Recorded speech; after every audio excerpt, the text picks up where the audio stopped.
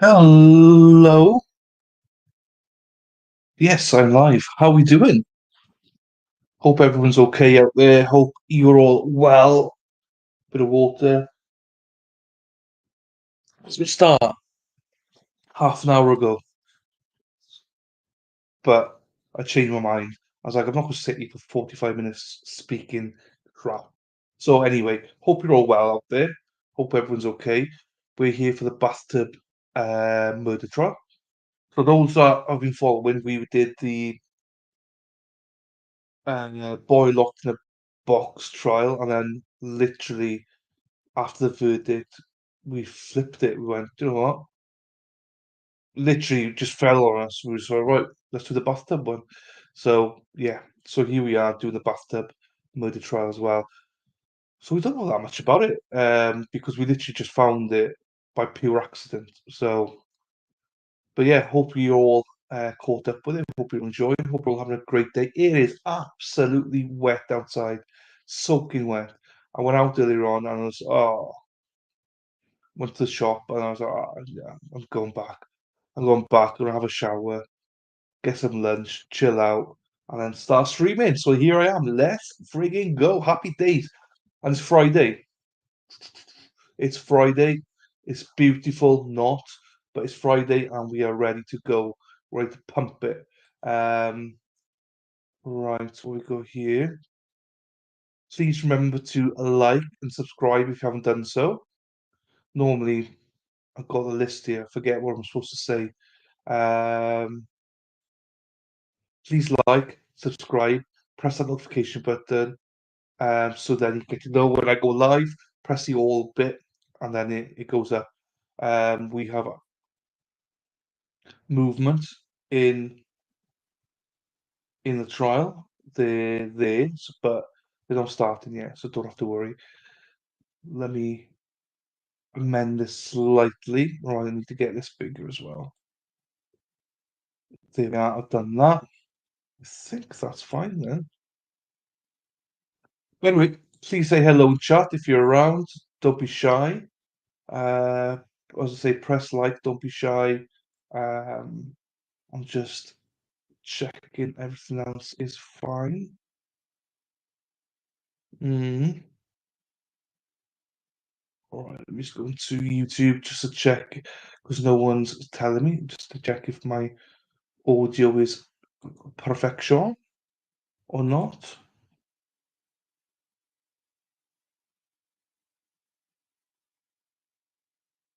Yeah, that's good enough. Happy days. Right, yeah, so don't be shy. Say hello in chat, guys, when you do arrive. I got that up now so that we know that you know, it is going. I'm gonna have that there. Remember to turn it into live. Happy Friday to Josie. I hope you're well, Josie. Hope everything's well with you. It's pissing down here with rain, so it's not good. It's not a great Friday here, but it's getting better because we're streaming, so I get to see all of you guys or watch or read your comments. So yeah, so happy Friday to Josie, and I'm just testing myself. Everything looks fine. Still early morning most places. Uh,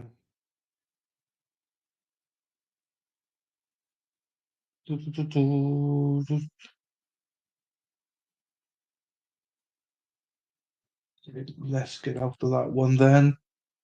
Um, I'm always worried about my audio and stuff. So, hello. Oh no. Hello, Sylvia. I've not seen you for a while, Sylvia, so welcome back. Hope you're well. I mean, I know you've popped in and stuff, but I haven't properly seen you. Do you know what I mean? So, happy Friday to you as well. Or Friday the 13th, unlucky for some. Halloween style, isn't it? Um, I'll announce it all through the thing, but I know you're interested in the Matt Moore stuff, Sylvia. So we've got Connie come in. She's confirmed she'll come in on Wednesday to do a Q&A with us for the first hour. So just advertise that on X. So that should be exciting. I'm looking forward to meeting her. And apparently she's a bubbly character, and she's looking forward to seeing us on Wednesday, so that's good as well. Um,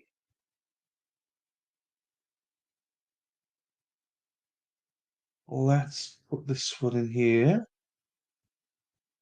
That sounds dodgy. I'm just trying to get everything sorted on YouTube. I made a cock up earlier on because um, I downloaded the result thingy, verdict, and I posted the wrong video, so it was on Premiere, but it was wrong. Oop, oopsie, oopsie, oopsie, oopsie. But we got there in the end. We got it. It's fine. Do, do, do, do, do, do, do, do, do, do. All right, let's get that then. Okay.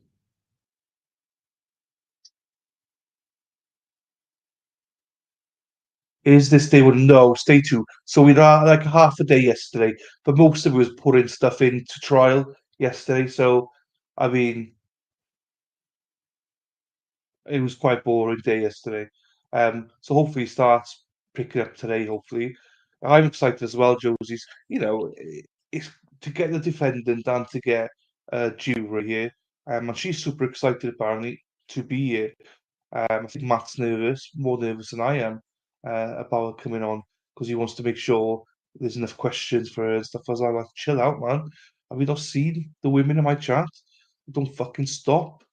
So it'll be loads of questions. So if you've got questions, and I mean, it's related to anything really about the trial, obviously, but even her experience, whatever. Do you know what I mean? I don't think anything's off the table. Um, and we've only got it for an hour, so trying to get selective with our questions as well. Um, Hi Sylvia. Hi Josie. That's a great question. Yeah, that's a great question. But remember to say it, because I won't remember that question. But that's a great question. Yeah, those are things. I think she's answered that before, but again, didn't take the jury long for Ferret to. No, it was in essence just 2 hours of deliberation and about 2 hours of watching testimony again. Yeah, I think it was quite early on. I think um she got a bad rap for it. I think so. These are good questions. Yeah, no, he's panicked. Matt worries about everyone else. Do you know what I mean? That's all there is. He worries about me. Do we get enough reviews for you? Am I doing enough for you? Do you want? I'm like, chill the fuck out, man. You're doing more than you being here. It's your show, man. Do you know what I mean? So he's a worrier like that. He worries more about other people than himself. Do you know what I mean? He doesn't understand that he is the star of the show. Without him, there is no show. Do you know what I mean? So he doesn't get that. Because he doesn't see himself as a star. So yeah, so we'll see. I hope one of the weeks that Solomon joins us. I send a link to him every week. He said that he will join when he can, but I do keep sending him every week to him. And he said that when he's off college or when he has got the time, he will jump on even for an hour. So I'm not sure when he will or if he will. There's no pressure on him. I said if you can't make any of them, that's fine. But I keep sending them to him every week just in case. Um, well, that's what I'm going to cover next, I think, Sylvia, because that's kicking right off now with that turtle boy being arrested. So I think there's going to be a lot. Do we know when the trial is for that, Sylvia? I don't know if they've set a date yet, um, or not. Right? I don't know. I don't understand this, RP. Happy Friday the 14th, everyone. What does that mean? Is that saying, or is that like? Because obviously you're not thick. You know it's not. But what? Why do you say 14th? Is that something because of you don't want to say the other number or something?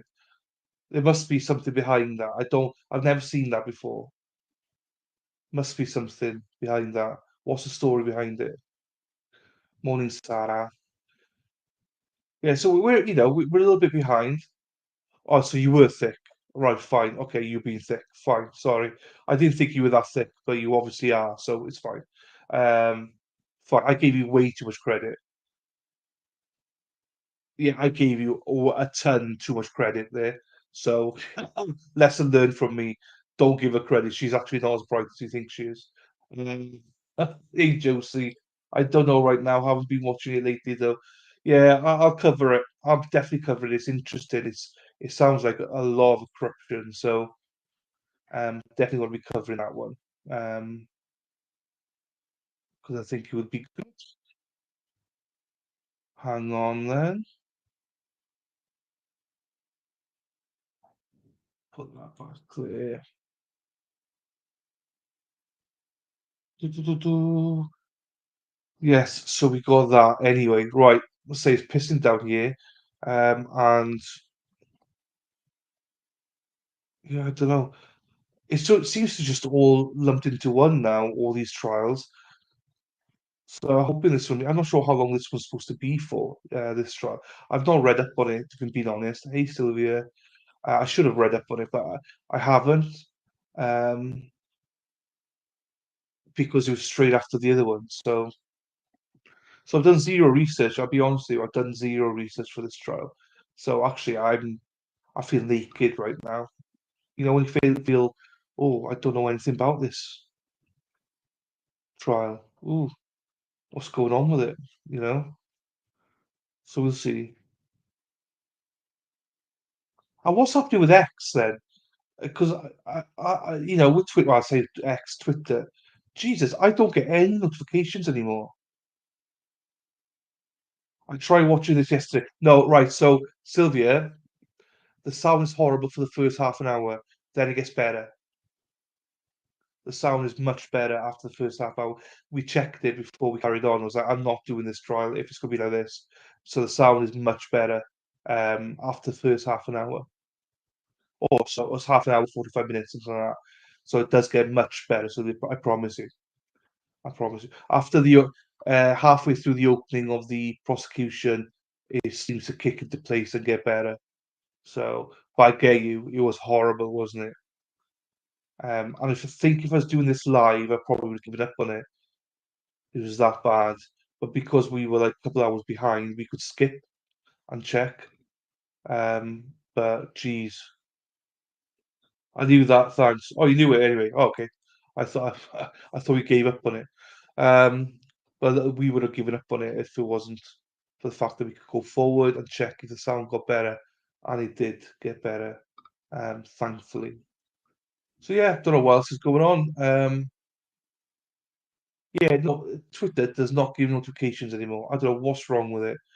I never know anything anymore. What's going on Twitter? Whether I get a message, whether I get uh, a tweet. The tweets sometimes come through, but the messages never come through. Well, I can't say never. They come through 20% of the time or something. So I don't know if that affects everybody. I know it affected you yesterday, Sarah. Um, Also, when you've all got some time and you want to listen to something, um, no worries, no worries. Josie's fine. It's all good. Go ready for work. Be back in chat on a few. No worries. Yeah, it's all good. It's all good. For all of you out there, host this podcast. This is Dateline speaking about Matt. It's about 20 minutes, 25 minutes. It's just them speaking about their experiences, about when they were filming it, about the trial, about what their thoughts were and stuff like that. So, you know, if you've got like 25 minutes later on and you fancy listening to it, go ahead and listen to it. Do you know what I mean? I've only I only listened to about 5 minutes of it so far, but it seemed all right. It seemed all right. It's a little, it's good to get a little bit of insight in how they set it all up and stuff, you know. Um,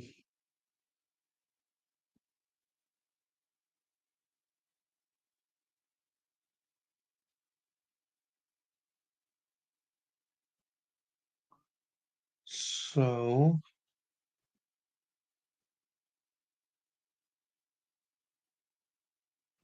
okay.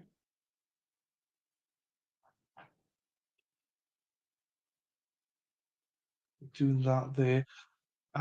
Also, sorry, I'm not sure if you heard or if you saw on Twitter, but we got Connie joining the Duran number 8, joining us on Wednesday for Matt's Batmore Day. So that's gonna be good, hopefully. I think we've done well with that with the series. I think the series is working well. I've spoken to Sally and told her that we're reverting back to our usual style, and she was happy. She was fine with it. I was like, well, I did give her the option. I know. The thing is, when I asked Dr. Hines and Sally to come on board for this, I said it's going to be like 8 weeks max, um, and they committed to it. But now it's going to be more like 16 weeks. So I did give them both the opportunity to drop out, or miss a few weeks. But well, Sally certainly came back was like, no, I'm 100% committed. Um, so she's enjoying herself. She enjoys the chat. Um, and having guests like that on is good for me because I can concentrate on hosting rather than answering every question. So when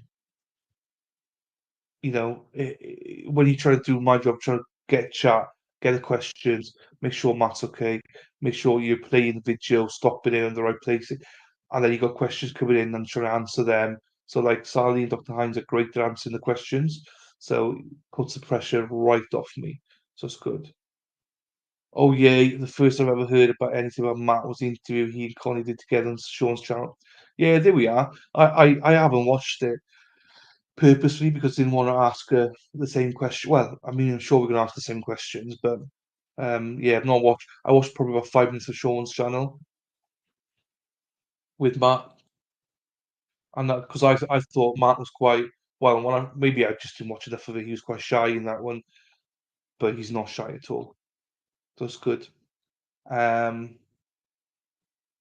yeah, so she's on. She's only on for an hour, but which is more than generous. Do you know what I mean? Yeah, she's on for an hour. She'll want to talk about her experience. Sorry, and then obviously Q&A then as well.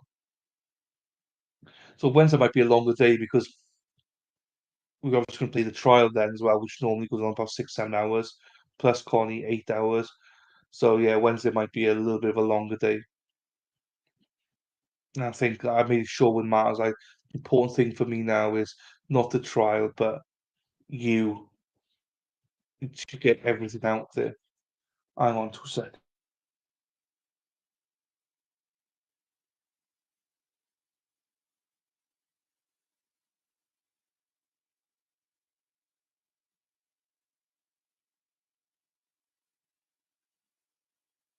Um, I can't get into Matheau Moore because I know nothing about it. I don't want to research it. Do shit to it. Well, Matheau Moore is just it's been. Do you know what I mean? So you don't need to know whether he got acquitted. That's all you need to know. He got acquitted. Um, he was found not guilty. That's it. End of story. That is the whole Matt Moore trial. Well, his wife committed suicide. He was accused of murdering her, and he was found not guilty. So that's the whole trial. So we're not really looking at the trial. He's just going through the whole trial for his perspective. We're not actually looking at the trial at all, to be quite honest with you. Jonathan, 100% about to divorce my wife um, over her throwing away my tools and vintage car stereo equipment. Uh-oh. Uh-oh. She threw away 30-year-old Craftsman router and table because the table was bent and a $400 10-channel analog equalizer car stereo. I had just two items worth a lot, lol. Women are sofa king dumb questions. Not the women in chat, but the women I know. Yes, the women in chat are different, Jonathan, aren't they? Brave man, otherwise. Well, I'm sorry to hear that, John. I'm sorry to hear that. I'm sure you will not be divorcing her. Um,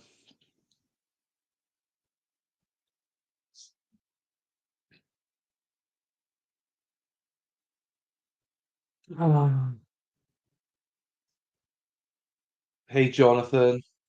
or don't do that, don't divorce her. My grandmother used to do get rid of things like that, or my grandfather's. A lot of money went out the door. It used to make him so mad. These for dogs know to fight me over who gets to give me kisses when I'm mad. Only third or fourth time. Oh, jeez, I'm sorry to hear that. Right, well, cheer you up a little bit. Look at my lunchtime get. Oh, hang on, I'll put the screen up. Tidy. 100% replace both. This is my. So, this is pastry, savoury, not savoury, sweet pastry. It's got, if I can, well, I mean, I know what you think it is, but it's not. It's got, oh, Jesus. So, the bottom layer is like applesauce, and then this is cream then. Is it fresh? No. So then, and that's the pastry then. And got like that. So once the trial starts, I'll pop off screen for 5 just to eat it. She was starting on destroyed some 62-year-old headphone speakers. I have to lol. Just my favorite odds and ends I had. Ah, sometimes the women like to test you, Jonathan. Just remember the good days. Just remember them. Remember that all women are hard work, so it's not just her. So don't worry. Should he's got this car stereo back for me, I'd be pretty tickled. Well, how'd she get it back? Does she know where she put them, like, or did she just put them in the rubbish tip or something?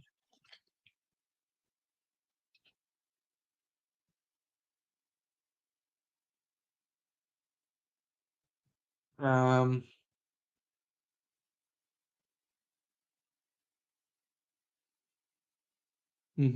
right, got that done. Fine. Um,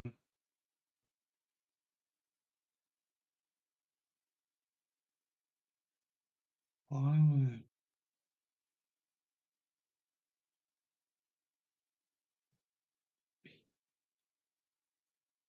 there we are. Oh, Jesus, I'd love to, but right. So you can. So recap. I've done zero research. Is a recap, right? But a recap for you is uh, right. So Bathtub murder trial. The guy's name is David Trones. He's believed. I think they were on the verge of divorcing, or they split up or something, and but I think they're still living together or something like that. So essentially, he came home one day and he was doing loads of stuff for hours at home, and in the afternoon he went upstairs where his wife was. He didn't know she was upstairs. He says, I found her. This is where it gets. He said two stories. He found her in the tub, unconscious, and then he said that he found her over the tub, unconscious, and apparently he dragged her into the bedroom from the ensuite into the bedroom, and he's trying to revive her. But before he tried to revive her, he put bedding underneath her on the floor, which is I don't know why he did that. Like, so he dragged her. Then before he dragged her to the end of the bed, he put some sheets underneath her. Um, so it's contentious because some people were saying her clothes were wet. Some were saying they were dry. Some were saying her hair was just mildly wet rather than actually very wet. So there's a bit of contentious information here. There's blood specks around the bedroom and stuff like that, but there's no blood spatter around. Or there's no signs of any um like uh, he essentially used a baseball bat or something. Apparently, he might be accused of punching her, which would mean there wouldn't be blood spatter, is one theory. And then obviously he's accused of strangling her as well, um, That's another theory. So yesterday they spent most of the trial uh, just literally putting stuff in and out into evidence, basically showing all the pictures, crime scenes, pictures and stuff like that. They found his suitcase in his suitcase at his mother house a few months afterwards. They found her wedding ring and another box, which I presume was her engagement ring, in there. They found blood, obviously, a little bit of tiny specks of blood in the bathtub. Um, and I don't know if they tested it for. They didn't say whether. No, sorry. So they haven't said if it's blood, but it looks like blood. It's only the forensic scene guys we've had. It didn't. We've not had the laboratory people in to confirm there was blood, confirm whose blood and stuff like that yet. So I presume that's today. There's also they took photos of him. The only thing he had on him was a little scratch somewhere, I think somewhere here on his pinky or something, and it was a little scratch. Um, and so we know really on that one. Um, okay, hang on. They're coming back, but I can't. There's no volume in me. There's no volume in court. Um, so yeah, he was arrested. I think a few months after she was alleviated. They were doing construction in the house as well. Um, they seemed to think that she died the night before because of some rigor setting in. But they're saying that oh, they were swearing some people in. They were okay, that's fine. But when he found her, it was like 5:30. But he's saying he'd been in the house for hours without seeing her. So rigor could set in. How long does it take for rigor to set in? They're saying she was killed the night before. That's why he had enough time then to clean up anything he needed to clean up. But he denies that. And I think he he says that she did it when he was. Well, I believe he's going to say that she did it, alleviated herself when he took their son to the park for 2 hours and then come back. This because this happened 5.5 years ago, so you can remember it's been a long time.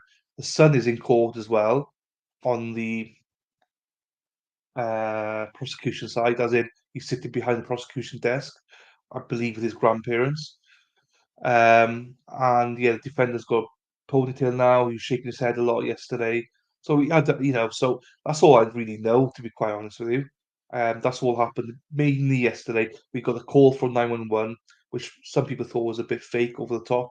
And we got them basically, one of the detectives did not believe his mannerism, that he was acting. And then we had all the evidence we put in, um, you know, into all the items we put into evidence, basically. So that's a rough recap, Josie. Hopefully that's helped a little bit.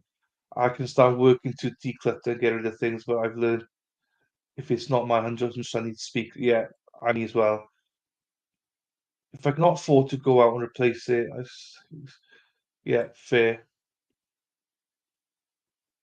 Syrupy, oh, something, she's a storage, yes. Ah, oh my God. Hi, Nunya. Taxi driver Nunya. Hi, Tudley Pip, you stranger, you. You keep coming in and then disappearing. Hello. I'm sorry, Jonathan. She probably sees his junk taking up space. But here's, oh, hang on. But to you, you mean something. I've learned I have to respect my husband's things. Wouldn't want him to get rid of mine. True. Hello, push me, pull me. Hello, push me, pull me. Hi, how long is this ride to run? No idea, if I'm being honest. I think about a week, probably, I imagine. But uh, I've learned with trials, don't guess, because the ones that you think are going to take forever might finish early or they might overrun. So I've no idea how long it's going to last for, if I'm being honest. I've not seen that bit of it. I'm not sure if someone from chat can tell us, but what we do know is they normally overrun. Um, but yeah, welcome, Push Me, Pull Me. I believe you are a new account, so welcome. Dan, get two trials to watch. What would I do? Oh, what's the other trial you're watching then, Dunya? Hello, Dunya. Hello, Sarah P. Sarah P. One of my fave mods. Jesus, you don't know that many mods then. Nunya. Hi, fair point. Yeah, sorry, I can't be more help. I could Google it, but I'd be lying if I said anything else to you. So, um, we didn't catch much. We just caught this last minute, So, ah, stop it, Sarah. Stop. Oh, sick. Melly. Oh, that one. Is that back on, is it? Jesus. The prosecutor's been chucked off or something, isn't she? And Sarah P, you got to answer my message as well on Twitter. I'm trying to do my accounts. Um, so there we are. So, but yeah, I'll say special welcome to Push Me, Pull Me. I don't believe you've ever been here before. I've never heard your name before. So, welcome. Right.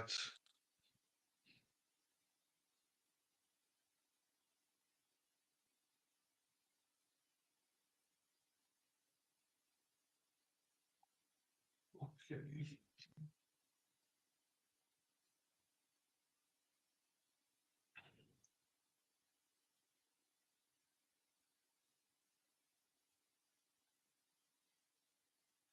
Okay.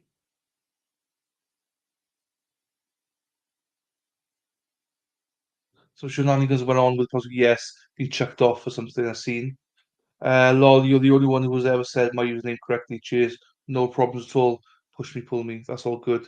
Be mine. Well, welcome. Welcome. Um, even though no one has welcomed you, but they are normally quite nice here, but they must be distracted or something. But I'll welcome you instead. It's all good. Thank you if you're ready for. Yeah, there's a lot of backstory to it as well. I believe this might be the second trial and stuff like that, but I'm just concentrating on this trial. Do you know what I mean? What he's done in the past doesn't bother me. I don't want to get into it. Um, so I just try because there's stuff about him having affairs with different men and him being pleaded guilty before. I try not to. It doesn't have any relevance. This is a new trial. Do you know what I mean? So, hello, Hannah. Did you get any interesting info yesterday after I fell asleep? No, not really. Only that blood is common in trials. It doesn't have to be blood spat. It could just be a little bit of blood here or there. And I think that they think that this happened the night before and not actually on the day that he said it happened, because rigor and stuff. So, oh, Josie, see, nice. Josie said, "Push me, welcome."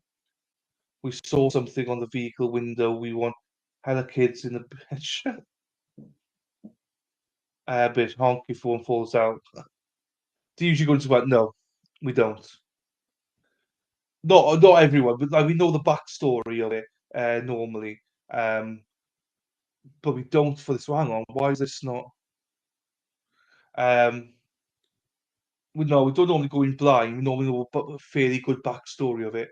The reason we got into this one blind and done zero research is because essentially um, we literally just finished another trial and jumped straight into this one.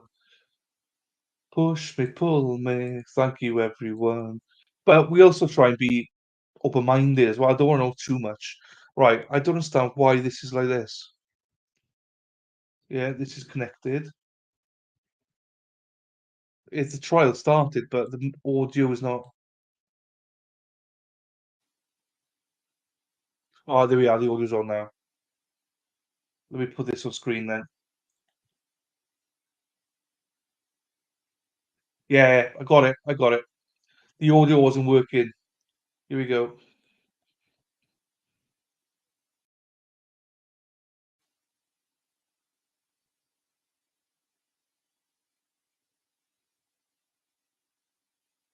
Right. Why is there no audio? I paused it. Right. Let me go to law and crime then.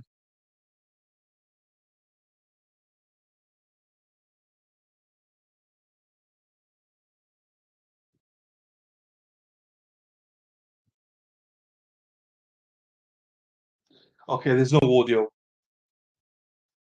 There's no audio. It's not just me. There's just no audio. Okay. Well, it's when it comes, it'll come. I'll put it down a little bit now. Someone hasn't pressed the thing. Um, I don't trust it now. I feel like I should go check my storage unit. If you're still there, Jonathan. So this is the court, not me, by the way. So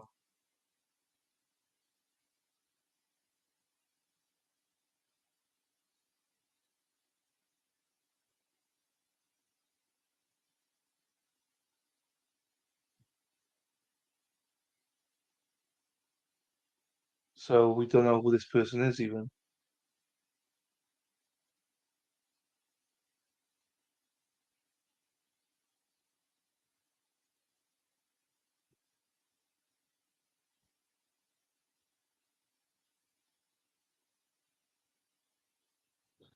Okay, I don't know what that is about then.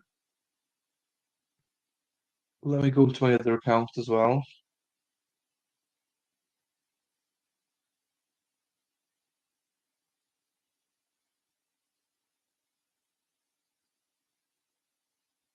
Your channel, yes.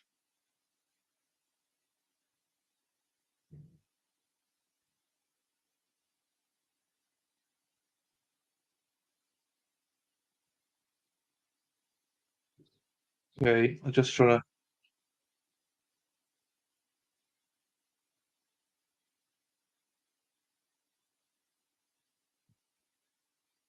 to.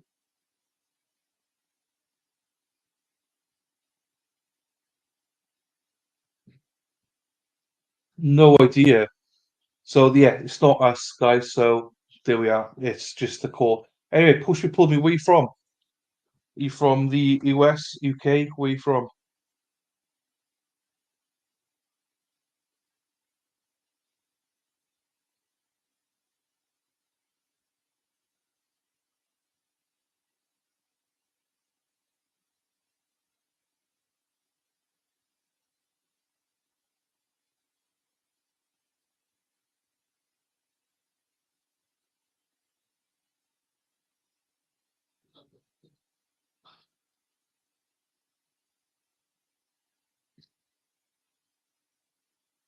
Okay, Melly case. I don't know anything about Melly case. Cleveland, Ohio. Are you a Browns fan? Are we Cleveland Browns fan?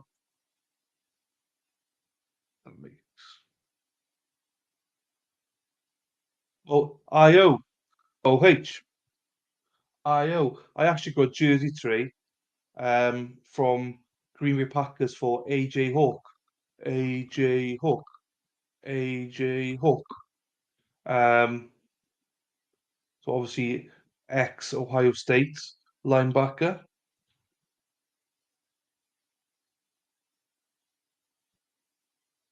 Yo.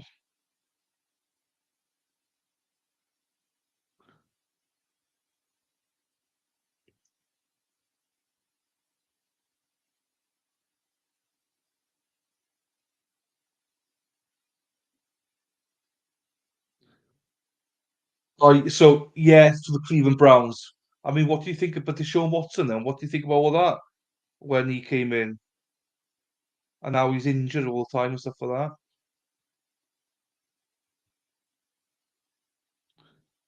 that?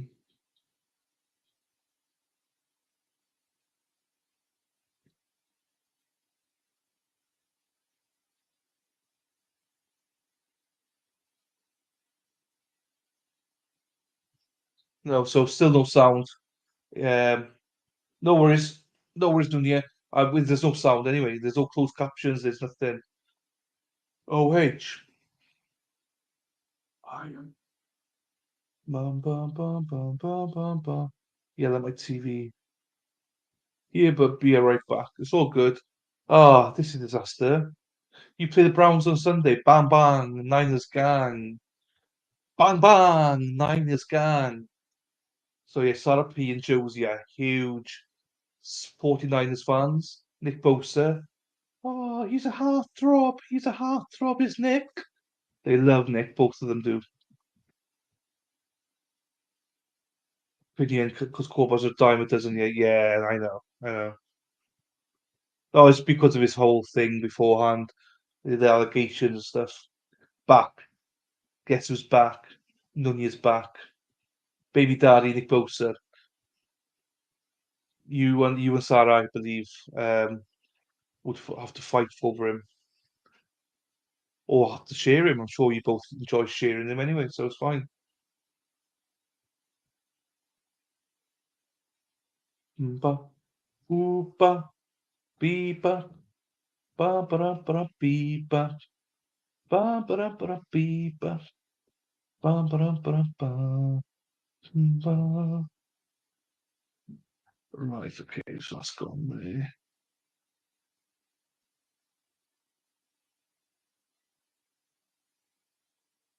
We have, oh, hang on, Browns need to stop hiring football players with glass bones.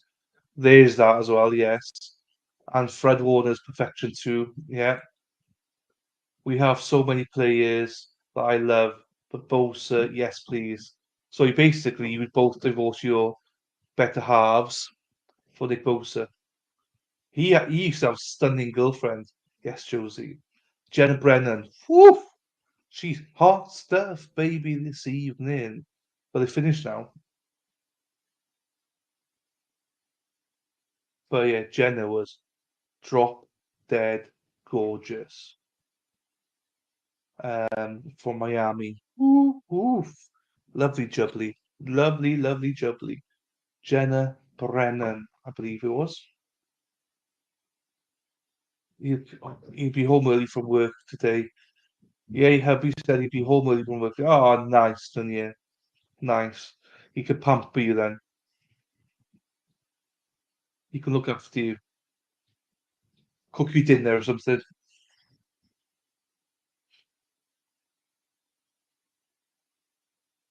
Jesus. People are just popping in. Must be thinking, what the hell's going on? I've got to put a no sound.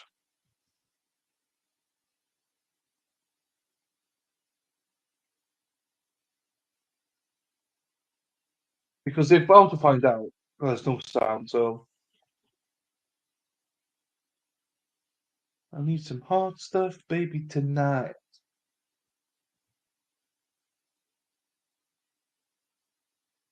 He's do the curse carpool. Ha ha ha.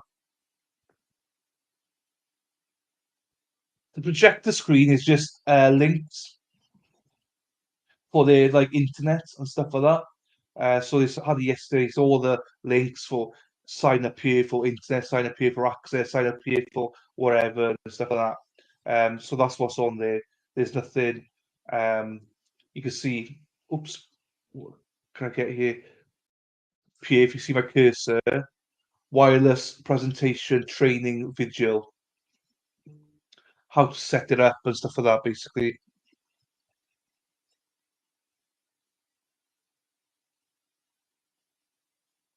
So yeah.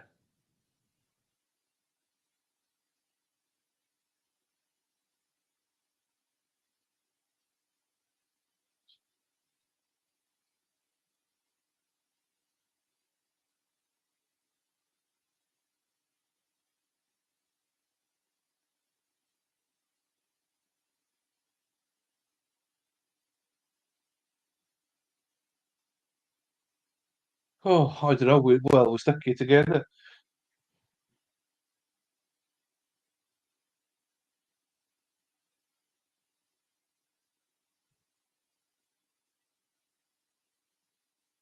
Oh,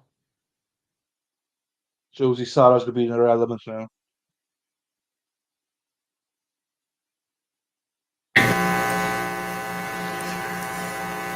Hey, hang on.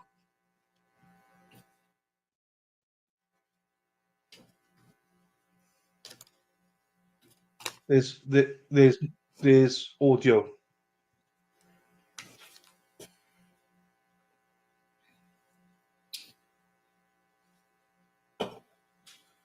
Here we go. There's audio. We are back.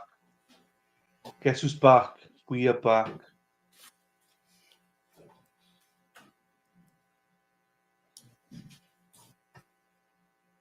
Don't suck, though, sound. Don't suck. Did you return to this scene at 218 East Copeland on May 24th, 2018? Right, how's the sound? Did you go alone or was anybody with you? I was with CSI Crosby. Any of the Detective Sprague and Detective Sharp. All right. And what was your role on this particular day? I assisted with scene documentation as well as additional evidence collection. So no. And scene documentation back in 2018, still digital photography? Yes. May I approach the witness with BO for identification? May. I'm going to eat my pastry. I'll be back now. Let me know if the audio's not... Well, I mean...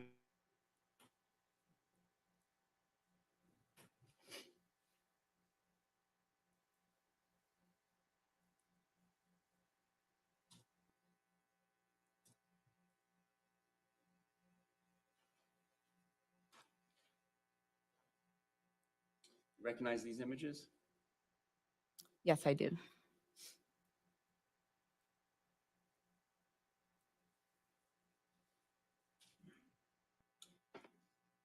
When were these images taken? They were taken back at the crime scene lab after we departed from the scene. What do the images depict? They show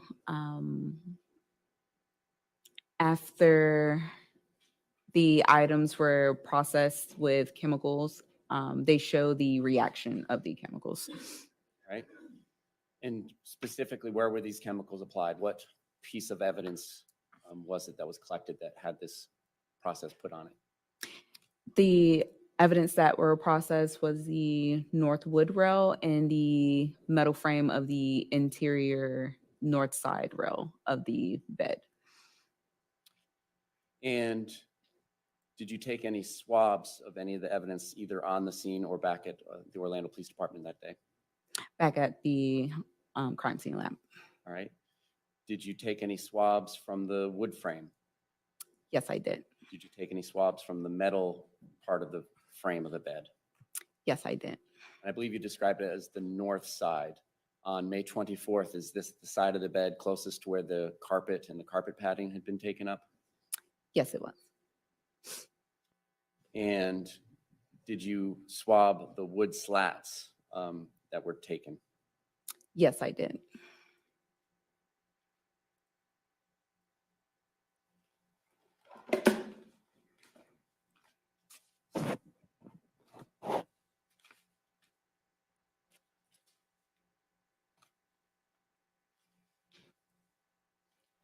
May I approach with AE and AF? You may.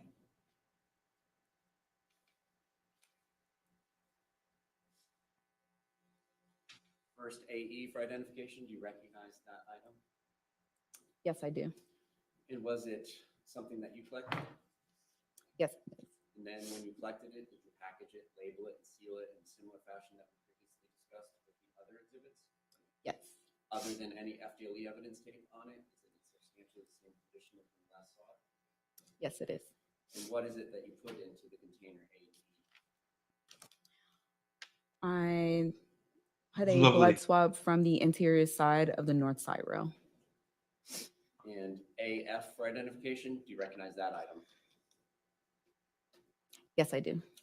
And after collecting that item and placing it in that envelope, did you label it and seal it in the fashion we discussed with the other exhibits? Yes. Other than any FDLE evidence tape, is it in substantially the same condition as when you last saw it? Yes. What is it that you put into that envelope AF? A blood swab from the metal frame on the interior of the north side rail. Now, when you take these swabs, do you just take one area of suspected blood or do you swab all the suspected areas of blood? I swab all areas. Any particular reason for doing it that way? That way I can have like more suspected blood on the swab. And is that important for the quantification and amplification identification process, if you know the answer to that question. Yes, it is. At this time, the state would move AE and AF for identification. Any objection? No objection. 55-56.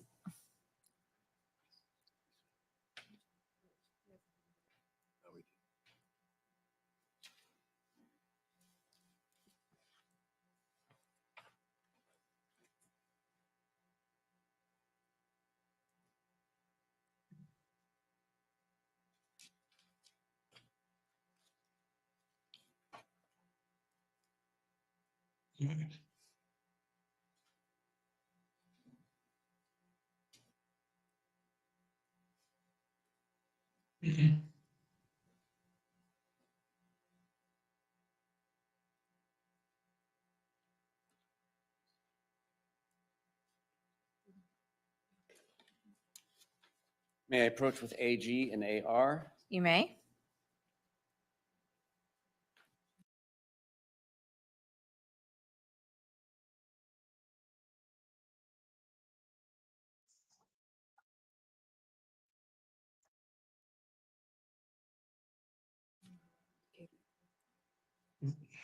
When you first AG for identification, do you recognize that? Yes, I do. Is it something you collected that day on May 24th and then packaged and labeled and sealed in a similar fashion as the previous exhibits? Yes. Other than FDLE evidence tape on it, is it substantially the same condition as when you last saw it? Yes, it is. What did you put in that container, AG? A suspected blood swab from the wooden slat collected from the bed frame in the upstairs loft. And what about AR for identification? Do you recognize that? Yes, I do. And what is it that you collected and put in that envelope? A suspected blood swab from wooden slat collected from bed frame in upstairs loft. And did you package it, label it, and seal it in a similar fashion as the previous exhibits? Yes, I did. Other than any FDLE evidence tape on it, is it in substantially the same condition as when you last saw it? Yes, it is. Your Honor, at this time, the state would move AG and AR. Any objection? None. 57-58. 57, 58. So they got 58 items in so far, but loads of them are rubbish. Just they took like 5 photos of the ring. It's like they go well over the top in this trial, which makes me think there's an issue with the trial.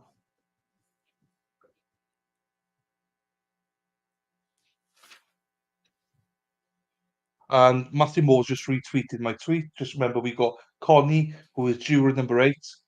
She's on our stream on Wednesday, the Mathew Moore trial, for an hour for a Q&A at the start with her. So think of some questions that maybe we can ask her. Medium your size for gloves. Yes. And approach with D for identification, stage 26. You may. Use the mic, please, counsellor. 26. Counsel, use the mic, please. Open, we picked the right end. Could you open this?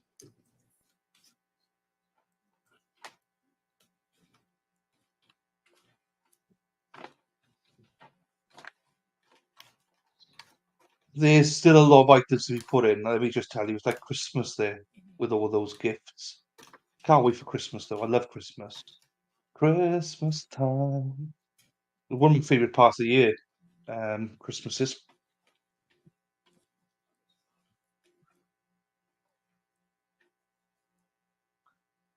I'm a teacher stabbed to death by a terrorist in France. It seems every day now. And then, yeah, seems like every day.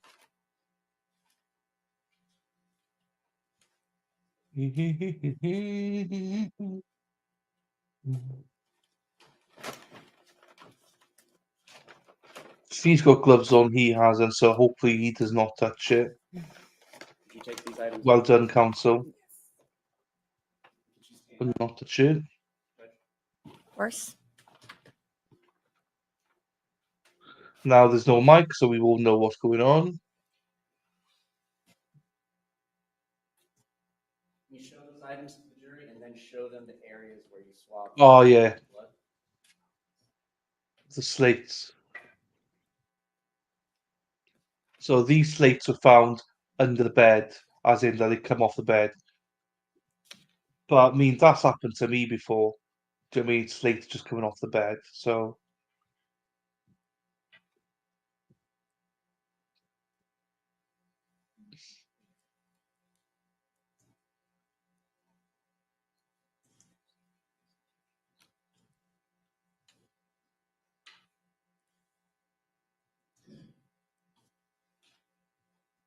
again, I think just it's like a small. Oh, we can't see this, but I think it's quite. I can't say insignificant, but it's a very tiny, tiny, tiny amount that we can't even see. I mean, but you can get that from just I don't know. But there's blood. There's blood all around us now. Do you know what I mean? I love Christmas, just hate cold weather. Same here, down here. Same here. I don't like snow. I don't mind snow, but if there's snow, just come down the snow. You know, don't make people drive and stuff like that. That's what I hate about snow. You know, because when you work, people still make you go into work. It's like, but the roads are so dangerous because in the UK, especially, we're not used to snow, so we don't have tires that's that is usable in snow. We just wear all-purpose, all-weather tires basically all year round. Right. So, and most people don't know how to drive in snow, and I'm one of them. Do you know what I mean? Well, I'm okay, but Jonathan used to play snow in emergency snowstorms. It's fun on the slide. Turning back to For BO red for light. identification, the photographs that we were discussing. State would move Jonathan. BO for identification and evidence. Any objection? No. Number 59.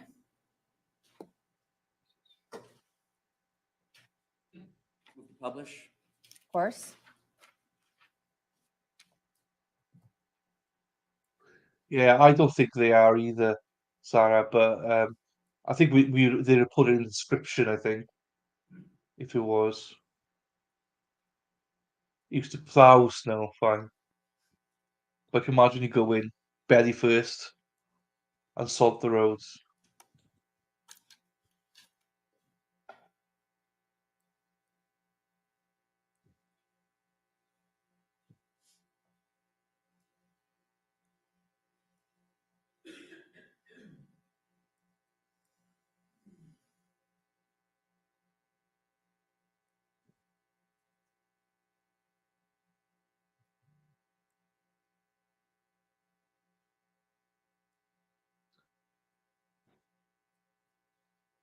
She found incompetent, sent to mental hospital for a time.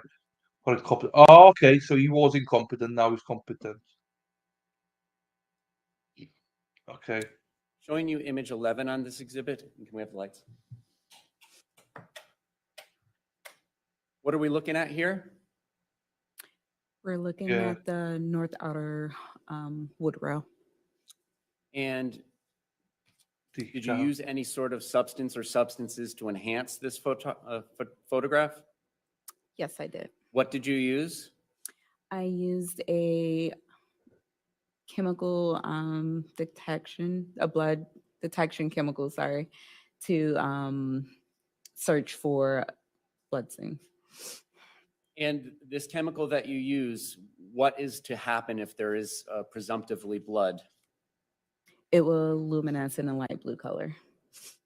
All right. And did you observe that? Yes, I did. Did you document that with this photo? Yes, I did.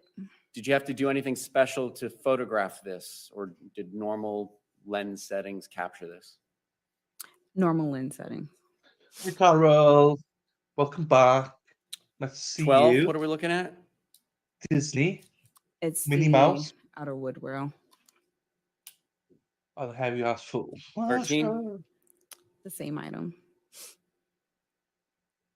14. Same item. 15. This would be the metal frame.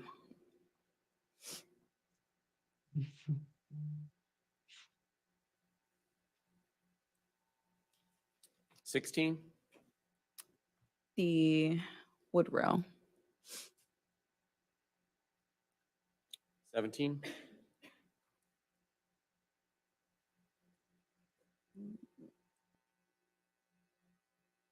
That would be the metal frame.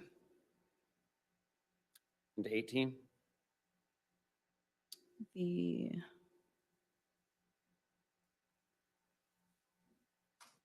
wood rail. And finally, back to 11. All right. We can have the lights back, Mr. Clerk, please.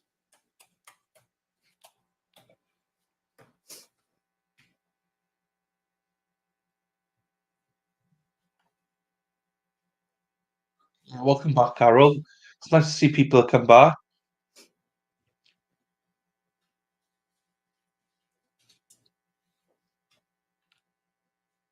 Look at that. That's the Christmas. All those packages. But that's a pain because we're going to have to go through every one of them. And how slow these guys are. Bloody hell. That's going to be forever. Forever and ever. Da, da, da, da, da, da, da, forever. Finally, and on ever. September 18th of this year, did you go out and collect a buccal swab from a Jaclyn Cooper? Yes, I did. What's a buccal swab? It's a DNA standard where we typically take a cotton tip swab and swab it in the inside of the cheek of the subject. Same sterile cotton swab you described and used for the other exhibits, That's correct. and then packaged in a similar fashion That's correct. into a cardboard box that kind of suspends it from touching the edges. That's correct. And approach with CI for identification. You may. Mhm. Recognize CI for identification?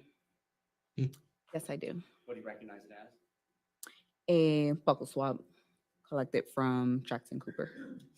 Aside from any FDLE evidence tape on it, is this package in substantially the same condition as you left it when you packaged it, labeled it, and sealed it? Yes, it is. This time the state would move CI for identification into evidence. Any objection? No. Number 60.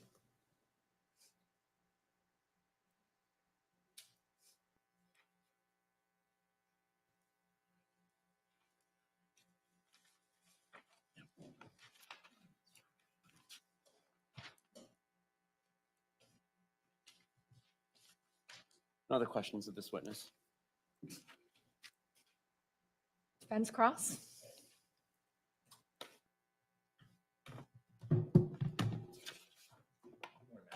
Good morning. So back in April of 2018, it's fair to say you were fairly new to the squad, That's correct. still in training under the supervisor, Investigator Crosby. I thought this said, "Hi, hey Alex." That's what I thought. Who's Alex? Hi, Emma. Nice to see you, Em. He was just a crime scene investigator. Were you following him around though and shadowing him as you were learning, or was this just, you were just partnered with him at the time? I was shadowing him at the time. Okay. So when you got to the scene, how many people were on scene? There were several officers, myself, CSI Crosby, and two detectives, Detective Sprade and Detective Sharp. Paramedics? No, they weren't on scene when They had already come and gone. Yes, that's correct. Fair to say that there were others that might have come and gone before you got there? That's possible. In the course of your duties, how were you dressed that day? I was dressed in the similar attire I'm wearing now. What about your hands and feet when you were on the crime scene? I don't recall at the time. Were you wearing any sort of gloves? Yes, I was. What about booties on your shoes? I don't recall. Do you normally wear booties when you go onto crime scenes? Yes. And what kind of booties? We have like blue medical booties that we will wear. A cloth type material? Yes. Was everybody dressed in such on their feet, if you can recall? I don't recall. Well, that's not good then, if you can't recall. And you You didn't should see be- the yes. paramedics, so you have no idea how they were dressed, of course, right? That's correct.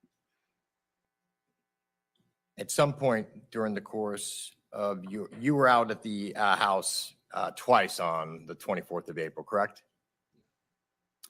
I was there once on the Hi, 24th of April. Gigi. Didn't leave and return? No, I did not. Gigi's very ill at the minute, so send our love back to her, Nunia. Say we miss her.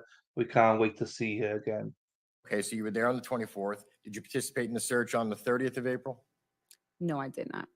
And I think you've already testified that you were back on the 24th of May, about a month later, for some additional search. Yes, I was. What about on August the 29th of 18? Did you participate in the search of Mr. Tronnes' mother's home? No. On the 24th, did you search the main house? Which 24th? I'm sorry, on the 24th of April, the first day that you were there, did you search the main house that was under construction? I was only in the upstairs wall. Did you note that there was another piece or another structure on the property? Yes, Did you take a look at it at all? I did not. Do you know if anybody did? I don't recall. In the course of your duties, were you looking for weapons? Yes. Did you locate any weapons? No, we did not. Did you find any bloody clothing? Other than the clothing worn by the deceased? No, we did not. Did you collect any male clothing at all No, I did not. on the 24th of April, No, I did not. 24th of May? No, I did not. Did you find any bloody towels or cleaning supplies on the property on April the 24th? Towels, yes. And which towel was that? It was located underneath the decedent. Can you describe the color of it? I don't recall the color.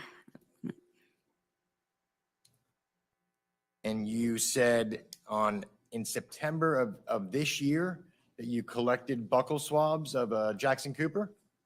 That is correct. Do you have any idea why some 5 years removed that you're collecting buccal swabs? Objection what, I'm sorry? Work product. Attorney's approach? I don't know what he said there.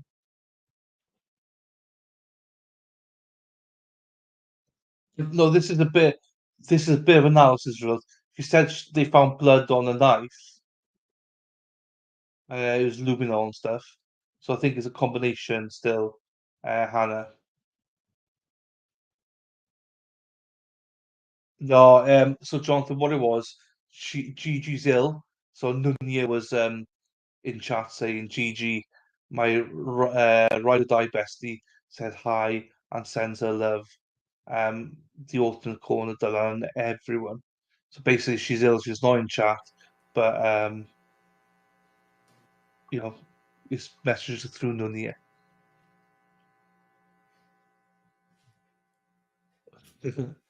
Oh, yeah, the knife. There was probably some blood on it. How much, I don't really know. Thank No you. redirect, she may be released. Any objection? No. Thank you, ma'am. You may step down. You are released from subpoena. State next witness. Your Honor, at this time, the state calls Lori Cutcher. Nice, Jonathan. Nice touch.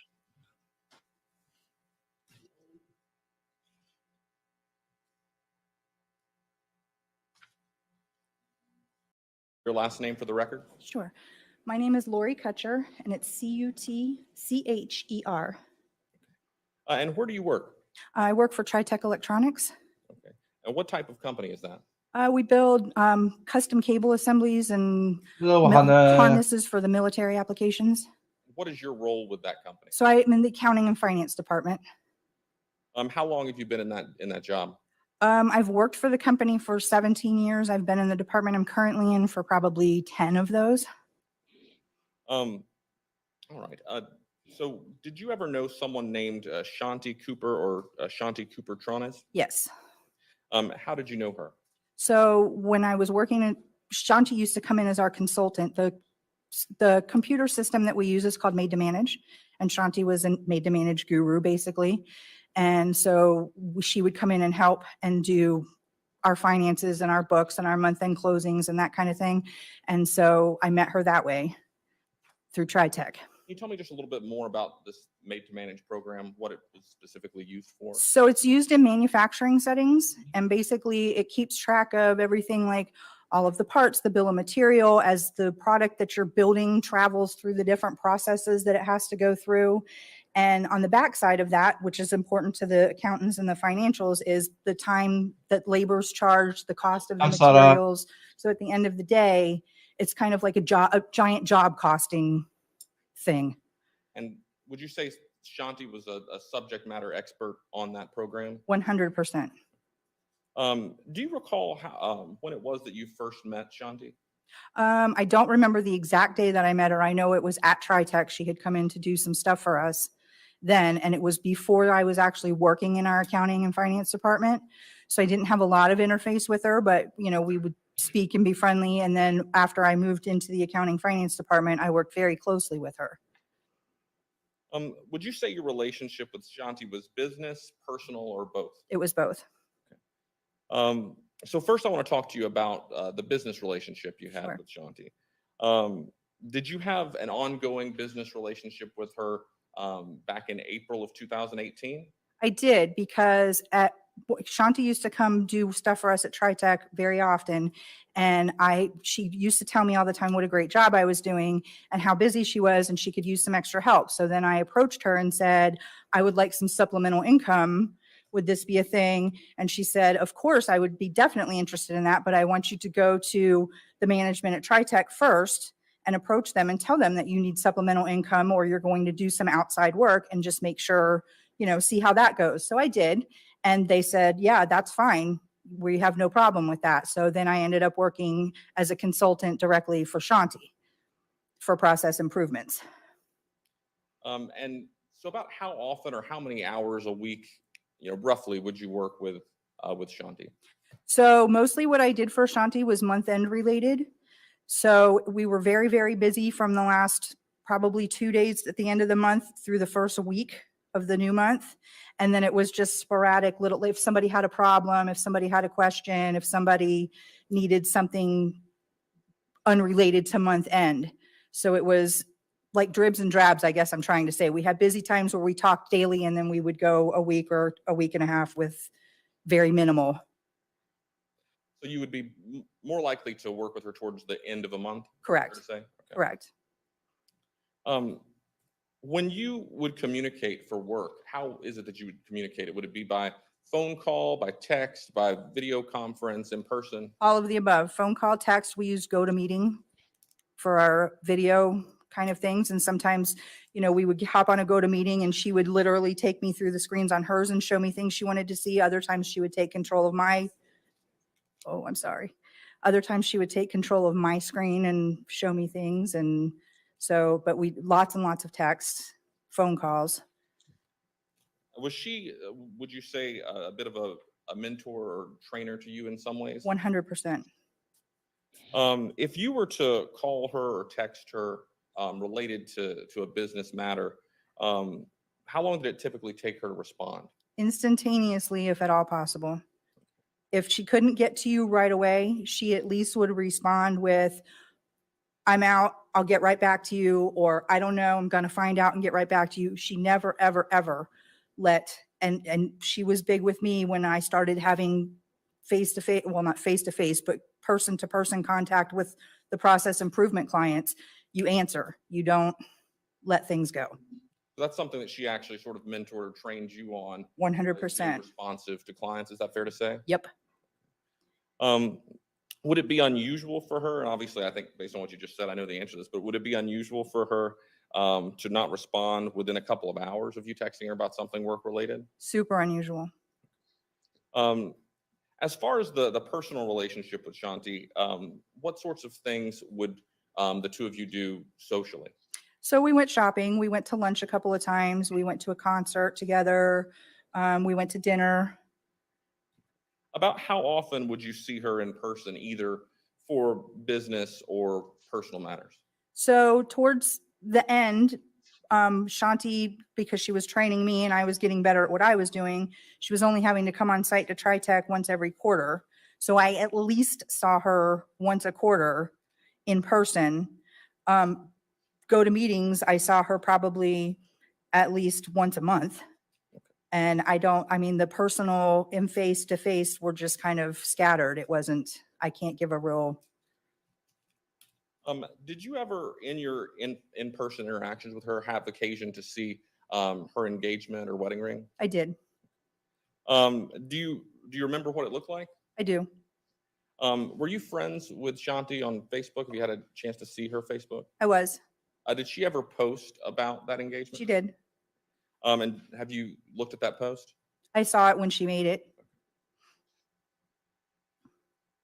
And the first time that I saw her after she had gotten it, when she came to TriTech for something, of course, we oohed and awed over it. And, you know.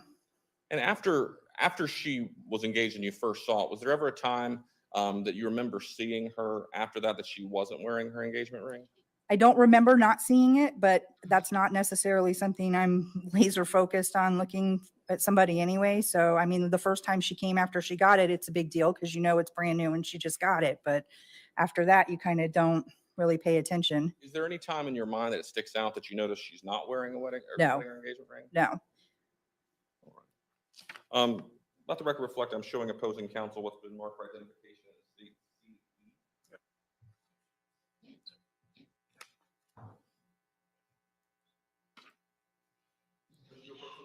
May? Let the record reflect, I'm showing the witness what's been marked for identification as state CE. Have you take a look at this and let me know if you recognize it. Yes, that's the ring. Is And that's the that- Facebook post. Is that a fair and accurate depiction of Shanti's engagement ring and the Facebook post she made regarding it? Yes. At this time, the state offers into evidence what's previously marked for identification as states CE. Any objection? Number 61.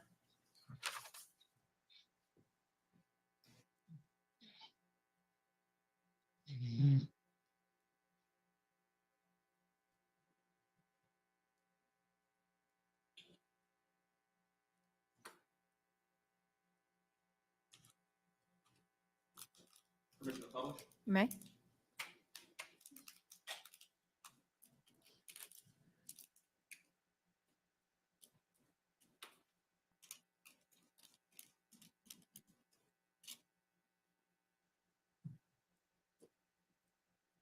Did you see that on your screen? I can. Is this the Facebook post that you saw related to Shanti's engagement ring? Yes, it is. And is this the ring that you saw her wearing in person and you sort of showing off when she was first engaged? Yes, it is. And in this upper right on the photo, in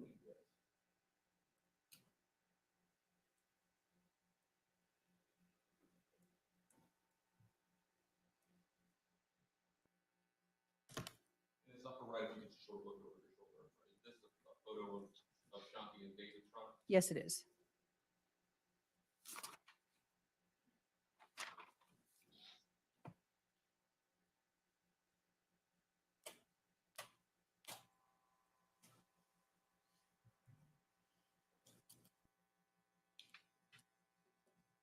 So speaking of David Tronnes, we just saw in that photograph, had you ever met him?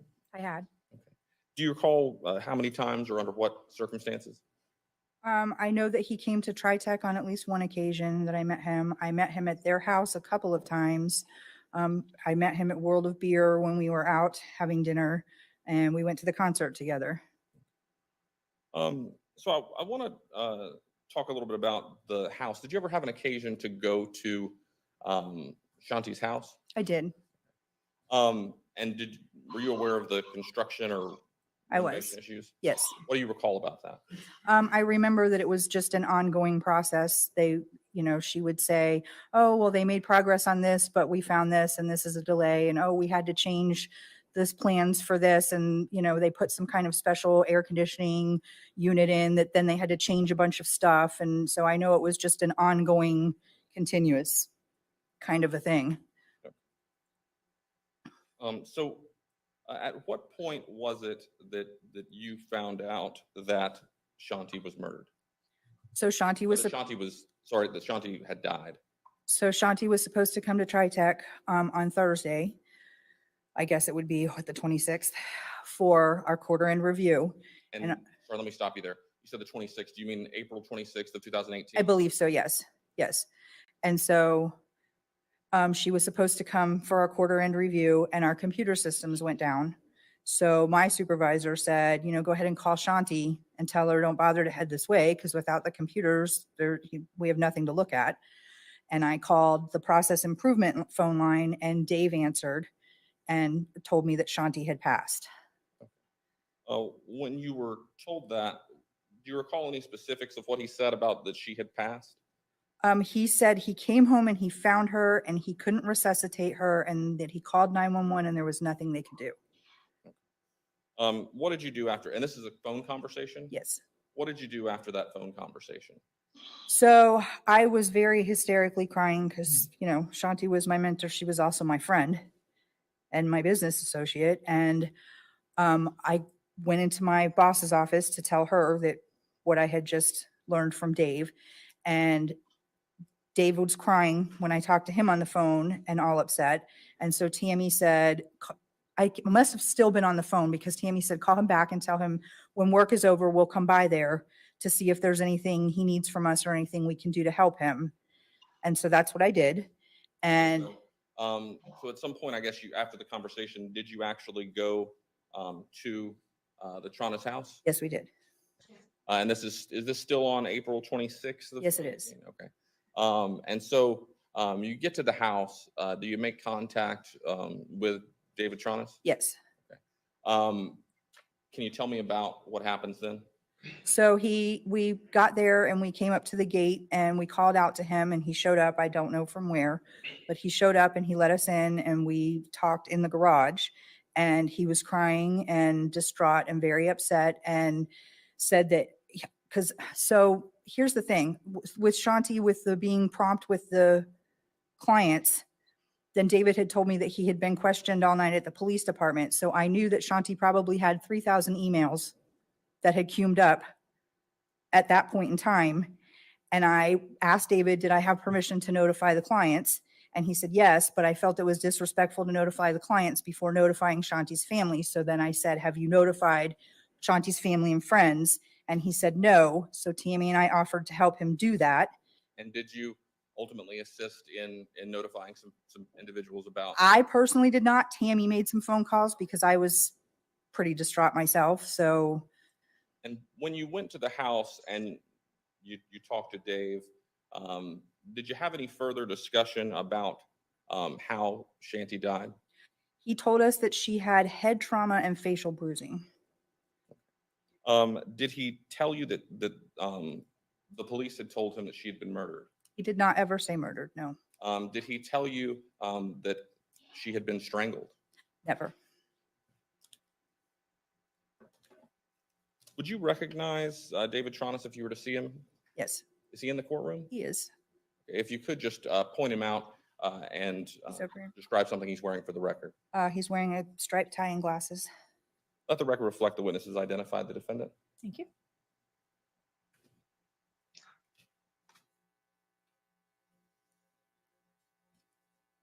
I don't have anything further. Thank you. Thank you.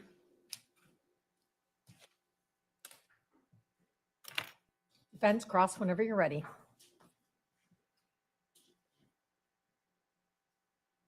Good morning, Ms. Cutcher. Good morning.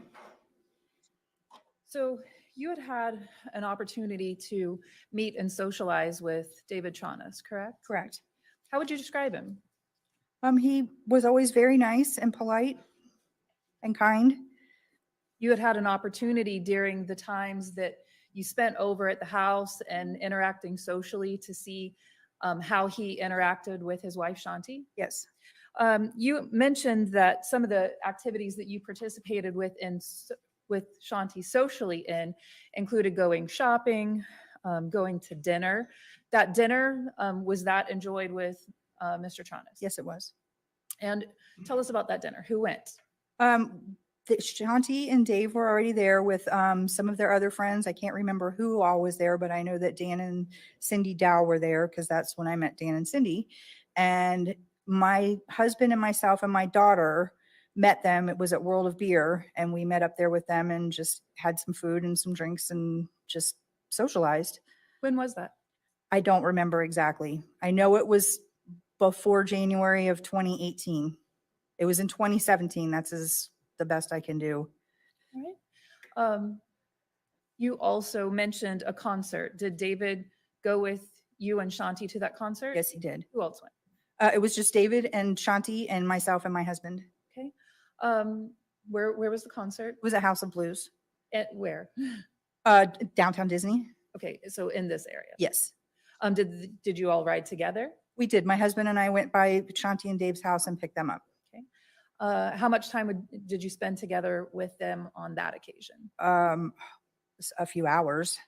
Had you also socialized at their house? My husband and I never socialized at their house together. I had been to David and Shanti's house, not really on social occasions, but more business.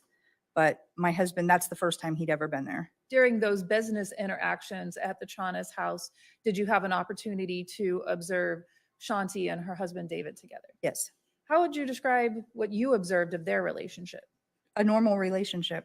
Okay. Did David seem that he was loving to Shanti? Yes, Vice versa, she was loving to him? yes.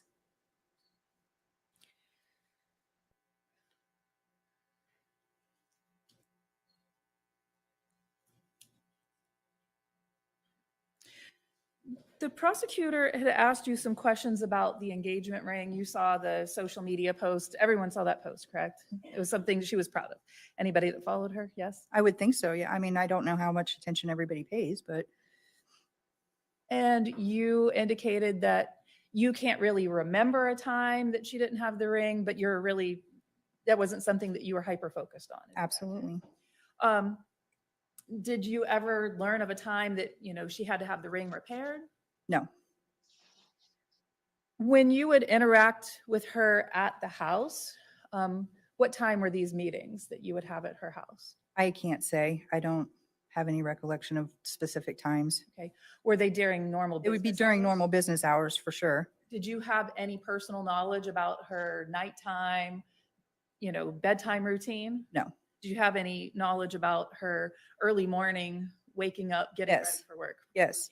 Okay. I could text her at 5 o'clock in the morning and she would answer me. But you don't know whether she would take her ring off at night or put Oh, it no, on I don't know that. like that. Okay.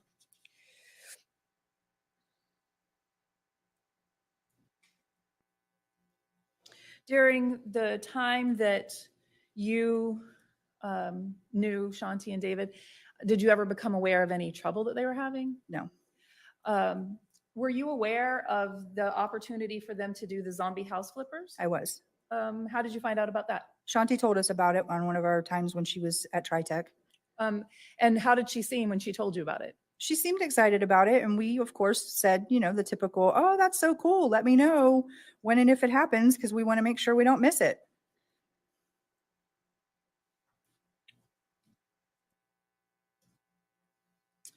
During the times that you were over at the house, did you have an opportunity to see Dave and interact with him there at the house?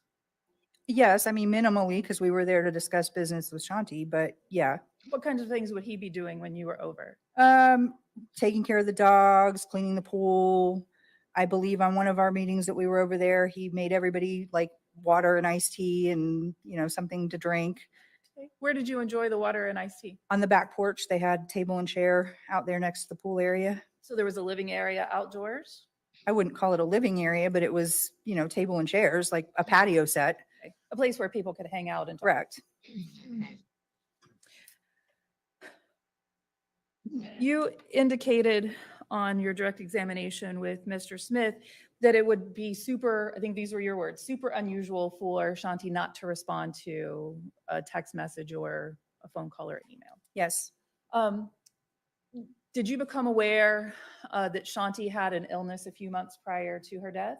I knew that she had had an emergency appendectomy.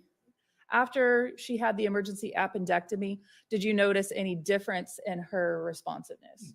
No.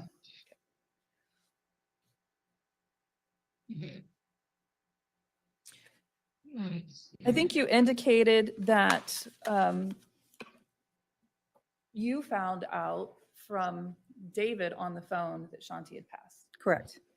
How would you describe his demeanor when you talked to him on the phone? He was distraught. He was crying and he was very distraught. Approximately what time was that on Thursday that you had that phone call with him? I don't know for sure. I would like to say it was probably in the neighborhood of 8 o'clock. In the morning? Yes, And then you said you told your supervisor, Tammy, correct, and the two of you made a plan to go over later that day. correct. Do you remember what time it was when you went over? We actually did not wait until after work because I was distraught. So the president of our company said, you guys just go ahead, go take care of whatever you need to do. And so I would guesstimate, again, I don't know. I was in grief. I was in shock. It probably was somewhere around 10 or 10:30 when we got there. Later in the morning? Yes. And how did David appear to you? He was still crying and distraught and disheveled and just out of sorts. Okay. When he had the conversation with you and he was describing what had happened to her, was he upset? He was upset.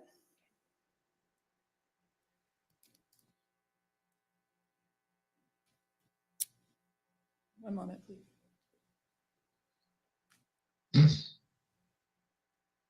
Oh, yeah. When the concert that you guys went on, when was that in time? I believe it was December of 2017. Okay. Not 100% though. All right. And did David and Shanti seem happy? They did. Did you talk to Shanti pretty much every day? Not every day, but very often.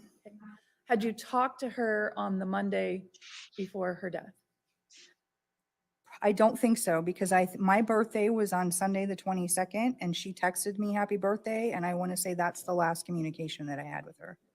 Did you ever become aware of any dental issues she was having? Was not aware of dental issues. All right. How did you prepare for your testimony today?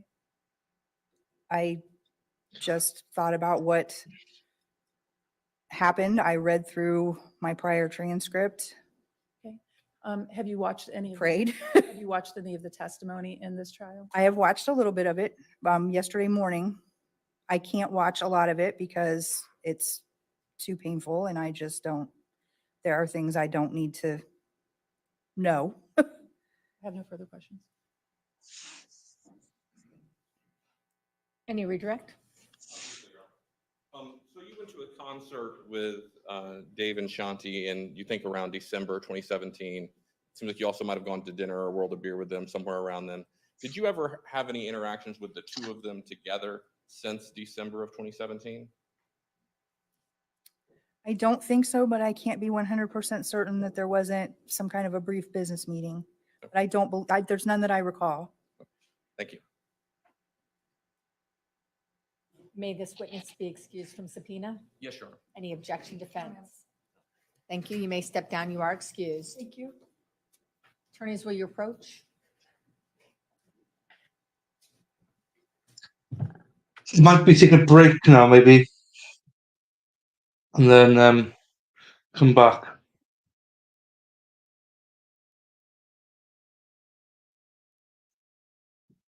Margin break, then come back refreshed.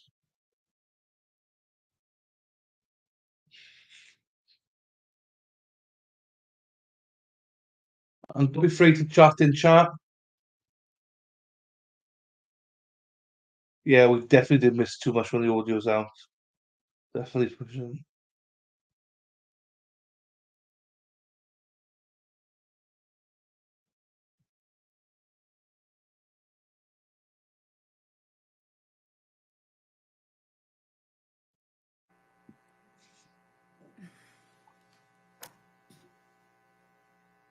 And state you may call your What? next witness. Oh no, they're not. For shizzle. For sure. To be sure, but they're not. Jaclyn We get the Spence. next witness up.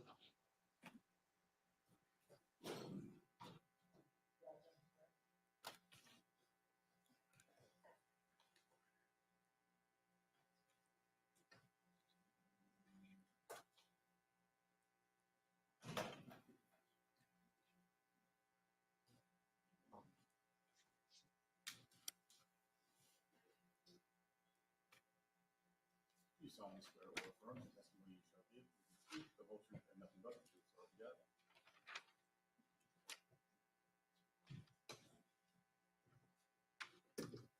May it please the court? You may proceed. All right, you were very soft-spoken when you answered Mr. Clerk. There is a microphone in front of you, so if you need to lean into it for amplification, please do. But can you tell us your first and last name and spell them both? Jaclyn Spence, Jacqueline Spence. And do you live in the Delaney Park area of Orlando? Yes, How long have you lived in that area? about 10 years now. And in living in this area of town, did you get to know a Shanti Cooper or Shanti Cooper-Tronnes or David Tronnes or both? Yes, And during the course of knowing them, did you ever see either of them or both of them separately or together walking in the neighborhood? yes, All right, so let's break that down since it was a big compound question. Did you ever see Shanti Cooper-Tronnes walking around in the neighborhood alone?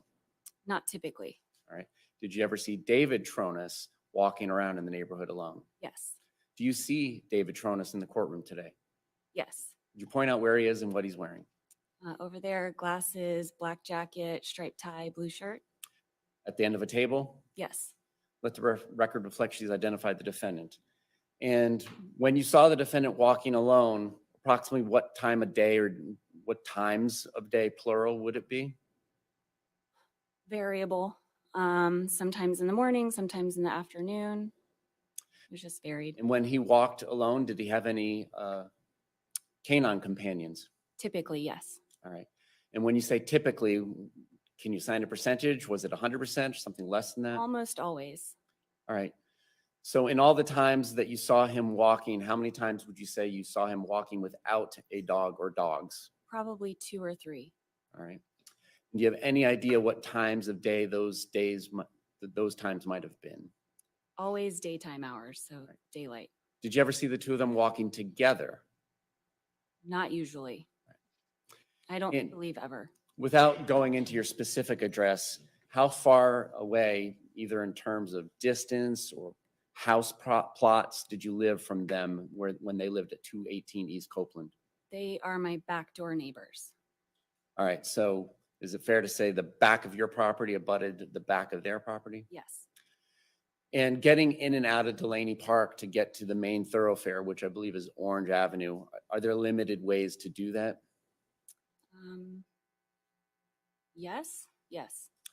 So I'm just saying it wouldn't be unusual if you were in your car to see people walking because there's only so many ways to get to Orange Avenue from where you live. Correct. Now, on April 24th of 2018, do you recall that day? Yes, And did you make a trip to go anywhere in the morning, almost up into the noon hour? yes. Where did you Answer go? that. Took my kids to school. I went to the gym. I went to Publix, and then I came home. Approximately what time did you get home? It was around 11:50. And what was your path of travel once you were getting into the neighborhood area of Delaney Park? I came from Publix on Delaney. I took a left onto Miller, and then turned a right onto my street or onto Lerna. All right. And so for those of us that aren't super familiar, Delaney, does that run north and south? Yes, And Miller, how does that run? east and west. All right. And so now with that context, run us through your path of travel again. I was headed north on Delaney, and I went west onto Miller, headed towards Orange Avenue. Did your travels bring you all the way to Orange Avenue at that point, or did you just go to your home? I went home. While you were traveling, did you see either Shanti Cooper-Tronnes or David Tronnes, the defendant, walking? Yes, I saw David. And when he was walking, did he have any canine companion or companions with him? Not on this day. And do you recall anything about what he was wearing? Yes, he was wearing light colored shorts and a light colored t-shirt. And light is a very relative term to all of us. Is it light like a white blouse, or did it have any color to it? I believe the shorts were khaki, and I think the shirt was a white color. All right. And this shirt, sleeves, no sleeves, short sleeves, long sleeves? Short sleeves. Okay. So like a t-shirt? Yes. Any print on it, or was it just a plain shirt? I can't recall. Do you recall which direction he was traveling? He was walking west on Miller. All right. And so west, from this point of view, coming from Delaney, is that taking him towards Orange Avenue? Yes. And is it towards his property and your property? In a roundabout way. Yes, if you were walking around the block. Okay. And Miller, the east-west street, is this north or south of where they lived on Copeland and where you lived on your street? It is south. And then are there side streets that could take one up to Copeland from there? Yes. Did you stop and interact with him on that day? No. Just saw him walking? Correct. All right, no other questions? Ross? Good morning, ma'am. Good morning. Testified you've seen David walking alone previously, Yes. and the times of day that he walked varied. Yes. You've seen him walk morning and evening, Yes. as well as afternoon sometimes. Yes. Usually during daylight hours. And while he normally has dogs, you've seen him without dogs. Yes, on 1 or 2 occasions. Fair to say that you have other things going on in your life than watching the comings and going of David and Shanti Cooper-Tronnes. Yes. So there may have been times that he went walking that you didn't observe him. I'm sure.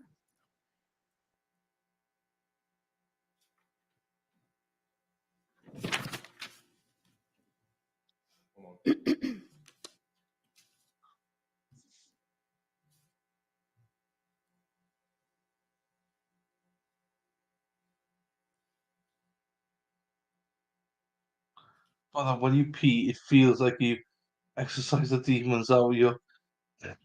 When you saw Yeah. David walking, what was he Yeah. wearing? Shorts and a t-shirt. All right, thank you. No redirect. With all, there's a few. Any objection, defense? No. Thank you. You may sit down. You are excused. There's a And we few are going to go wheels ahead and up take a the morning top. recess, about a little less than 10 minutes probably, if you want to follow the deputy out.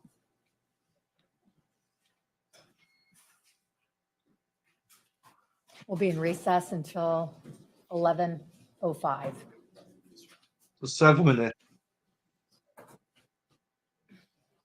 7 minutes. Oh, okay. What are we thinking? What do we think of this trial so far? Are you enjoying it? Is it boring? Is it, interesting?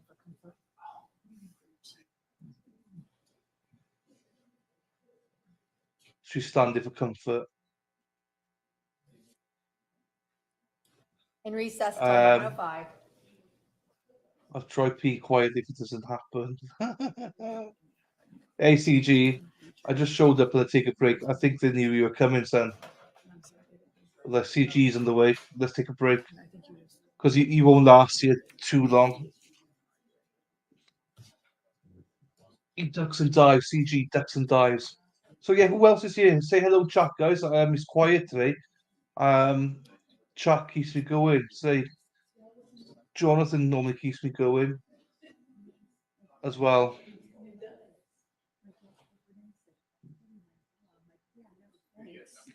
Yeah, so who else is here? Has anyone gone to bed already? Do you have a good night last night, Push and pull, where are you? You still here?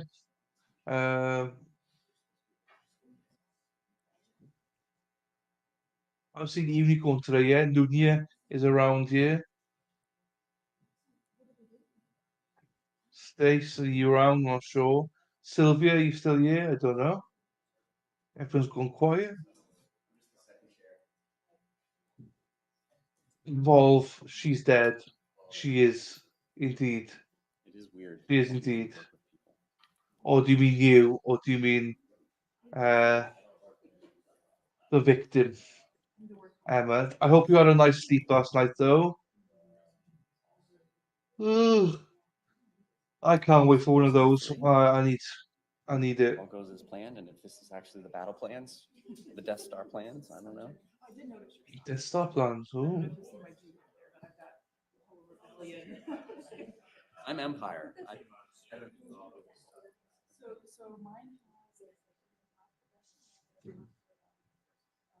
Sounds fun.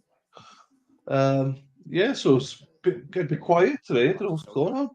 Friday blues, isn't it? Get with it. I figured a way around that YouTube ad blocker ban. Aren't either. I could literally delete all my. Jonathan, don't tell everyone. I need them to do ads for me. Because I need them to watch ads before they block it. Recommend it. If you like Background soft chapter. Yeah, I know. thriller and/or very, very Just see if anyone can pick anything up.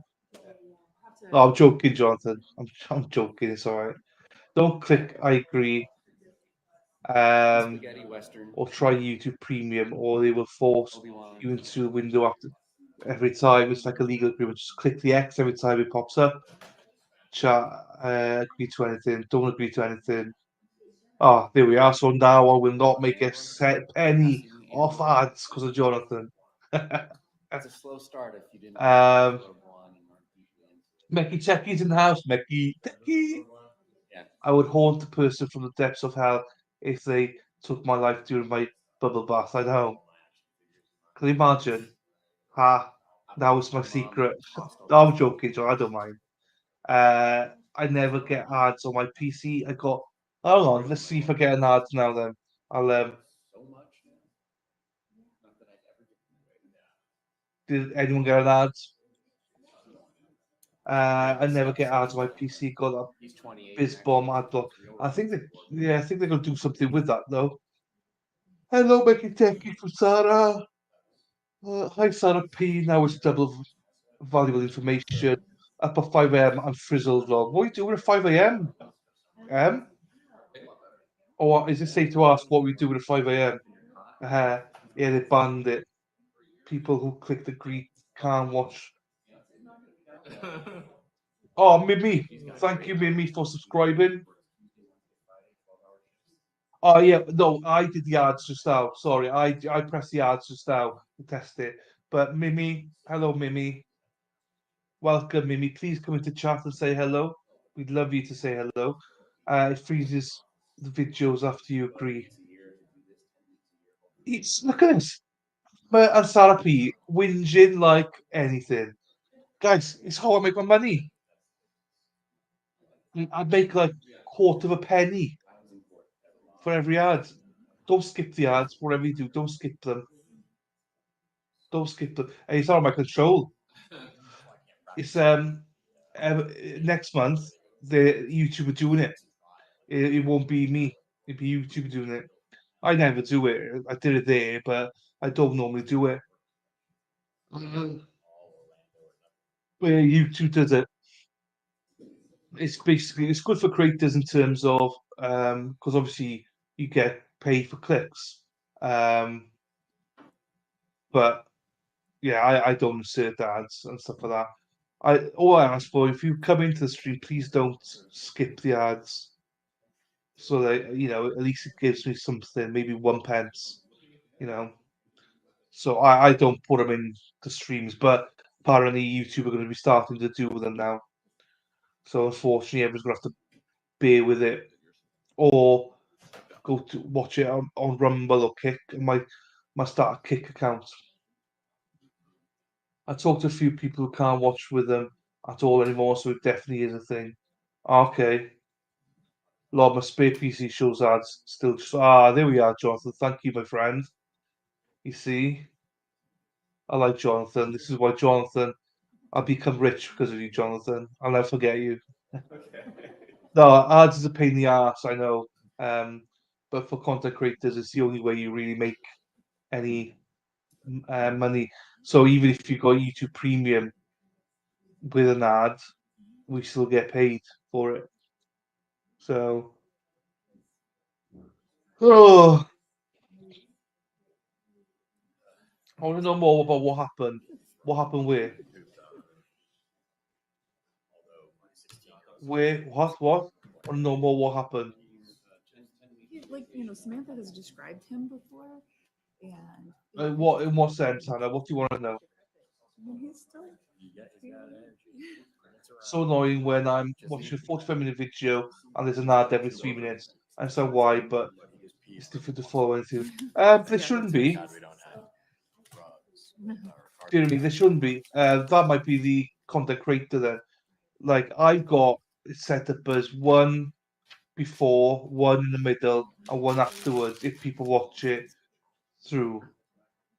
But content creators can amend that and put like 10 in if they want. Hi Mary, I saw you comment earlier on. It wasn't a live video, it was just a premiere video, but welcome Mary from New York. It's funny because YouTube banned to start telling tons of people how to do it. Maybe they spied on me, Jonathan. I'm court hopping. Well, enjoy your court hopping, Mary. Lovely to see you. Anyway. At a couple of studios, Hello, Mary. the inversion table. No, they don't, Jonathan. For now, as at the very minimum, I'm still blocking all cookies and trackers. They are not collecting my data at all. Yeah. Spy on you. How tall are you? Yeah. Hello, friends. You look taller. Hi. You have an impressive presence. Hey, Mary Viviano. So how did yoga come up? Right. When will I get all the cookies? I know, Becky.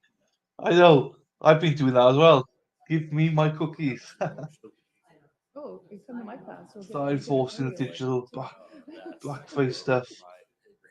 Well, we don't have to be in the studio in DeLand, so Let's see. I have to work up the body temp somehow. You're trending as well. Trendsetter, Jonathan.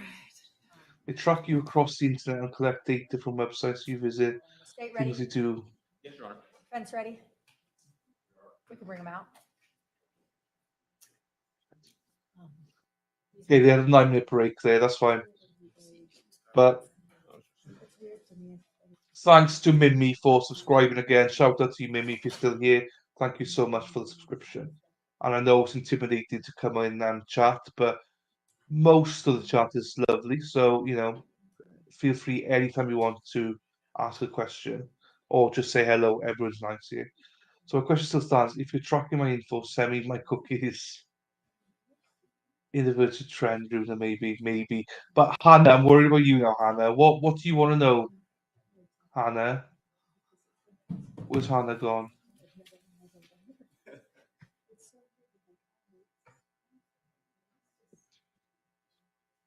Hannah disappeared. I can't see you now, Hannah. Oh, here we are. I want to know more about what happened. I think there's a lot that's happened here, but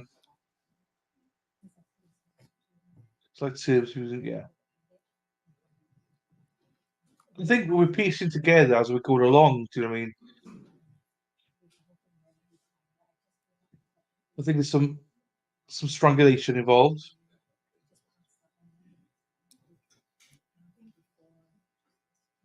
We'll get there. We'll get there. But just think yourself as a juror. Jury don't know yet what happened, so just think yourself as the Duran. in the corner.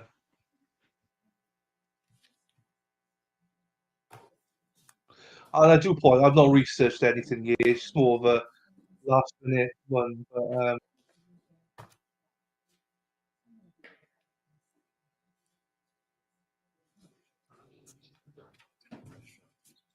But they're getting really annoying with that shite. I say on my sites last week, except.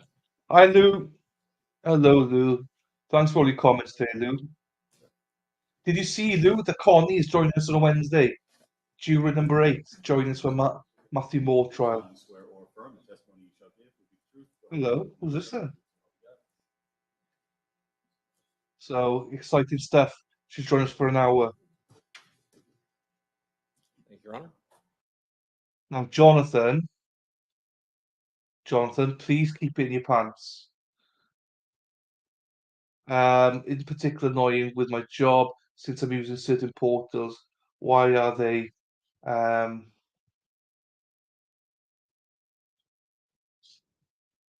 don't like it. Be terrible. Lou, yes, it does help. Thank you, Lou. I appreciate that. On replay, thank you. Appreciate that, Lou. What really happened to the victim? Yes, well, we'll hopefully find out. I said happy. Now, this is Jonathan's type, a little bit an older, foxy lady. Good morning. Good morning. She's Can lovely. you speak up just a little bit? Yeah, good morning. And can you just introduce yourself to the jury and spell your last name for the record? My name is Dana. My last name's Duran, Duran. And what city do you live? Eustis, Florida. Are you currently employed? Yes. Where do you work? I work for a toxicology lab. I'm a territory account. What is? Oh, I have to get my book out now, Lou, for just for you. This is.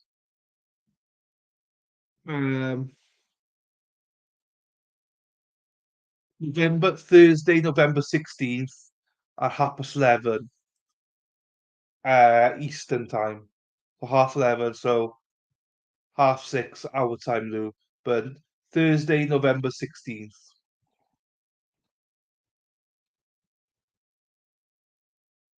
That's what the white Amish girl who hit on me was. Hi, John. Welcome back, John. Welcome back, John. No worries at all, Lou. Anything. Manager. It's with GH Labs. Did you know a person named Shanti Cooper or Shanti Cooper-Tronnes? Yes. How did you know her? She was my college roommate and my best friend. So how long had you known her up to the point of her death?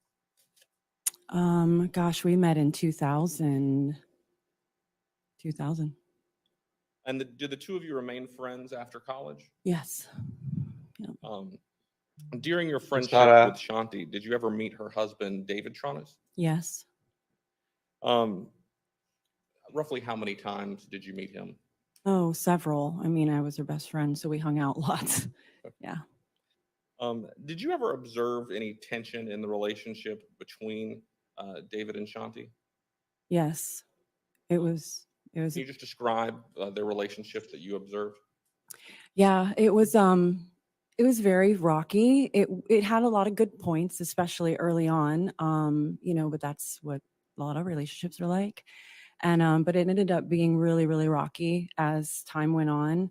Often really good or really bad. But I did see a lot, and I felt a lot of the times that I kind of was a mediator when I would go hang out with them, kind of dissolve some of the issues that they had, as I was their friends. Did you yourself ever witness any arguments or bickering problems with them while you were present? Yes.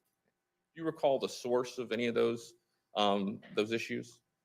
It would just be, little, a quick comments back and forth, just a little snap here and there, kind of comments, but offhand, it could have been on a number of little things, like you didn't grab that for me, you didn't get this for me, little things, and it was both ways. Were you ever made aware of any tensions related to the house that they lived in at 218 East Copeland? Yeah, I mean, it was being that it was under the renovation and going through all that they were going through and trying to decide on several different contractors and how to go about it. There was a lot of tension. That was a lot of fights and, hey, I want my staircase this way. I want this way. But it's Were you ever there personally to witness those fights or arguments? It's funny because a lot of the times if they did, they tried to work with each other too, so if they bickered, they tried to amend things later by, okay, well, we'll talk about that later, Were you ever at their residence while the construction was going on? Yes, in many different ways, because when I was there when they got it and acquired it, so I saw it with the old walls, and then I saw it without the walls, and I saw the blueprints, and so we went through a lot of that phase. When would you estimate the last time you saw the house? I'd probably say maybe December 2017 ish. And happy days. And what was the state of the house at that time? No walls. And the last time I remember when I had seen it, they were like working out of the makeshift kitchen because it had been pretty much, dismantled. And they were of course, they were living in the mother-in-law in the back. But yeah, that's what I remember is the dismantled kitchen. And then they were working on certain parts that they were going to move. Were you aware of their sleeping situation at the house? Yes. What was that?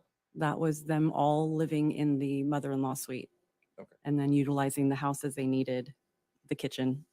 So did you ever have any knowledge of David living in the garage area? I had heard that a few times. I didn't encounter that when I would visit. But yeah, Did you ever witness Shanti say any cutting or rude comments to Dave in your presence? she could have a lip with her, a mouth on her, she spoke her mind if she felt, something was not right. She was a strong, beautiful woman that stood up for herself too, if she needed to. Yeah. Did you ever notice her engagement ring? Yes. Did you ever notice her not wearing her ring when you were around her? After the engagement, obviously. Yeah, no, she loved that ring. How was it that you found out about Shanti's death? I found out on a Saturday, and I know she was killed on Tuesday. And I found out through my other best friend who called me. Did Dave ever reach out to you and tell you about her death? No, never. And I was her best friend and his friend.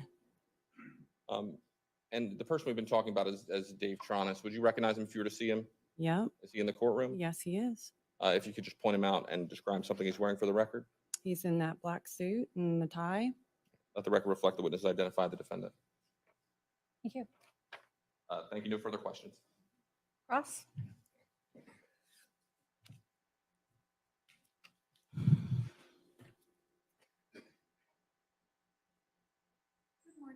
Good morning.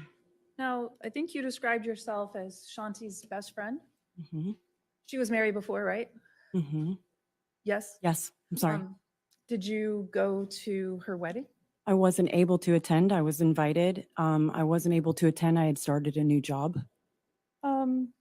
During your relationship, is it fair to say that you and Shanti would have periods where you weren't as close or didn't communicate as much?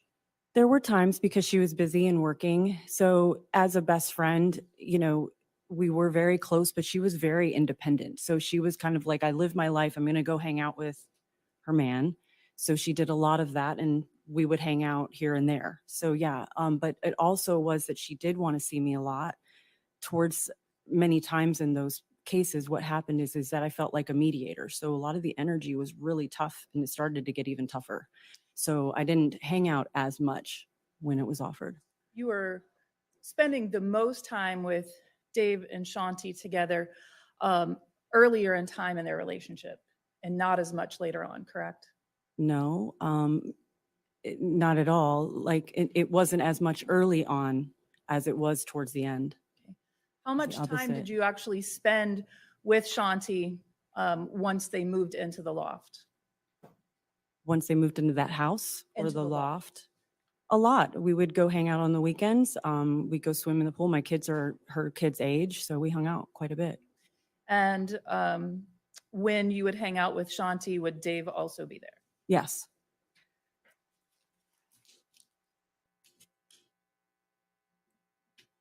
All right, I don't have. I have a feeling she wants him gone, as in she believes he's guilty. I will do anything to get him. Have away. any? Let me ask you this. I'm sorry. Did you come to learn about the potential for them to participate in the zombie house flippers program? Yes. She had called me and told me towards the end that that's the decision that they had come together and made, that they were about to start filming. So she had told me that Okay. story. Was she excited about that? Yeah.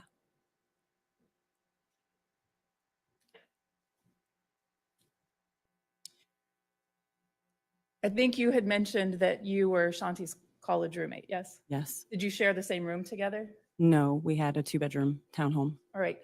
Have you ever slept in the same room with her? Yeah. Were you aware of her snoring issue? Yes. Okay. And describe that. It wasn't something that I ever encountered from back in the day. But I remember her saying that she has an issue. She has to wear a CPAP. She what? She had to wear a CPAP. CPAP. Okay. Do you know how compliant she was with you using that CPAP? Not really. And I know that it bothered him. I remember her telling me, I feel really bad because it bothers him. Okay. Yeah. And How did you prepare for your testimony today? I had some questions that I knew I would get questioned, and that's it. Okay, did Yeah. you review any prior statements that you gave? No, Okay, have you watched any testimony or evidence that's been presented in this trial? no, I haven't. State, any redirect? No, Your Honor. May this witness be excused from subpoena? Yes. Any objection, defense? No, ma'am. Thank you. You may step down. You are excused. Thank you. State, next witness? At this time, the state calls Keith Corey.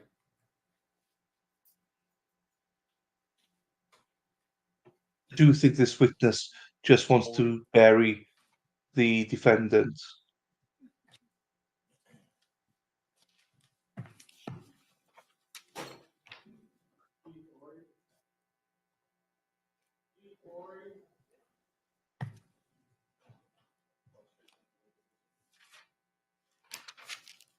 Fruitsville, USA. Mackie Techie. Where's Perry today? No Perry? Maybe here a month, salad plate and go. You solemnly swear or affirm the testimony you shall give the truth, the whole truth, and nothing but the truth. So help you God. I don't have pew problems here in Morning. Texas. Good morning. Jesus. Can you introduce yourself to the jury and just spell your last name for the record? My name is Keith Ori. The last name is Ori. And what do you do for work? I am a real estate investor, and I appear on the A&E television series Zombie House Flipping. How long have you been involved with Yeah. that show? We filmed the pilot in November 2014, so for quite some time. Did your work at some point bring you in contact with a person named David Tronnes? That's correct. How was it that you first came into contact with David Tronnes? He reached out to me. I wouldn't remember the time period, but he had evidently begun work on his house, and he was referred by a neighbor. I had just won my second historic preservation award from the city, and he had a historic house and asked if I could come by and take a look at it. It was a cold call out of the blue. And so that first time, I guess when you met him he wanted you to look at the house, did you actually go look at the house? I think I did. And we talked, and he said he'd be in touch if he, wanted to talk more about it or what have you, but I didn't hear from him again, at least not for quite some time. And at first, did you think that house would be a good candidate for the show Zombie House Flipping that you worked on? Not necessarily originally, because in my recollection, the length of time it would have taken to renovate from the position it was in would have probably been too long for the arc of one of our shows. And when you first went to the house, can you describe the state that it was in? To be perfectly honest, I don't remember the exact state it was in the first time I looked at it. The second time I remember really quite clearly, though. Would it be fair to say that it had sort of digressed from the first time you saw it to the second time? Was it more sort of demolished or destroyed? From the first time to the second time, yes, considerably. Okay. So if you could just tell the jury about how it is that you ended up taking a look at the house the second time. So I received a call from Mr. Tronnes about 6 months after the first time.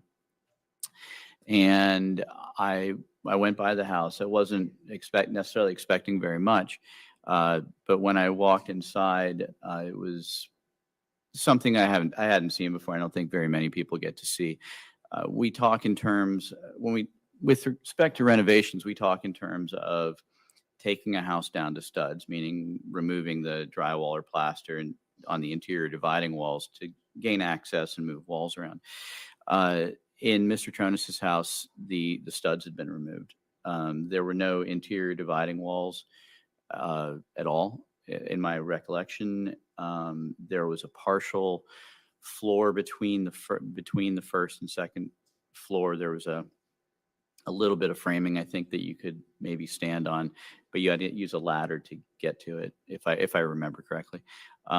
Basically, the house was a large, almost like a shoebox, a 2-story shoebox, and the alarming part was that not just that the interior dividing walls and supports were removed, but the exterior walls, which are framed. It's a 1920 something house, I think.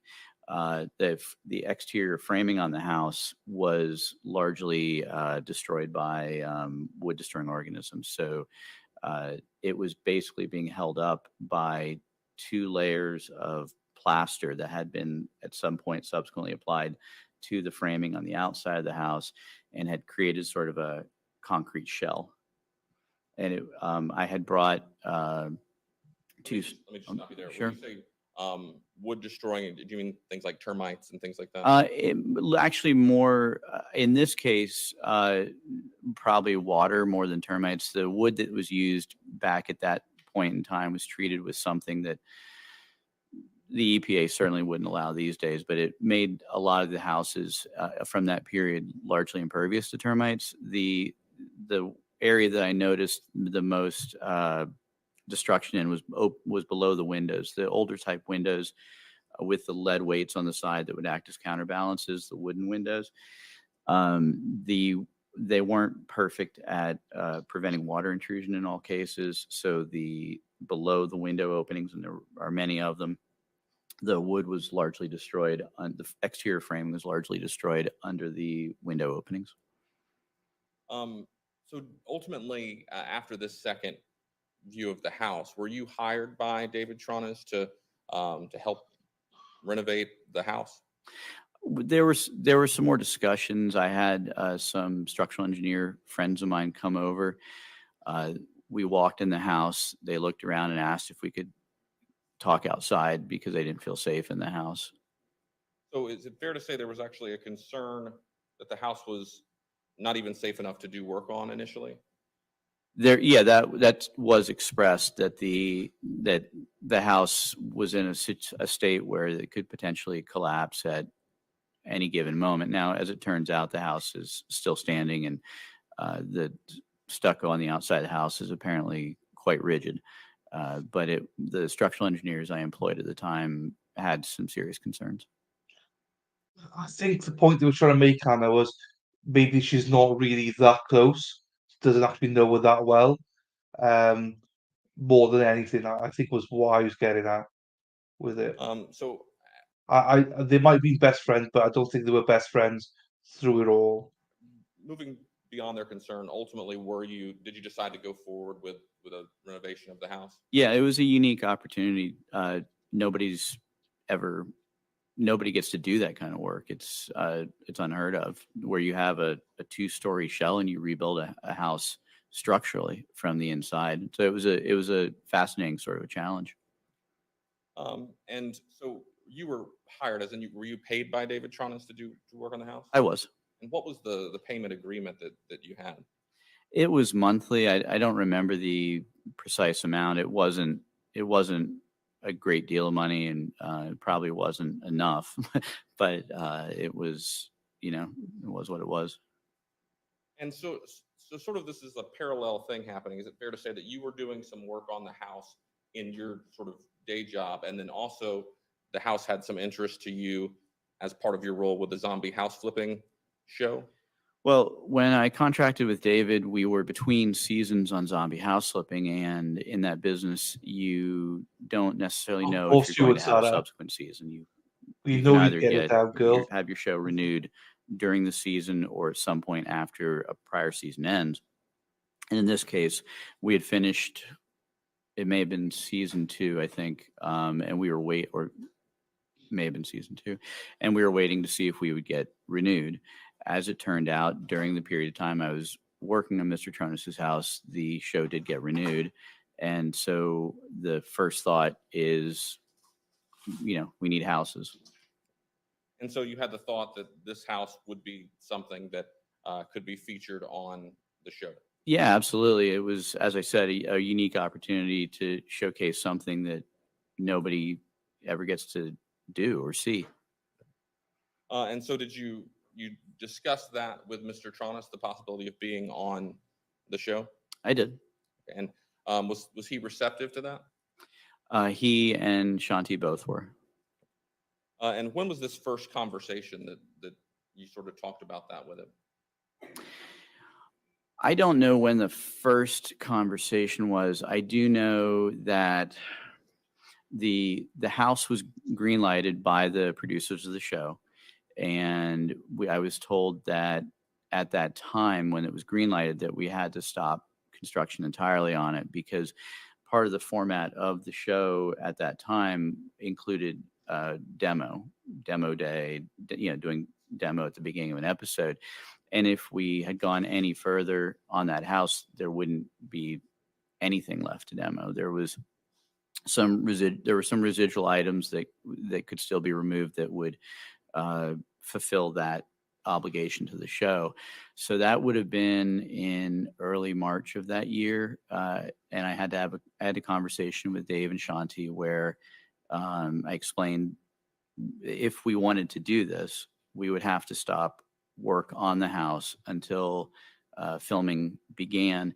And I think filming was to begin in maybe the second week of May that year. So it was probably, a 2 months of downtime would have been required. And did they agree to that wait to be on the show? They did. They did.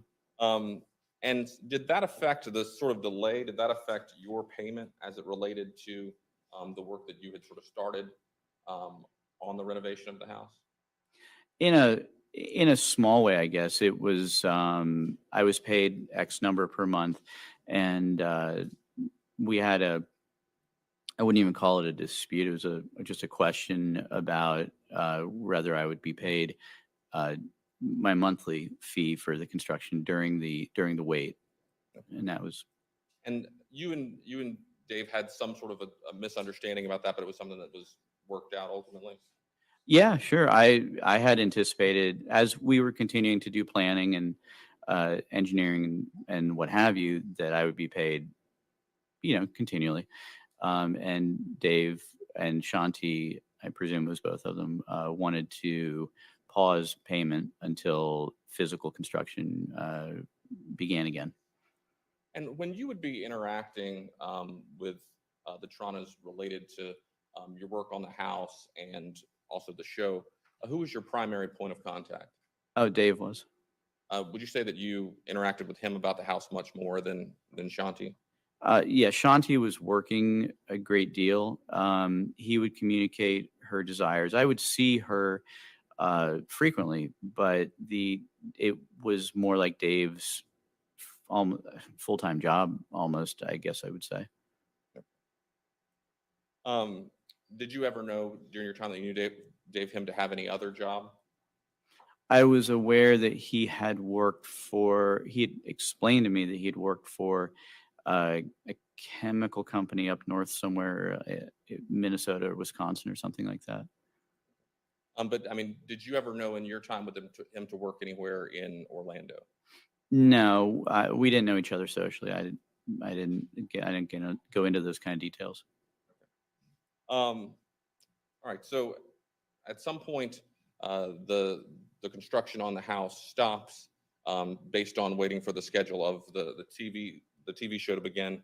And did you at some point request a sit down with both David and Shanti before the production of the show began? Yeah, that was necessary because the nightmare scenario is that you get into a house, that you start filming a house, that you commit production resources, which go into the thousands of dollars per day. And then at some point into the episode, halfway, what have you, a client would decide to stop or to not continue or to disallow filming when the production company that I work for, could have conceivably spent $200,000 at that point and had an episode on their schedule with the network. So that's a situation we all work very, very hard to avoid in advance. And so to ensure that we were all on the same page, I asked for a sit-down meeting. And before we get to that meeting, I meant to ask you, what is the benefit to a homeowner in being on a show like Zombie House Flipping? Sure.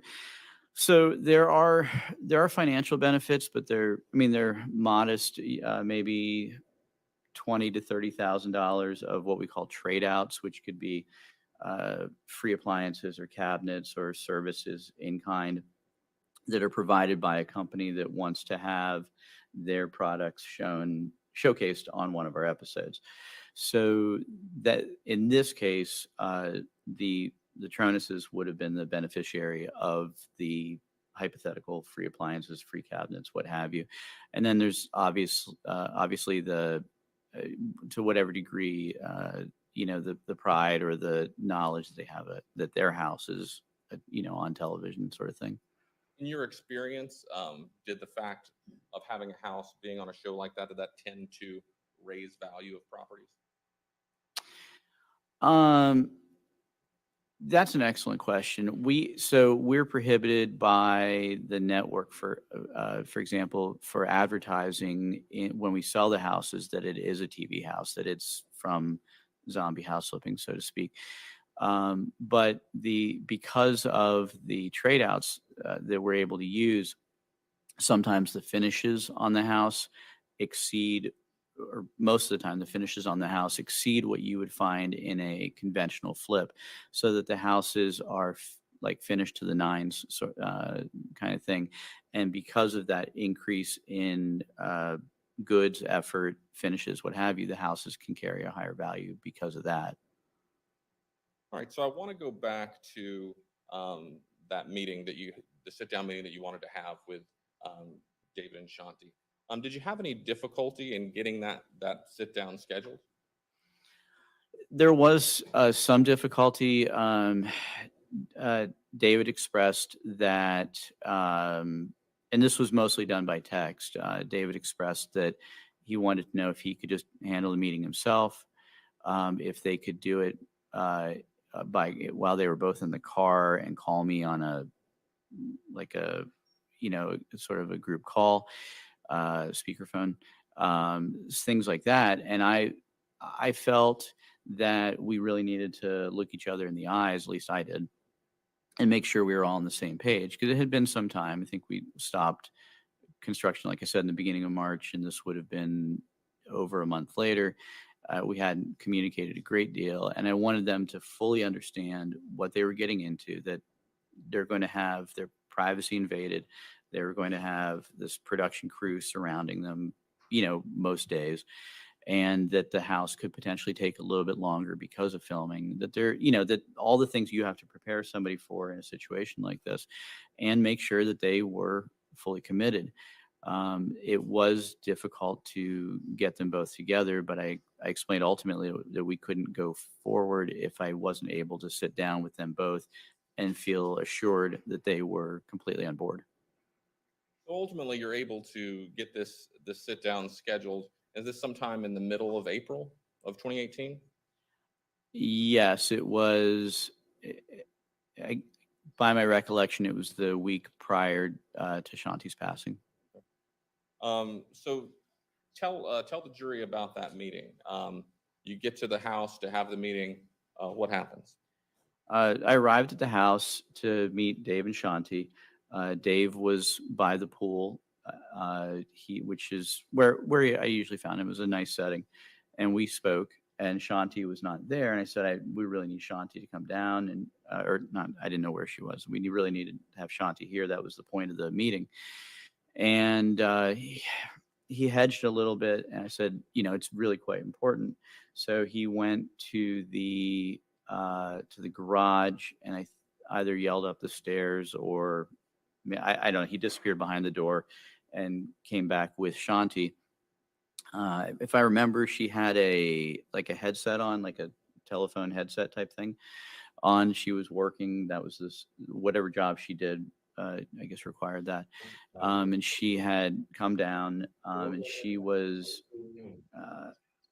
by my estimation, unhappy to be there. and it was in a sort of a tense state.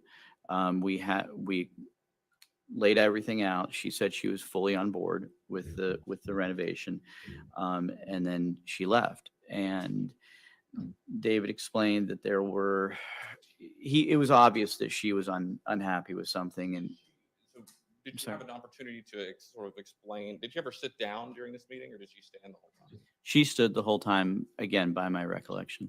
And did she appear to be paying much attention to what you were saying, or was she sort of dismissive of the conversation? I wouldn't say dismissive. She was paying attention because we were talking about, material things, but she was only there as long as she absolutely had to be, and then left.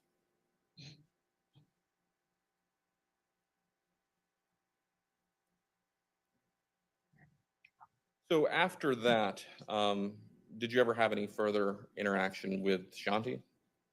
No. Did you ever have any further interaction with David Tronnes? Yes. After Shanti passed, I had received a text message from Dave, I think the next day, and I expressed I go straight. that I don't know what's going on, and I don't want anything to do with it, and what have you. So, It's weird. Shanti's demeanor. You had met her before that meeting the week before her death, right? I'm sorry? You had met Shanti before that sit down that you had scheduled in April. Yeah, I had worked with Shanti and Dave closely on the house. Was her demeanor different on that last time that you interacted with her than it had been previously? Yes. In what way, if you could explain to the jury? She was tense, or even intense. Appeared to be Yeah. mild. What? The next day, he's like, I told him I don't want anything to do with it. What? If someone's died, you don't say text back saying, "Oh, okay, cool. Well, I don't want anything to do with it." What is he on about? This guy's a weirdo. I don't get that. Mildly upset, annoyed, frustrated at something. I had no idea what was, what the reason might have been, but that was, she didn't want to be there at that meeting. I don't have any further questions. Thank you. Thank you, State. Cross?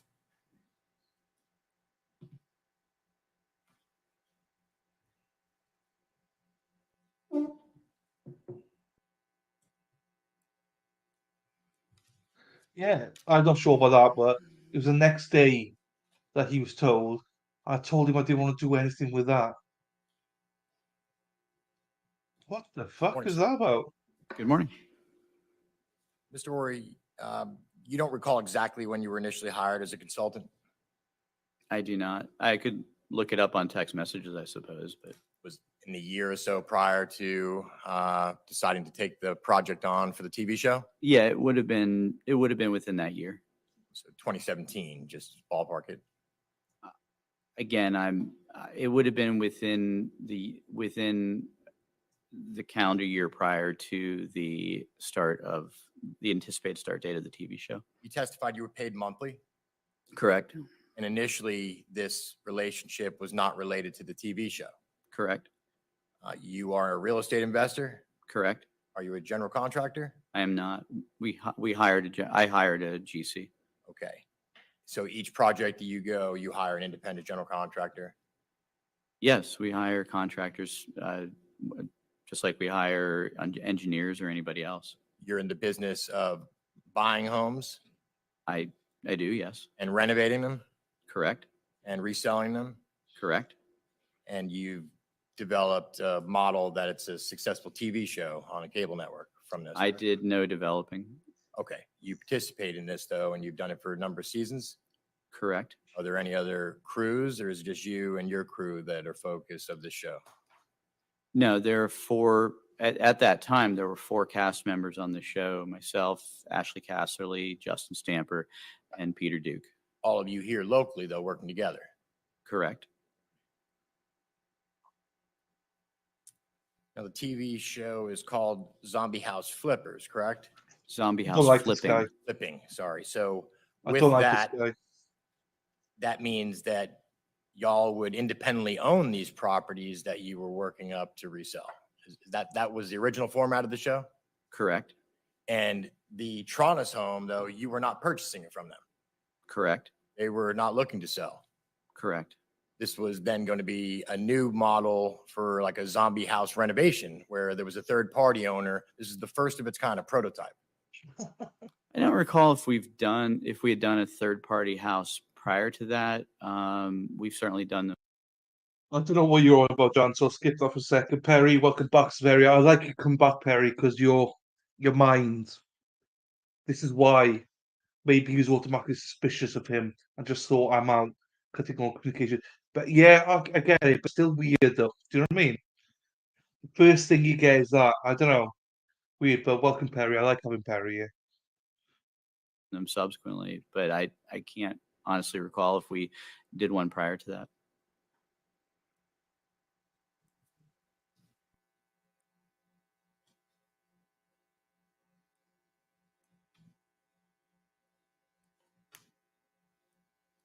Refresh your recollection. Did you take a deposition via Zoom back on February 23rd, 2021? Give a sworn statement on. Yeah, no, I've certainly given a deposition and sworn statements. I don't remember the exact date. Okay. Do you recall myself being present or somebody from my office questioning you? Maybe my wife at the time? No. No? All right, fair enough. Have you had an opportunity to review that transcript prior to your testimony today? No. Would it refresh your recollection to review the item regarding the prototype with regards to the first time you used a third-party homeowner as the Tronnes' home? You can give me anything you want. Would it help refresh your recollection? I don't know what it says, so I don't know what it, I mean, it's very possible that was the first third party house. We've done almost 100 of them, so I don't want to swear to that. Given the fact that it was a third party home, though, it gave cause for concern for you because you wanted to do some additional vetting because of the exposure of the network or the production company. Of course, any sensible person would. So that would include making sure that they're on board and getting some form of contract or commitment?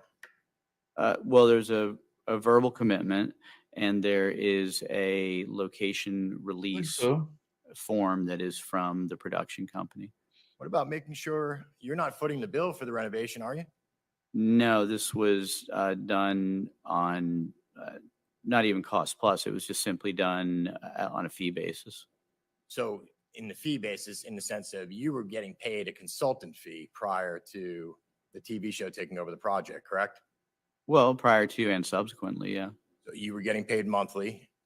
So just by the Tronnes alone, you were getting paid monthly as a consultant prior to the TV show taking the project on. Yes, that's why I was doing the work. And at some point when you decided to take the project on for the TV show, there had to be a delay of a couple of months for the production value. Sure. Because once you got the cameras in there at the beginning of May, an important part of the show is at least the beginning part showing some form of demolition, right? Correct. And there wasn't much demolition left to be done on this property. Correct. I think I explained that to the prosecutor. All right. So I just want to reiterate. So there was some level of frustration on part of the Tronnes about the delay because they've been through one delay after another. I'm not aware of that. There were no delays on my end. Not on your end. You had been aware that Mr. Tronnes seemed to be in over his head with regards to the renovation, correct? The scale of the renovation was extraordinary, but I don't know what delays you're talking about. Oh my how God, long dude. they had been demolishing the home prior to you joining the project? No idea. Are you aware that David Tronnes was acting as his own contractor at the time? I believe so, yes. Did he seem qualified to you? Dave's a very smart guy, and what we do is largely not rocket science. I mean, if you hire a contractor or structural engineers or what have you, the average person can do a good bit of what we do. Well, let's just say this. You walked into this house, though, that he had taken on and was running the project, and you said you'd never seen anything like it before. That's true. Absolutely. Nobody has. So at his hands, you walk into a home and you see something that blows your mind. Yes. And it's structurally unsound. Yes. And it took your help and assistance in bringing in the right team of people to get the project back on track. Yes. And wasn't it true that during the course of the Jeez. delay, that there was this, not such a dispute, but maybe a misunderstanding between yourself and the Tronneses, because I you don't expected know. to still be paid your consulting fee, even though the project was at a standstill? Well, it wasn't at a standstill from the planning or logistics or any of those phases. It was at a standstill solely from physically doing construction. Meaning, we need to stop. We're going to start again in May when we bring the cameras in. Meaning, You want to do this. meaning that we can continue the planning and the structural engineering and the materials assessment and the material locating. There were some unique features. He wanted a plexiglass aperture in the floor, and we had to find the right material to accommodate that. So there was work that was going on during that period, but there just wasn't physical construction work. Did you come to learn how the home came to be in that condition, that it was basically like peeling an onion, the layers away of the home? It looked like the worst case of OCD I've ever seen. You said there are some benefits to being on the show For whom are we speaking? for the homeowners or for the, Yeah, they're trade outs. They're modest, $20,000 to $30,000, but it's certainly not nothing. and some press, you say, so that maybe on the back end, there might be some increase in the value if they chose to sell in the future. For people that are into that, it's cool. If they're not into it, it has no value. Now, you do renovate a lot of homes in the Central Florida area, correct? Yeah, Including several homes in Delaney Park. most of what I do is in Delaney Park.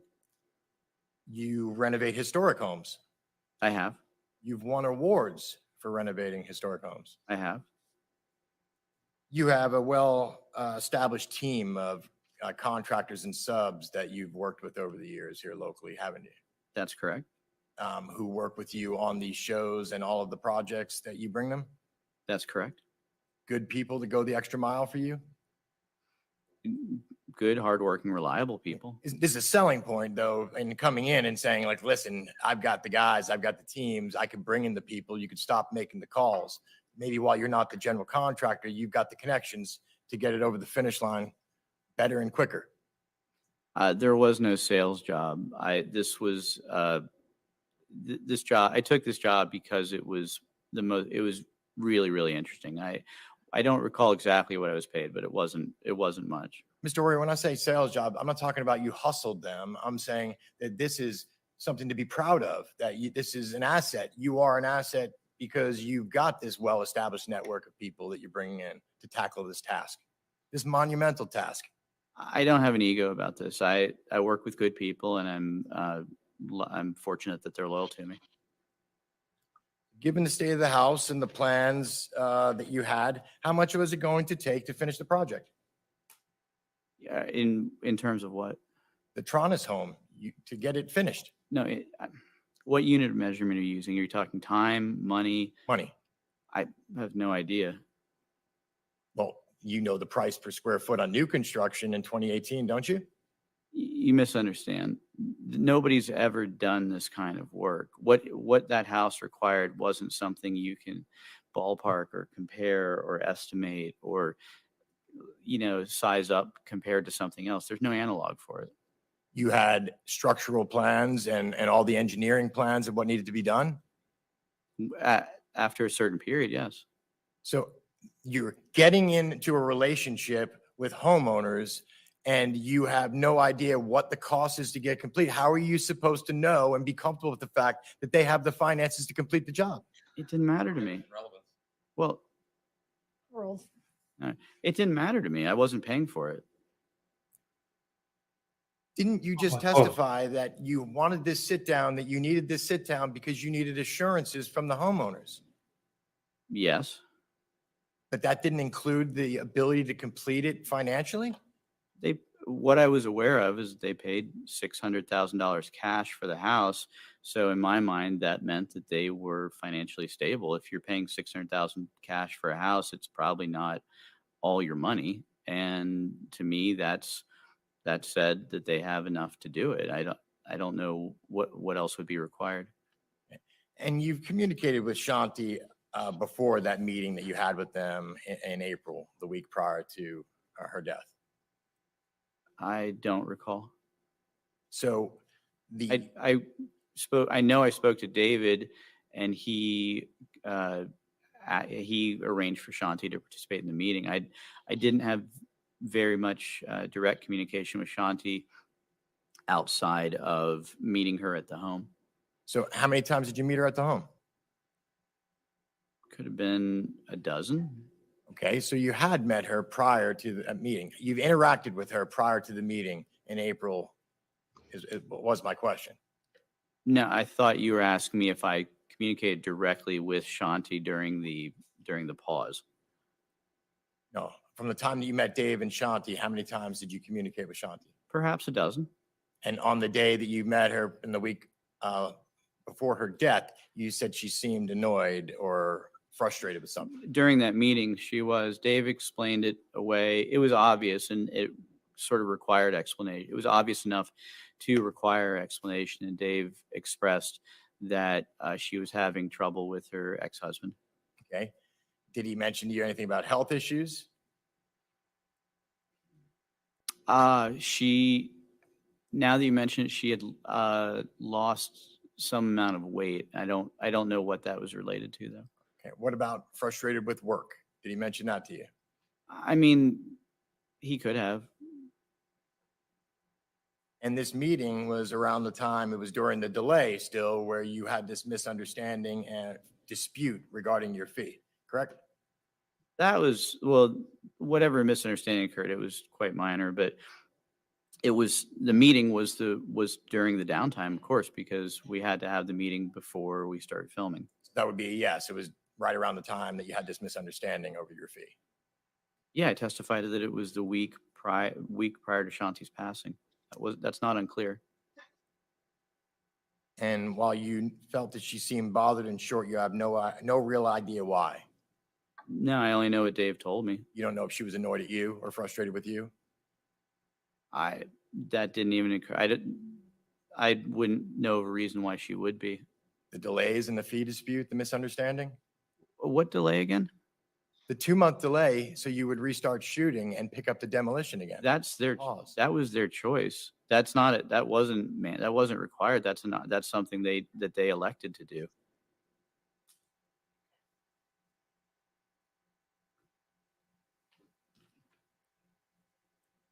Were you aware that Dave owned the house and bought it outright prior to marrying Shanti?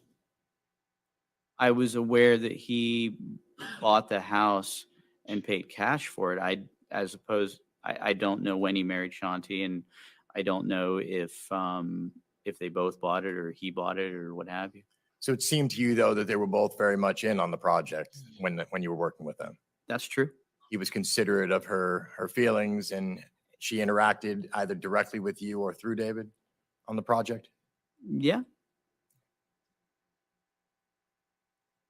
Testified that this project essentially seemed I'm like David's confused. full-time job to you. Metaphorically. In the course of the time that you were on the property, did you know of a Steve and a crew of his workers that would come to the property to work on it early in the morning? Steve? Steve.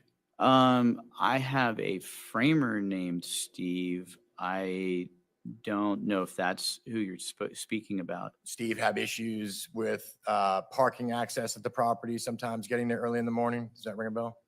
No, not at all. Did Steve arrive at 5:45 a.m. To work on the property? Objection, lack of foundation. Overruled. Construction workers typically arrive early. That would be unreasonable. I don't think anybody has ever arrived at one of my job sites at 5:45 in the morning. You don't recall any issues at all regarding crews showing up and issues with parking access at the property? No, that does not ring a bell. All right, one moment. I think the point that he should say is because he said he had to sit down with them the week before. He wanted to know if they're fully committed, if they had the finances, if they're willing to go through with it and stuff like that, if they're all on board with it. The meeting that you had with the Tronnes, the April meeting, the week prior to her death, when Shanti came down, was she wearing a headset? That's my recollection. So this was in the middle of her workday? My recollection is she was wearing a headset. I don't think I could testify to anything beyond that. Okay. Nothing else. Thank you. Thank you. Any redirect? No, Your Honor. May this witness be excused from subpoena? Yes, Your Honor. Any objection, defense? Thank you. You may step down. You are excused. We're going to go ahead and take a lunch recess. Again, remember not to talk about this case, do any research whatsoever about the people, places, subject involved in this case. Don't talk about the case with anyone. Don't let anyone say anything to you or in your presence about the case. If anyone attempts to, tell them they are on the jury trying the case. Ask them to stop. If he or she persists, leave them at once. Report the matter to the court deputy. Oh, no. In addition, just like your reminder yesterday, as you're finding a wonderful place for lunch. That might answer the financial element of it. If he's asking if they got the money to finish it and stuff. I don't know. It's very confusing. I was just stressed with work. Yeah, obviously he wasn't aware. So medical issues. Yeah, I agree. I don't think he would ever know any of that stuff. I don't know. It's all confusing. I don't In the actually know downtown area, what's just make going sure they on. don't have televisions, and continue to avoid any kind of television or I don't like that. Right? If they're supposed to avoid televisions and stuff, why doesn't the court just supply food for them then? Supply the food, guys. Why do they have to pay for their own? And with that, you can follow the deputy out. I didn't like the witness. I didn't like him. I thought he was an arsehole. But I just still don't know what the benefit of him was. Sorry, it was in my mind, not apparently said. What did she say? One thing. Oh shit! Hang on.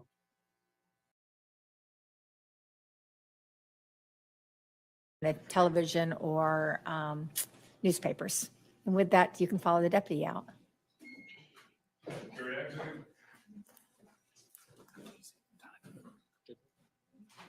Oh, till 1:30. Sorry. 1:30. It was in my mind, not apparently said. There we are. That's good. He's a good kid. Yeah, he was. But I still don't know what benefit it was for him. Was clarity, guess not. Yeah, I didn't like him at all. I thought, how was he famous? I didn't like him. I thought it was an AO.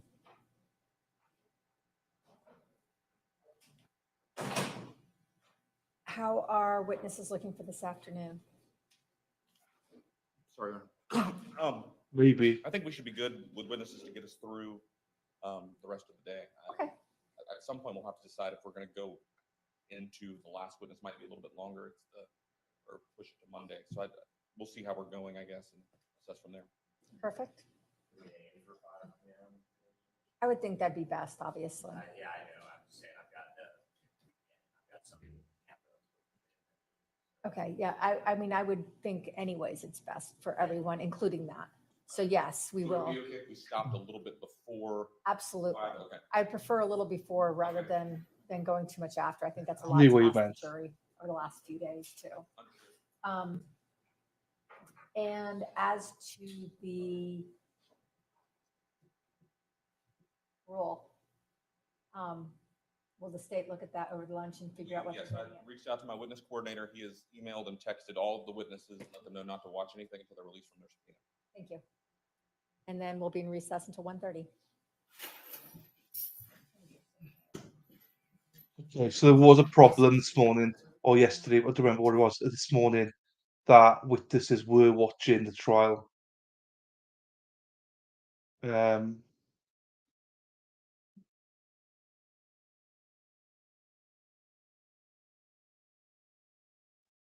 Lou, you're too late.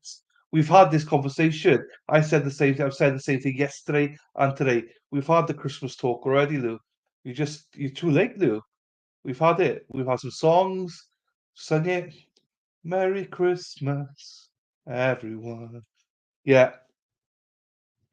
So we'll stay on for a little bit. So everyone's leaving, but it's fine.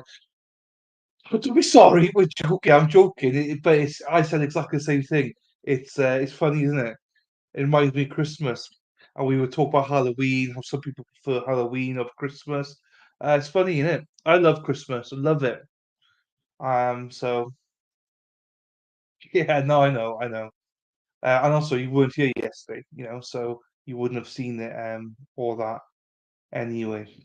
So I'm still confused a bit, Stroud. I'm confused with it. I don't really understand. I don't understand. Is it what was he just testifying saying that she was stressed? I don't think I. But also, he was a state witness, so that's what I don't get. State brought him on for what reason?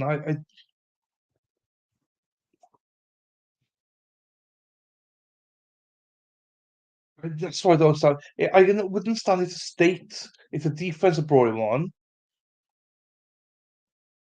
but the state actually brought him on, subpoenaed him. So I don't get it.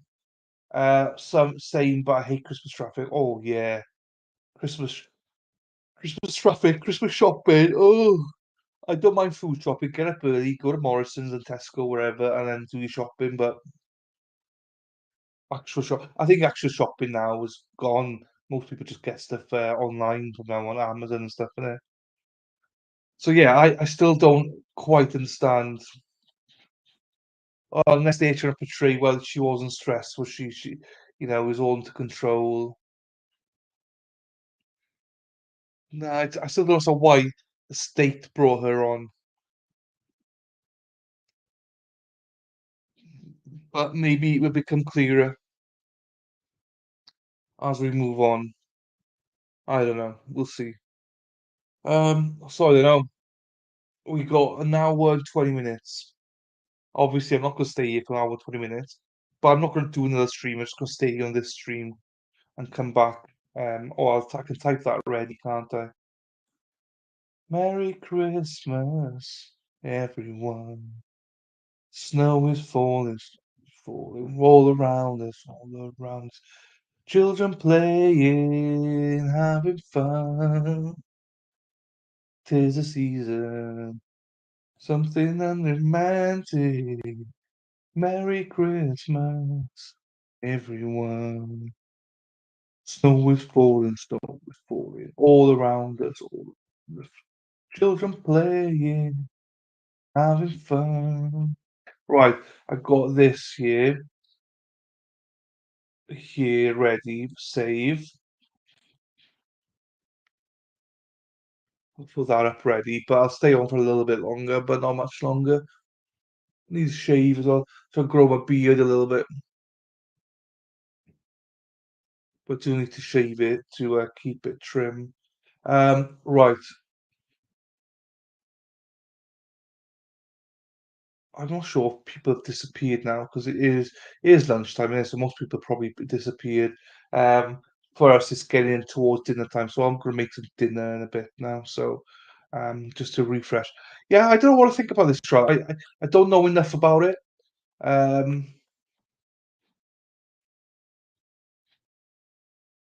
But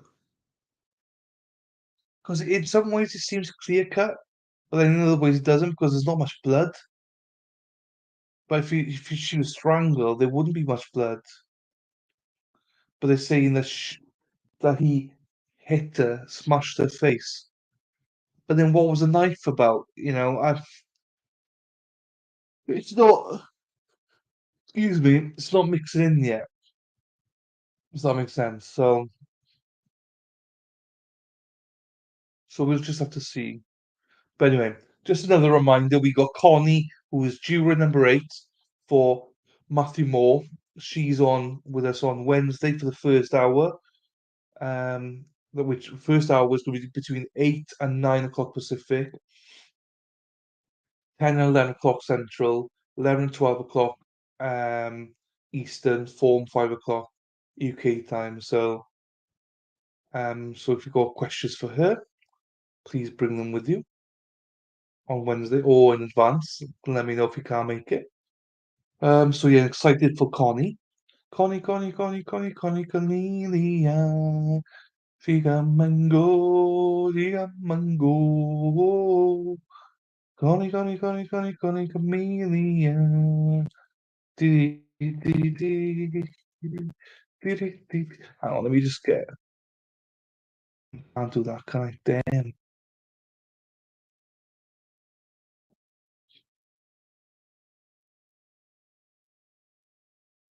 Right, I'm going to stop it. No one's in chat, so I'm going to stop it. There's no point in me carrying on with no one in chat. So, with that, guys, we're going to be back at 12:30 Central Eastern Time, and then 1:30 Eastern Time, and 6:30 UK time. So that's what time we're back. So with that, I'm gonna love you and leave you. I'm staying in the stream. I'm not gonna knock it out. Just leave it here. And with that, I'll see you in a bit, guys. Ta-ra!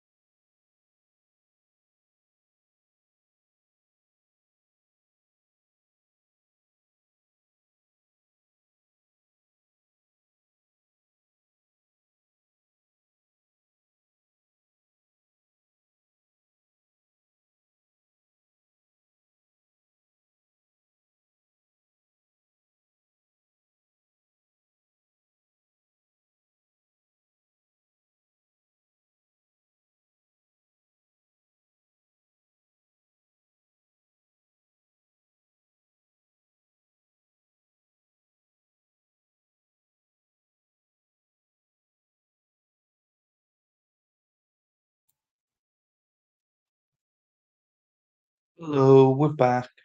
Port's back. We're back. Hang on. I need to just get this bathtub.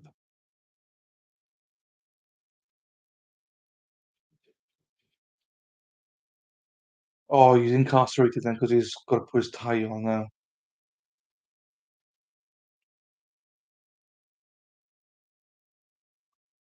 So he's not out on bail or anything, and he's, by the signs of it, looks of it, he's incarcerated.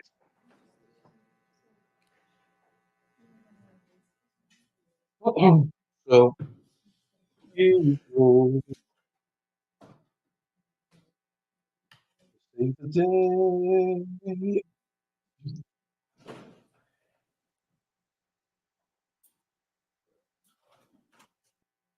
That's fine.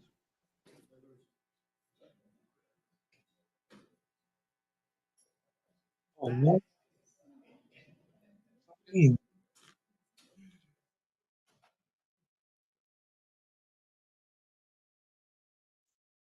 Has he Raymond Alejandro trial been?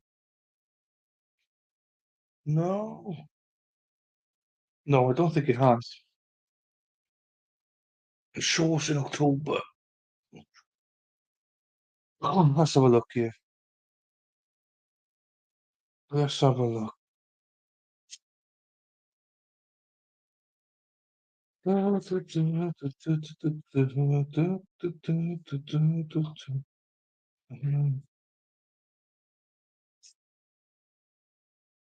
October 30th.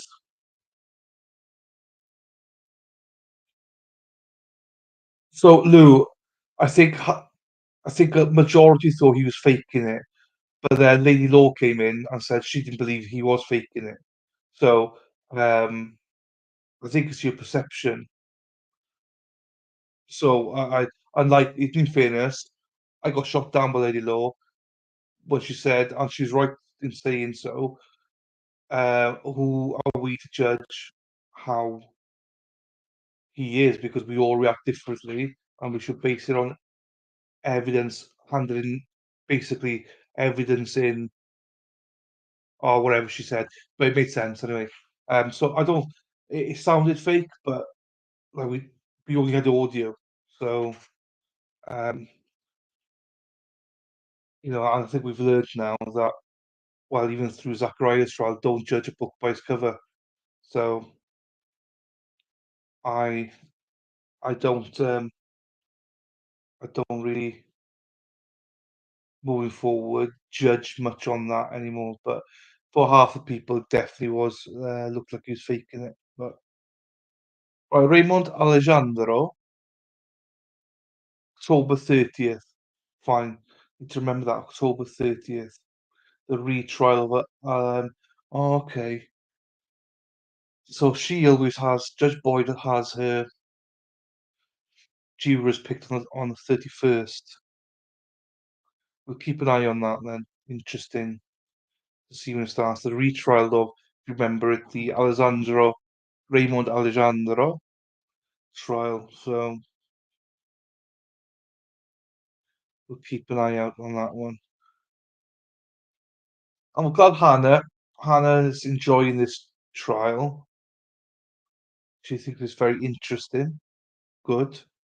I'm confused with this trial, but it's all good.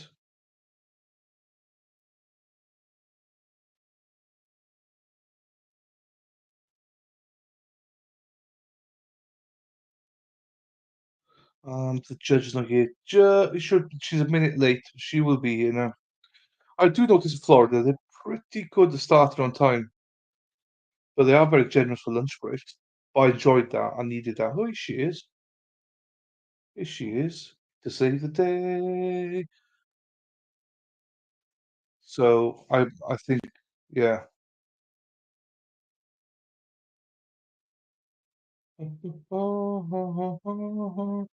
Oh Jesus. So I don't know if anyone else is around. Yeah, I think so. That she. Yeah, I think so. It's a bit confusing. Sarah P said something wrong. Where's Sarah P? Sarah P said it. She said it best when she said nothing at all. Um,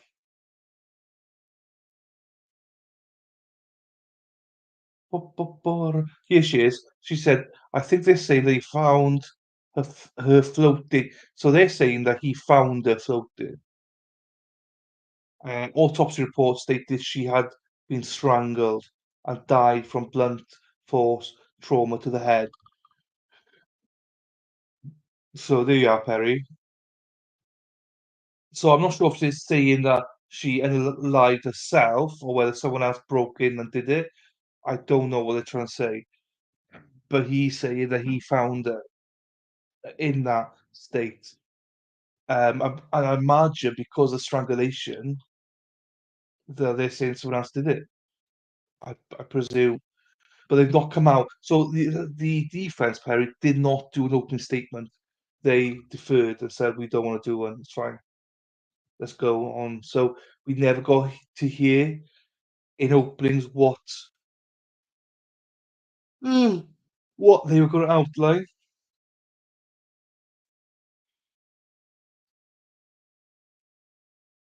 That attorney is very tall, or the other attorneys are very short. I'm not sure which one.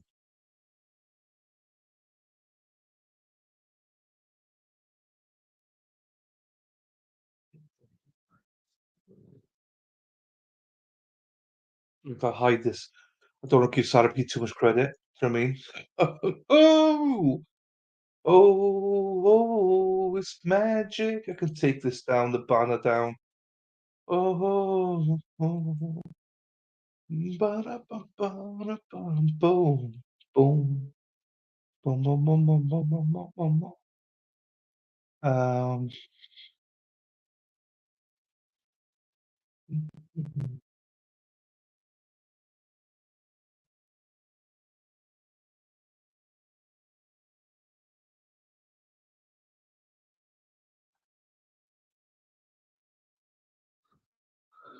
um,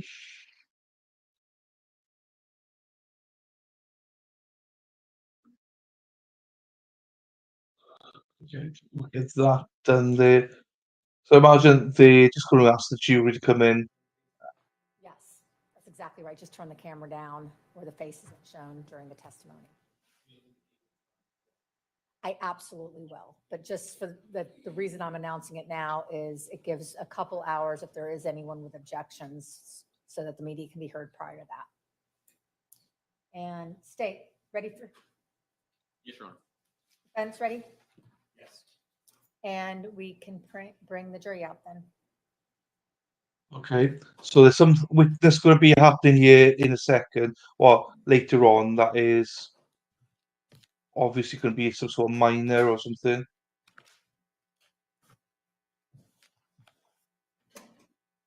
I presume.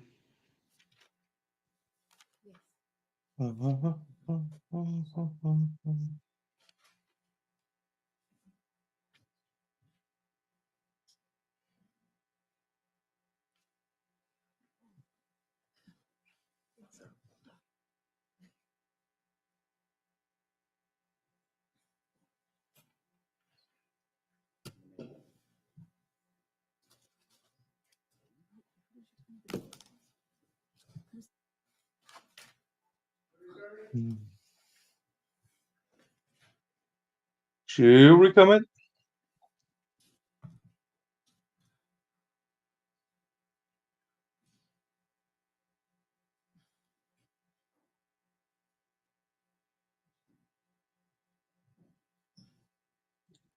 Afternoon.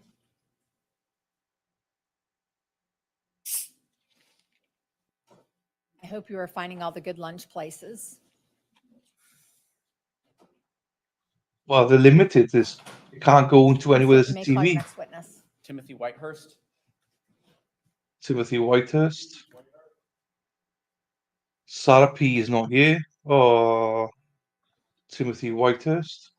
I can't put my own comments, so I'll have to go to this.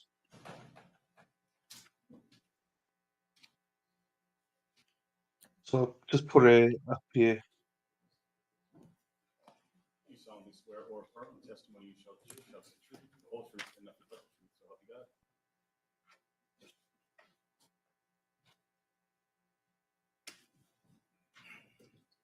May it please the court? You may proceed. Can you tell us your name, sir, and please spell your first and last names? Timothy Earl Whitehurst, Timothy Whitehurst.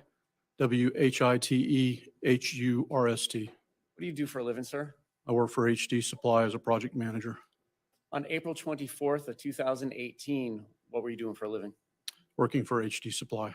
Do you know somebody named Jim or James Cooper? I do. How do you know that person? We're co-workers. And were you working with him together on April 24th of 2018? We were Where were you all working? here in Orlando. And where was the site? I don't recall the first site. It was over on the south. I'm not familiar with Orlando. 'Cause I'm from I Tampa. know, Perry, I know. South part of Orlando, I believe. It was an apartment complex, one that we were proposing to do some renovations at the Oh, I time. can. Can it? Jim was in training, so he was tagging along with me to kind of meet customers and get broken in. And then after that, we had lunch with some coworkers. And then in the afternoon, we went to a hospitality property, a hotel, Hampton Inn or something like that, Buena Vista, Lake Buena Vista area. And so what were the work hours approximately that day? We met around 10 o'clock in the morning and then departed around 2:30 in the afternoon. Thank you. You're welcome. Questions? No questions. May this witness be excused from subpoena? Any objection? Are to you- offense? Thank you. You may step down. You are excused. Are you State you may call your next kidding witness. me? Well, couldn't they just stipulate that in? Adam Frank. Frank? What a waste of this guy's time. What a waste of my time typing that out. Then what? I'm the host, I'm the mod, I'm the typer, I'm the promoter, I'm the entertainer. I'm great. You solemnly swear or Right. affirm the testimony you shall give shall be the truth, the whole truth, and nothing but the truth, so help you God. Perry, do you know what I mean? I'm like a juggler. Thank you, Your Honor. Good afternoon. Afternoon. Can you introduce yourself to the jury and spell your last name for the record? My name's Adam Frank, Frank. And where do you work? The name of my firm is MDD Forensic Accountants, and I work in the Orlando office. And what is your job title? I'm a senior manager. And so if you could just describe to the jury, what does a senior manager at your firm do? I oversee a number of staff. I also am typically retained to quantify economic damages and also 100%. to provide forensic analysis for financial records of various entities. And what is your educational background?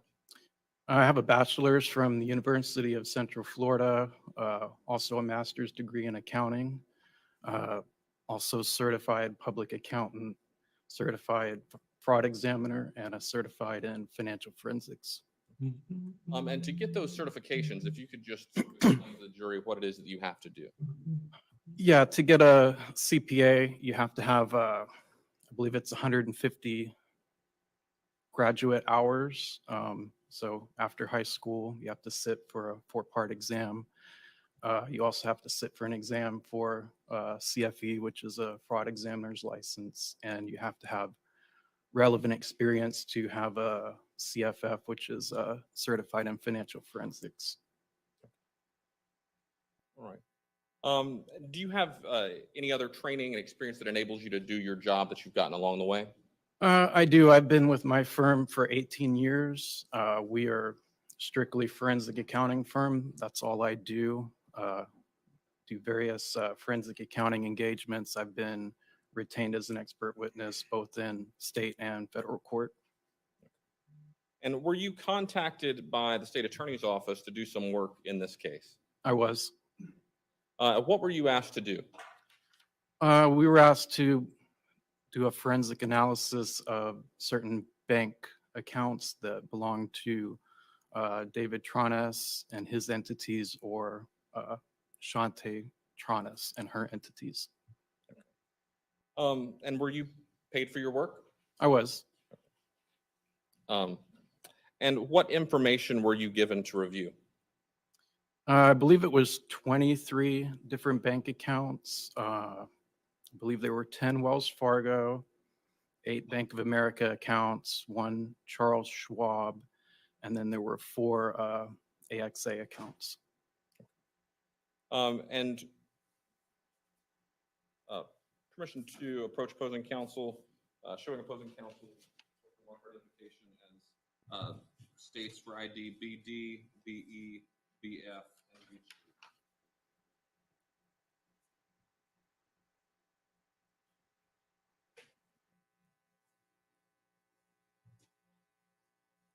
Permission to approach the witness? May? You may, counsel. The record Let's reflects that I'm go. showing the witness what's been marked for identification purposes as, oh, they don't have the card. Let me go over and do that first.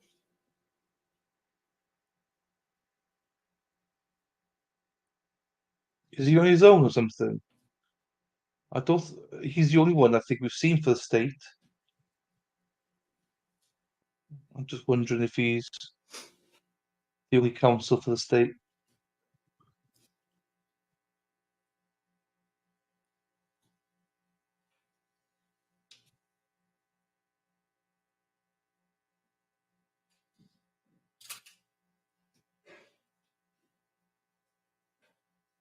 Oh no, he's not. It's the other guy, isn't it? Yeah, that's true. The one that did the opening statements. No, he did the opening statement. Jeez. But there's one more guy, I know that.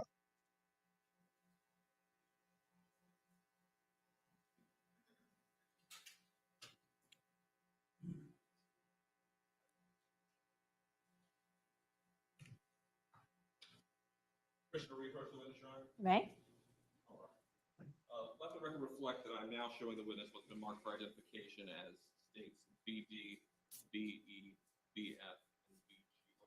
If you could just take a look at these, do you recognize them? Yes. Did these contain the records from accounts you reviewed from Wells Fargo, Bank of America, AXA, and Charles Schwab? They do. Are they a fair and accurate representation of the records? Yes. At this time, the state offers what's previously marked for identification as states BD, BE, BF, and BG. Any objection? 62, 63, 64, 65. Her mic's louder than the court's mic, so it's whoa.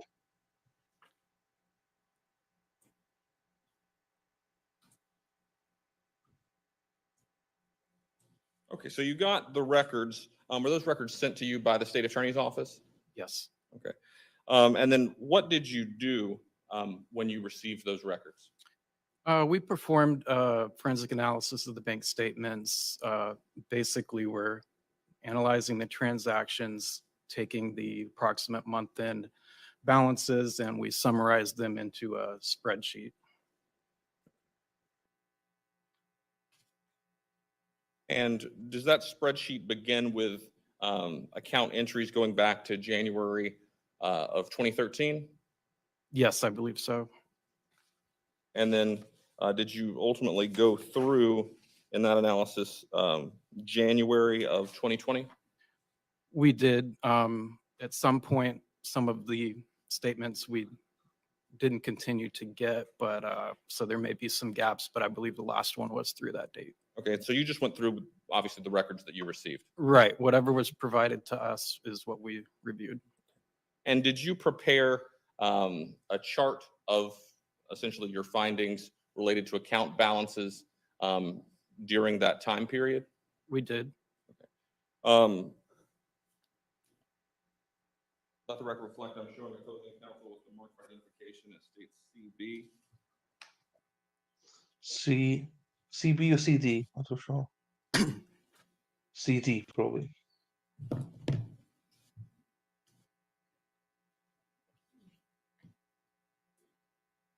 Permission to approach the witness?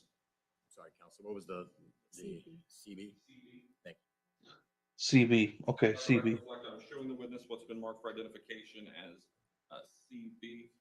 So just take a look at this and let me know once you've had a chance to do that. Yes, this is the spreadsheet that I prepared. And is it a fair and accurate representation of the accounts that you reviewed, that you were requested to review by the state attorney's office? It is. At this time, the state offers into evidence what's been marked for identification as state CB. Any objection?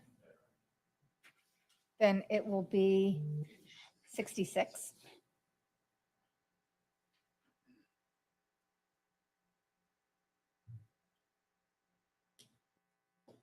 And that, is there also a digital, the same chart essentially, but in a digital format that has the columns, I guess, differently that you also prepared and reviewed before today? Yes, the information is all the same. It's just some of the columns may be labeled a little bit different. So in closing counsel, what's been marked for identification as states BC? Approach. May? Let the record reflect that I'm showing the witness what's been marked for identification as states BC. You recognize this? Yes. How do you recognize it? It's should be the CD with the electronic version of my spreadsheet on it. And did you initial that after having reviewed that? Yes, I did. Okay. And is it a fair and accurate depiction of what you did with the account information you received from the state attorney's office? Yes. At this time, the state offers into evidence what's been previously marked for identification as states BC. Without objection from the defense, it will be number 67.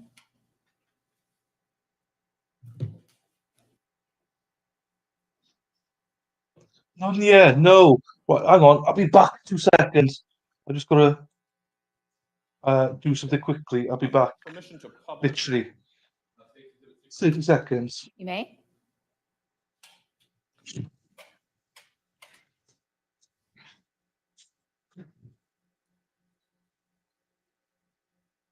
What's it?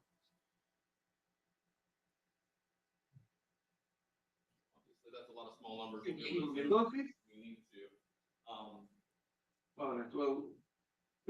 Correct. From our previous discussions, you would have an easier time discussing with the hard printout. Yeah. I believe so, yes.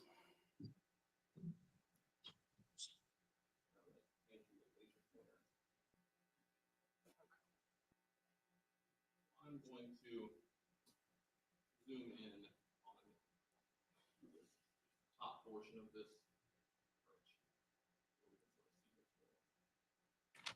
Okay, so let's just start with the columns that we have here. So, what is the first column? If you can explain that to the jury what we're looking at. You mean this one here? Yes.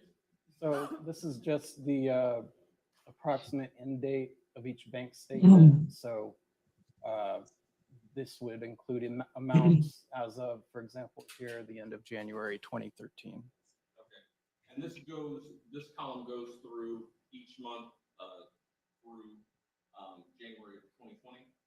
Yes, I believe so. And does that month represent the beginning of the month or the end of the month? It's the approximate end of the month. Sometimes a bank statement may end on, the 27th of a month versus the 31st, but it's the closest date to the end of the month, the balance for that day. Okay, so that's why it says the approximate month end? Right. Okay. If you could just go to that next column and explain to us what that describes. These are just it's a timeline of events that was more for informational purposes. Since we had statements going back 7-8 years, tried to key in on some different events.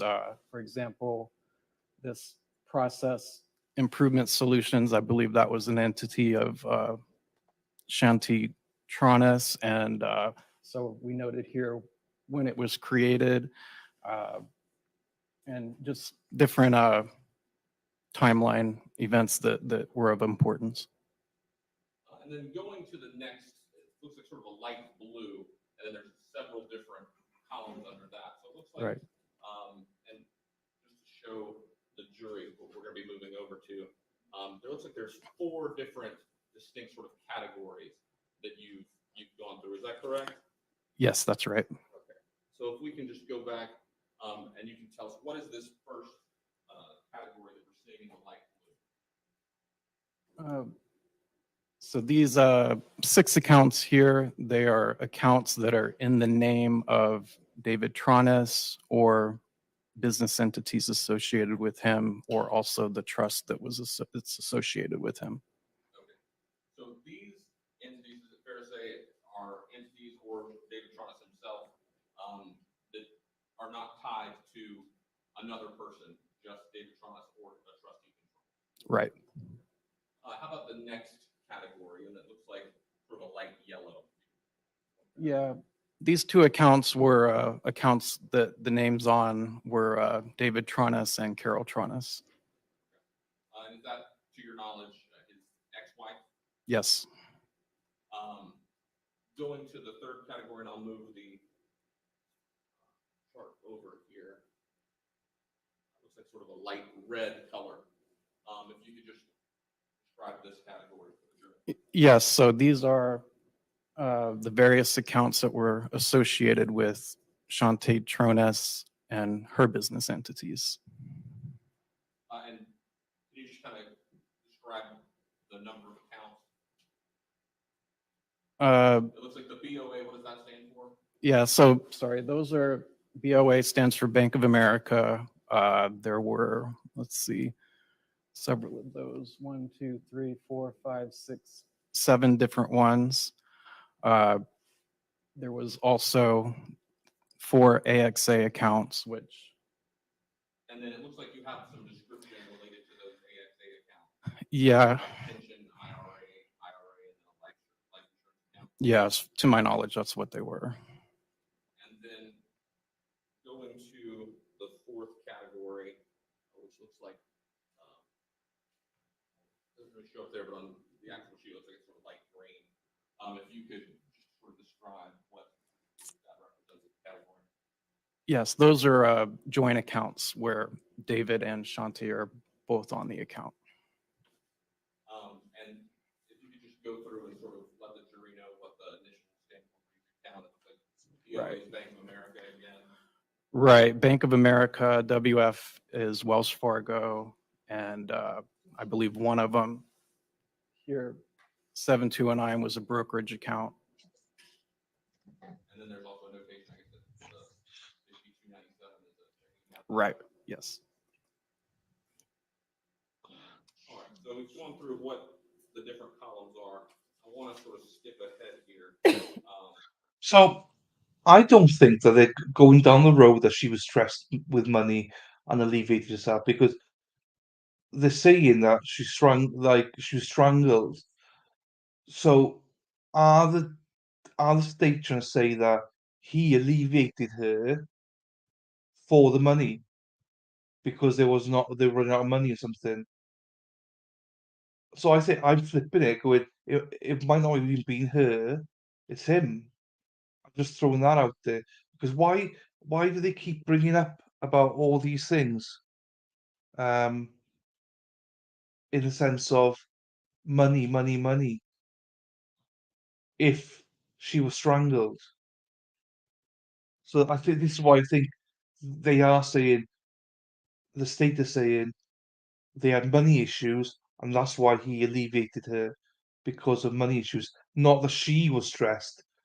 And I think the state is saying there was no money issues. Defense is saying no money issues. I don't know, that's how I'm interpreting it. Why otherwise are they bringing it up? So maybe that's the motive, alleviate her because of money. Just my tuppence, I don't know, because it's confusing otherwise. Why do they keep bringing up money? Because if the state keep bringing up about money, then that might show that goes to the defense's point of well, she alleviated herself because of money issues. I don't fucking know, but I don't think it's what Obviously, I thought it was earlier. In this chart, essentially, you track We've had rain all business day and today. broker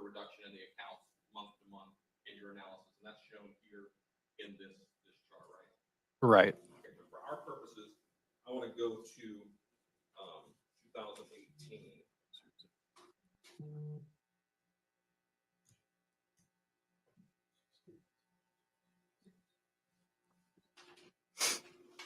Well, then we're going to take a brief recess.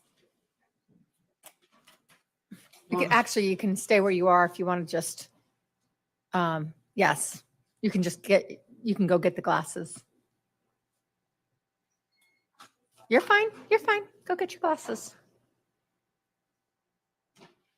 It's fine. It's after 2 hours, Perry. But maybe defense is she was under stress financially. Prosecutor saying, yeah, that's why he did it. Yeah, yeah. I think that's the only viable thing if it's money induced. Because otherwise it doesn't make sense. Anyone need a recess at this point? No, okay. Also, Sarah P's not here, Perry, so blame her.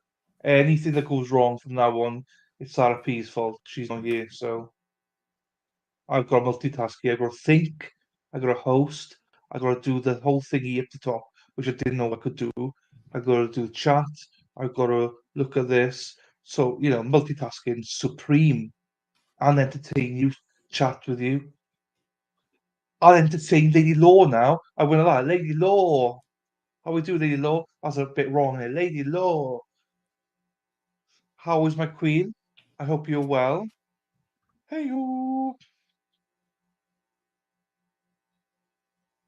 I've not spoken to you for a few days. Oh, I feel withdrawn.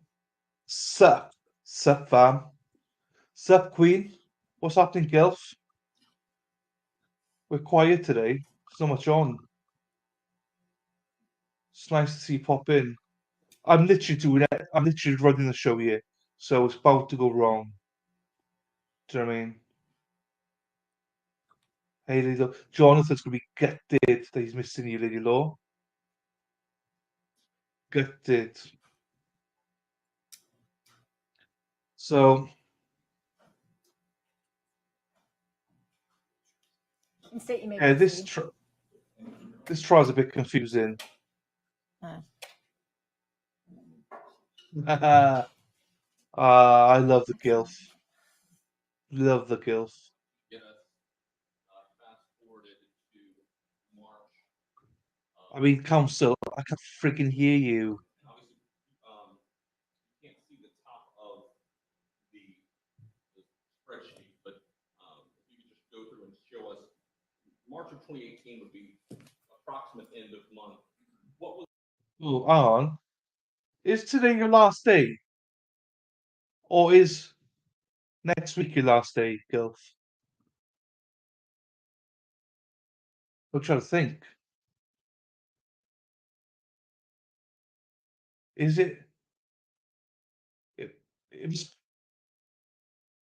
Lady Law, Lady Law. Yes! Let's go, Gilf. Let's go. The Gilf is finishing today. She's finishing a job today. She's going to a new job. Let's go, Gil. Yes. Pumped. I'm pumped for you, girl. I'm pumped for you. Happy days. Enjoy the rest of your day. Jeez. That's why you're pretty stressed probably this week, because get everything in order. Good girl. Loving it. Love it. Well, enjoy the rest of today. Deserve it. And, get hammered this weekend, girl. You're not starting Monday, surely. You're a numpty if you're starting straight away Monday. Oh, you are starting Monday, you numpty. was the total amount balance in accounts just controlled by David Tronnes? I know you're streaming tonight, but I won't see you tonight because it's too late for me, but yes, I am.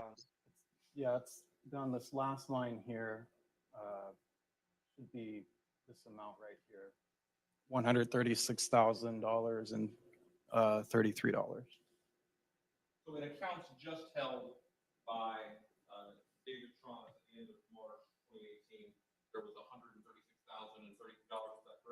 That's right. I want to go to the accounts related to David Tronnes and his ex-wife Carol Tronnes. I can't hear him. Jesus. Mike, please. Kind of hard to see without the top, but Yeah. So it looks like I'm going to start you here. Right, We're in this column. yep. And go down. This is fine. Just the attorney. Right. So about What amount would that be? $5,569. All right, and then now I want to go to, and I'll start up at the top here. But there's Shanti Cooper-Tronnes and her entities, and you did a total amount of what was in all of those accounts at the end of March of 2018. Yeah. Let me start here so we're tracking down. And so the total is here. Right. So it's $365,885.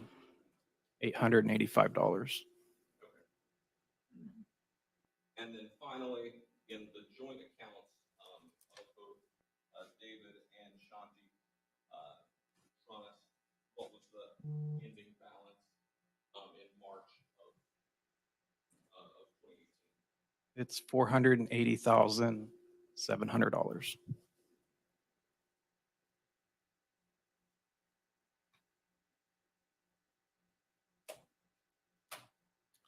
Would the total amount in the accounts that were either just Shanti or David and Shanti, would that total amount be $846,585? That sounds right. I mean, I don't have it in front of me, but yeah. Okay. And then obviously we went through the amount that was just associated with David Tronnes. Right. In your whoa. your spreadsheet, No, hang did on. you also I'm not note having some that. events of I'm not having that. Hang on. Shanti? Would that total Shanti, the total amount in the accounts that were either just Shanti or David and Shanti, would that total amount be $846,585? That sounds right. I mean, I don't have it in front of me, but yeah. Okay. And then obviously we went through the amount that was just associated with David Tronnes. Right. In your spreadsheet, did you also note some events of significance that we talked about in that second column? I did. Basically, we notated any large transactions, did notate a lot of money being moved around between accounts, particularly in April of 2018 and beyond that date. And I'm going to put that up because you have that noted on your spreadsheet as well. That's on, Right. So there's no money issues.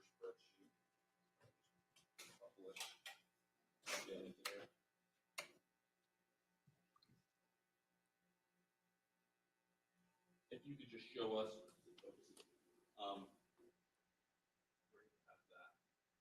So this top row is April of 18, and we noted $425,000 was transferred out of the Wells Fargo brokerage account into the Wells Fargo 5297 account, which I believe it's a joint account, but I think that I'm not mistaken. I think it was a checking account.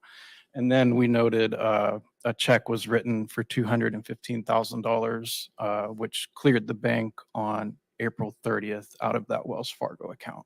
You don't have a copy of that check, obviously. No. And then these other notes that we see, this just goes on to show sort of banking activity after Shanti Tronnes' death. So we've got May, June, July, and you have some notations about large transactions. Right. $110,000 was transferred from the Wells Fargo 7398 account, which I think was a joint account. We'd have to double check at the top, but and it was moved into Wells Fargo 09 or 0793, which I believe was an account of David's. Wow. Okay. And at some point, you. Here we are. We got it. Right. So he was siphoning money from her into his own account. That's the motive that the state they're going with. Money issues, no money issues. Now, She had the money. amount He represented didn't. on here in the accounts at the end of each month, that just represents what was actually in the accounts. It doesn't represent any like a life insurance death benefit that wouldn't obviously be payable until death. Is that correct? That's correct.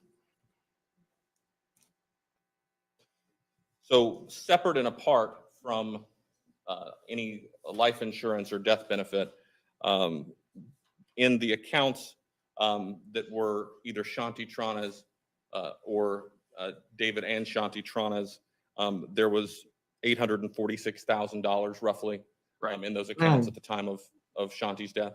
That's correct.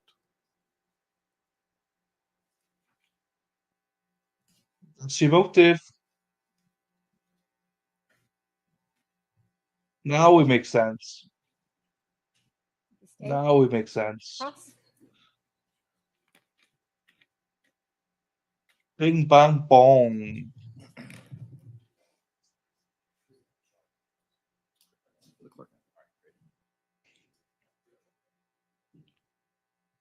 The gilf, the gilf, the gilf is on fire. Bam, bam, bam, bam, bam, bam. Gilf is on fire. I'm not sure if the gilf is still here. If you are still here, enjoy the rest of your day. I hope you get loads of gifts from your colleagues.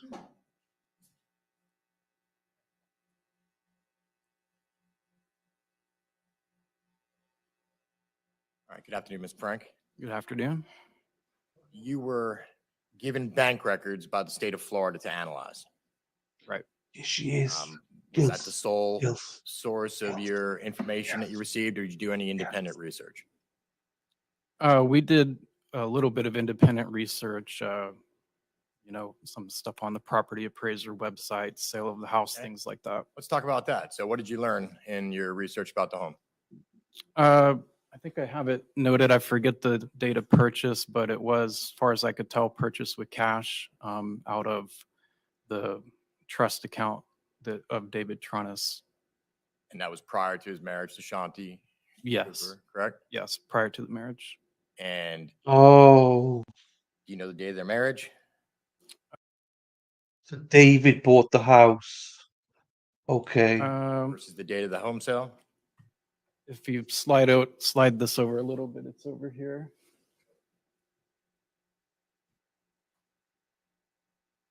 So the house was purchased in April of 2015, and I believe they were married in February of 17.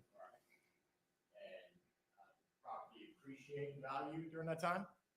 That I don't know.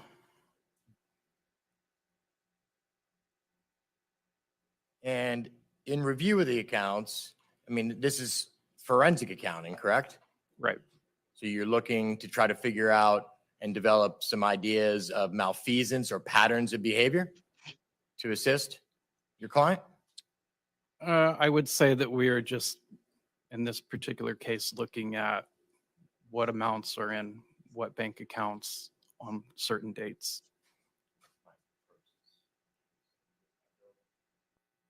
So let's talk about that, because looking at the numbers, Can't fucking hear you. Cooper got together. He wasn't broke, was he? No. He had an asset that was pretty valuable in the home, correct?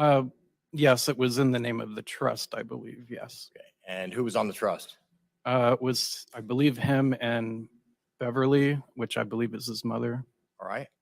And with that, were there any monies of David's transferred into joint accounts by Shanti, held by Shanti and David together? There was, and I think you have one pulled up here that I noted. And can you just recite that for the jury? Right, there was sorry, I can't see the date on there, but it was $100,000 transferred from the trust account of David into it looked like the Wells Fargo 5279 joint account. And what about the line below? Here? Check the date. August 17th, right? What does that note? $150,000 was transferred from the trust account to a joint account of David and Shanti. So that would be Jeez. 250,000 at this point. Right. All right. And what is continue on? Because doesn't it have any reference also in a branch deposit? Yes, there was a deposit of $200,000. And then I did see where Shanti had written a check and to herself, like for that amount, which we don't know what it was for. Okay. So money's being moved from his account into joint accounts. And what about to investment accounts? Go to the next line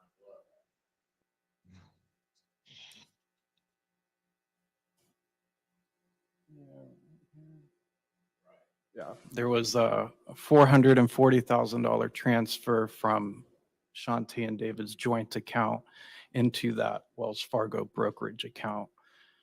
And there was also $120,000 added to the Charles Schwab account. And you know, I think we're good on.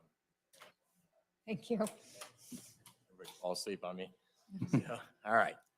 So with that, if you want to go through the totals here, you've got $100,000 transfer followed by a 150 and a $200,000 transfer. So $450,000 from David going into joint accounts, and then some of that subsequently being moved by Shanti. Yes. All right. And you note another transfer from the joint account, a large amount, 440,000 transferred from their joint account to a brokerage account, and then an additional 120,000 to a Charles Schwab IRA rollover. And whose name was that in? Sorry, you'll have to go up to the top because I don't recall. So money wasn't really an issue for either side. Bloody hell. You'll have to go to the previous page with the accounts. When do you think you got it? Dwayne got it. Get it? Got it? Good. In this case, get it? Got it? No. The Charles not Schwab good. account was in David's name. Let's review now. Because David has a home that in 2015 was worth 600,000. Yeah, I believe so. He, in his individual accounts as of March of 2018, had 136,000. Sounds about right. And they had in their joint account, which David deposited a significant amount of money into, the balance was down to 480,000. That sounds about right, yes. What about the AXA accounts? They have any value? I mean, the amounts are listed on there. But there is some value. There is some value, yes. And then the $120,000 from the Charles Schwab account. Right. So 120 plus 136 plus the 480 from the joint account and the AXA accounts plus the $600,000 that he put into the home. He wasn't a poor man, was he? No. And nothing about your forensic accounting produced any evidence of malfeasance, correct? No. These transactions were notable, but not criminal. Right. One moment. So that theory's gone out the window then. Thank you. Any Freaking regret? no. No, Your Honor. May this witness be excused? Yes, Your Honor. Any objection defense? Thank you, sir. You may step down. You are excused. Thank you. Every time I think the State, you state may they call go, your next "Oh, witness. Yes, Your Honor. At this time, the state calls Patrick McCarty. And as he is coming in, will the attorneys approach? every time I think, oh, I got it now, I understand. No, don't. Because the guy wasn't. The guy was rich himself. He bought the house himself, his mother. He transferred about 250 grand. He had his own money as well. Oh, none of this makes bloody sense.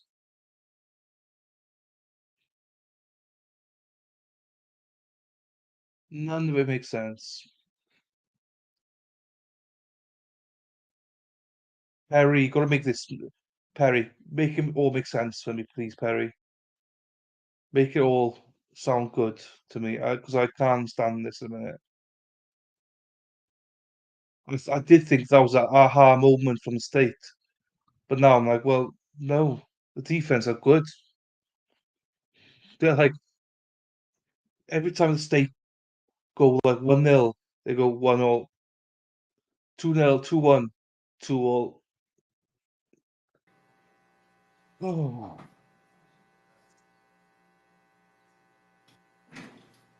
You solemnly swear or affirm the testimony you shall give shall be the truth, the whole truth, and nothing but the truth. So help you God.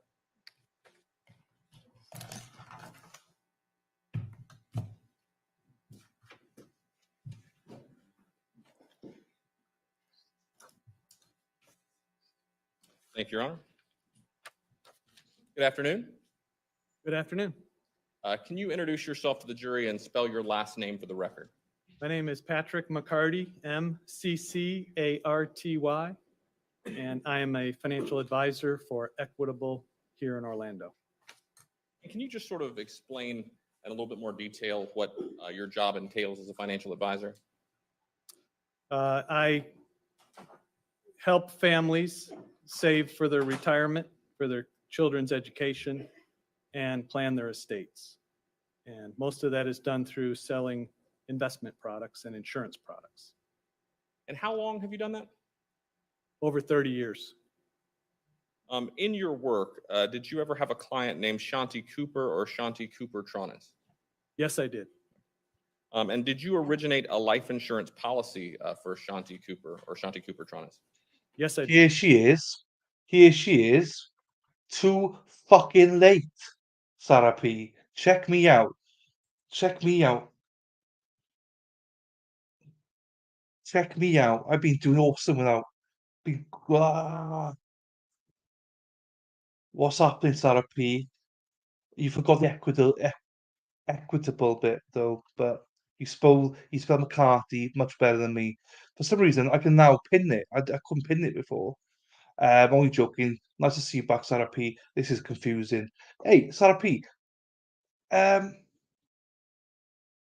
It's oh, shut the Sarah P. Shut. Look at them coming. You don't need me there. Have a nice shut. I mean, I have done well though. Whilst you've been away, I've been doing everything. I've been juggling everything here. Do you know what I mean? I think I've been doing a really good job as well. But I can always have you here, so I need someone to abuse. So that's why you're here, Sarah. It tells me on my dashboard that we got a one new member.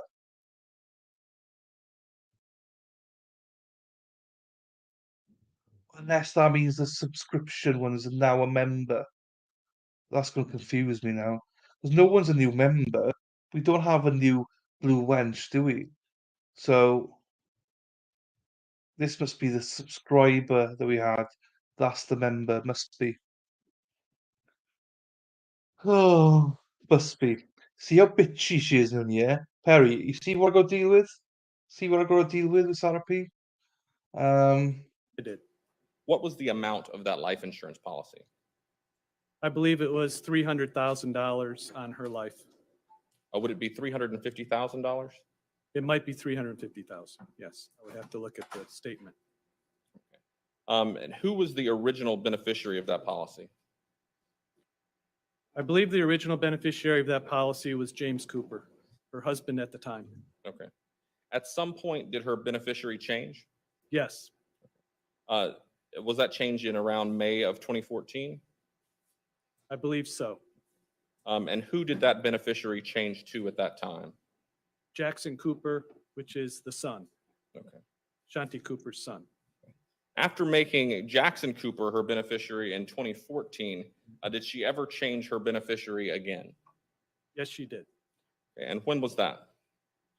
After she got married to David Tronnes. And would that be around May of 2017? I believe so. And now when she made that change, did she come to your office to make that change? Yes, she did. Did she come with anyone else? Yes, she came with David Tronnes. Okay. And at that time, was paperwork filled out to change her beneficiary from Jaclyn Cooper to David Tronnes? Yes, sir.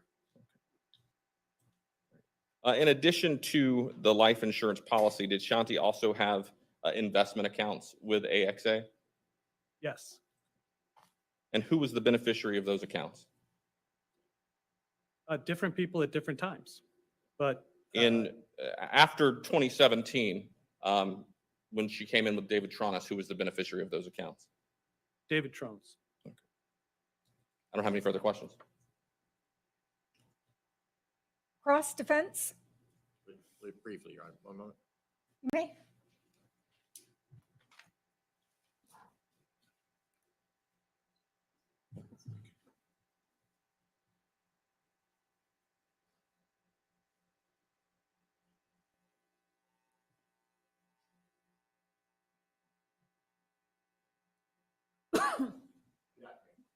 Good afternoon.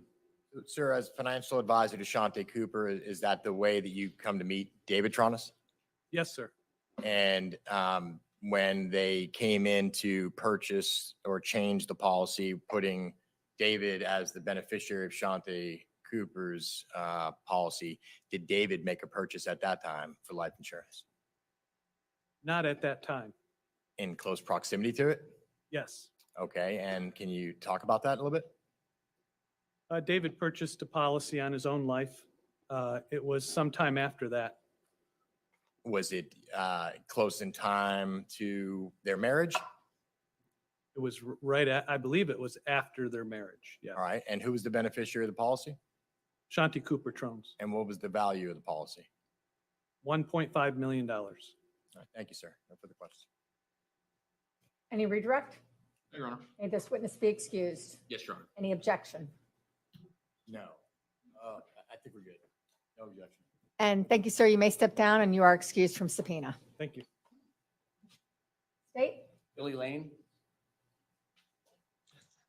Okay. Right, Sarah, are you back? What are we doing? What are we doing, girl? Are you in a mood with me now? I don't know. If you are, I don't blame you. It's all good.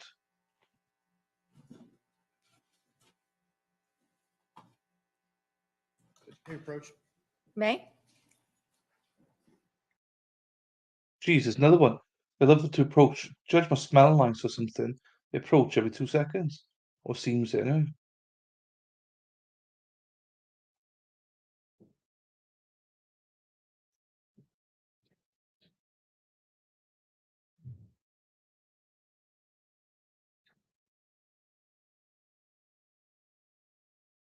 Everybody.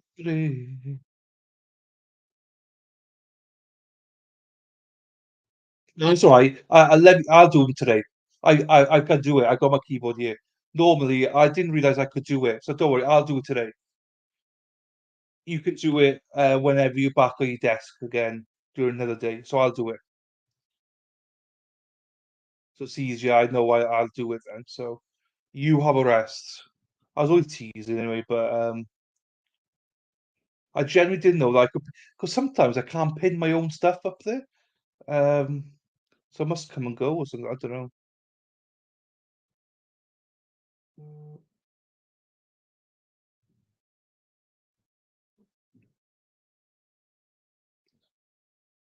Ba, ba, da, ba, ba, ba, And da, sir, will you ba, raise your right ba, hand, please? whoop. Do you solemnly swear or affirm the testimony you shall give shall be the truth, the whole truth, and nothing but the truth, so help you God? And you can have a seat. I am simply the best, better than all the rest. You may proceed. Can you tell us your name, sir, and spell your first and last name? Billy Joe Lane, BILLYLANE. And you are a private investigator, correct? Yes, sir. And that's what you were back in April and May of 2018? Yes, sir. And did you go to 218 East Copeland in Orlando, Florida, on or about, I believe, May 6th, perhaps, and collect some items? Yes, sir. permission to use State's Exhibit Boom. 10, Image 22 with this witness. I even put Joel in. Proceed. Let's go. It's quite quiet today, so it's easy for me to do this thing. Normally, it's not easy, but it's quiet. It's quiet. Coastal prosecution devices.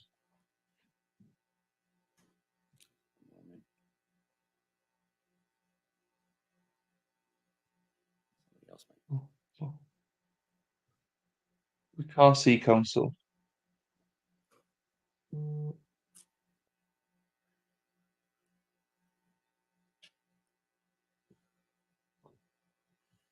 Billy Joel. There's a song there somewhere. Oh, Billy Joel Lane. Billy Joel Lane. Billy Willie. Billy Joel Lane. Right, what's he showing? The pantry. Is that the pantry or the cleaning? Oh, that's the cupboard, is it? Cleaning cupboard.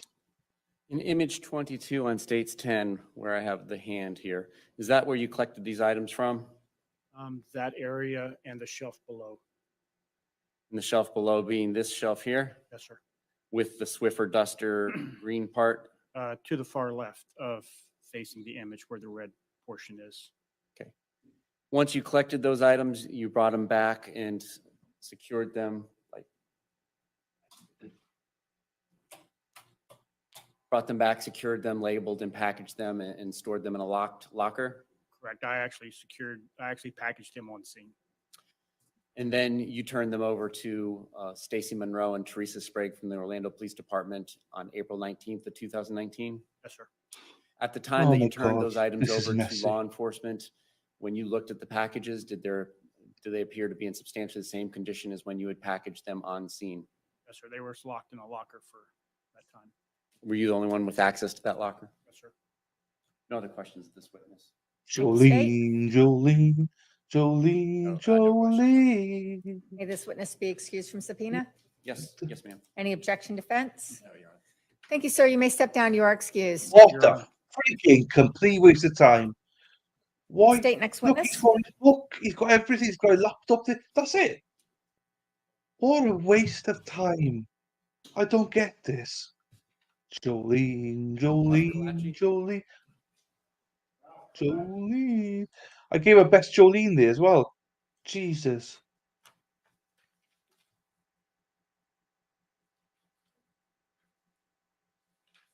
That's the one. I got you, Nunia. I got you. Everyone seems to be quiet today, so I gotta come out with my big guns. Affirm the testimony you shall give shall be the truth, the whole truth, and nothing but the truth. So I do. I do. He's getting married. I do. Oh, he's Sir, a will you deputy or something. say your name and spell it, please? Ralph Katchi, first name Ralph, last name Calatchi.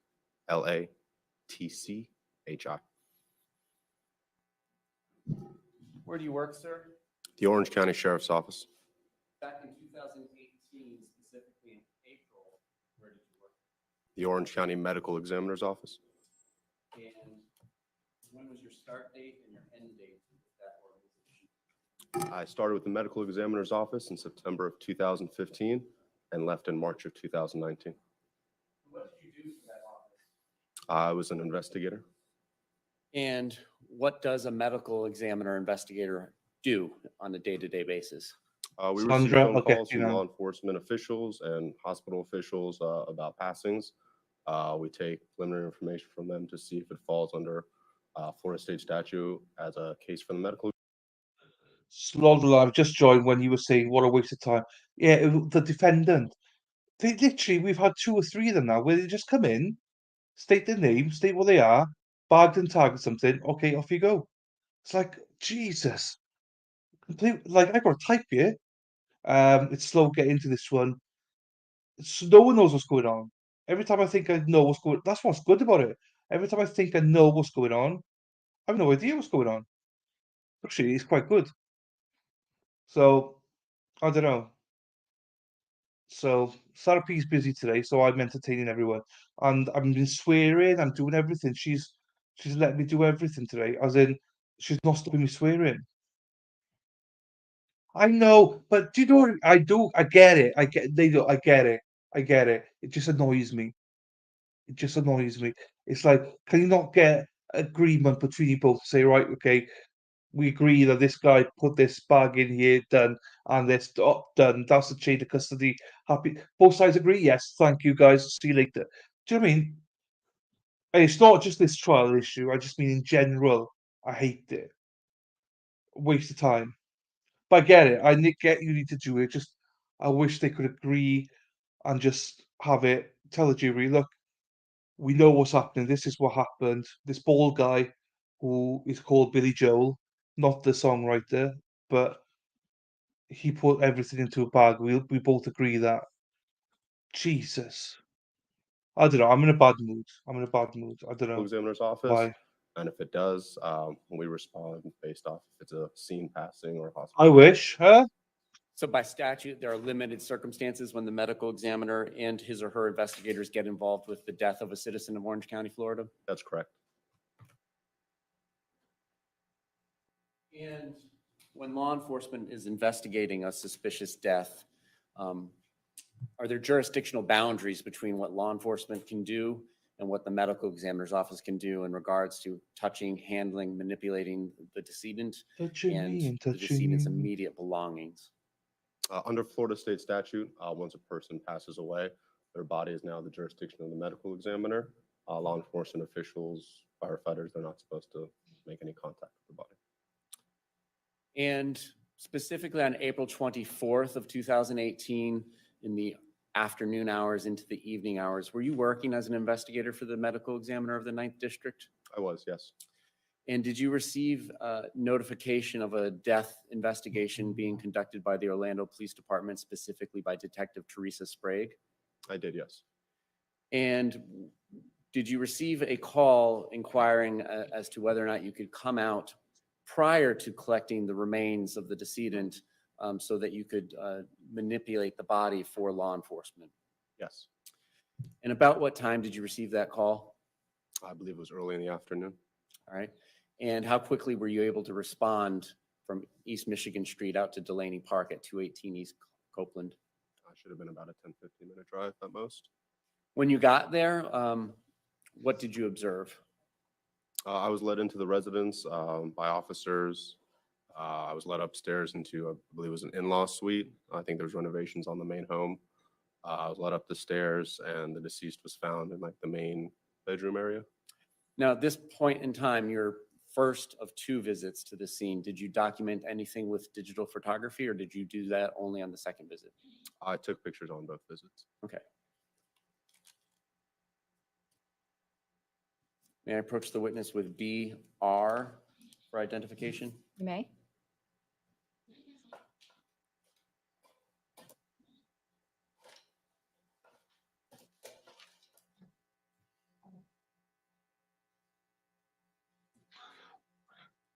Just found out. Thank you to Erin Hack for becoming a member. I don't know why.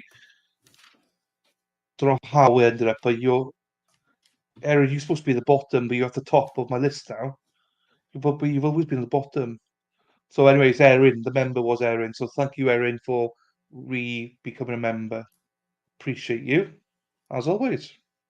Showing you images. I appreciate everyone that has it monthly as well. Thank you so much, guys. And 48. Are you familiar with those images? Yes. And do they fairly and accurately depict first the address of the property that you went to and then the decedent as you found her? Yes. Your Honor, at this time, the state would move these 2 images. At this time, the remainder will be admitted with Dr. Utz at a later time. Without objection, that's number 68.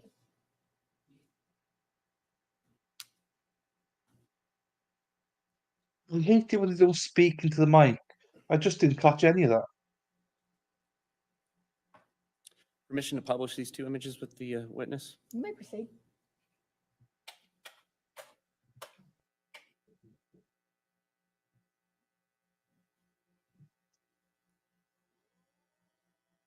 Your lights are out, Image baby. 2 on states 68. What is this that we're looking at? This would be in front of the residence, just depicting the address.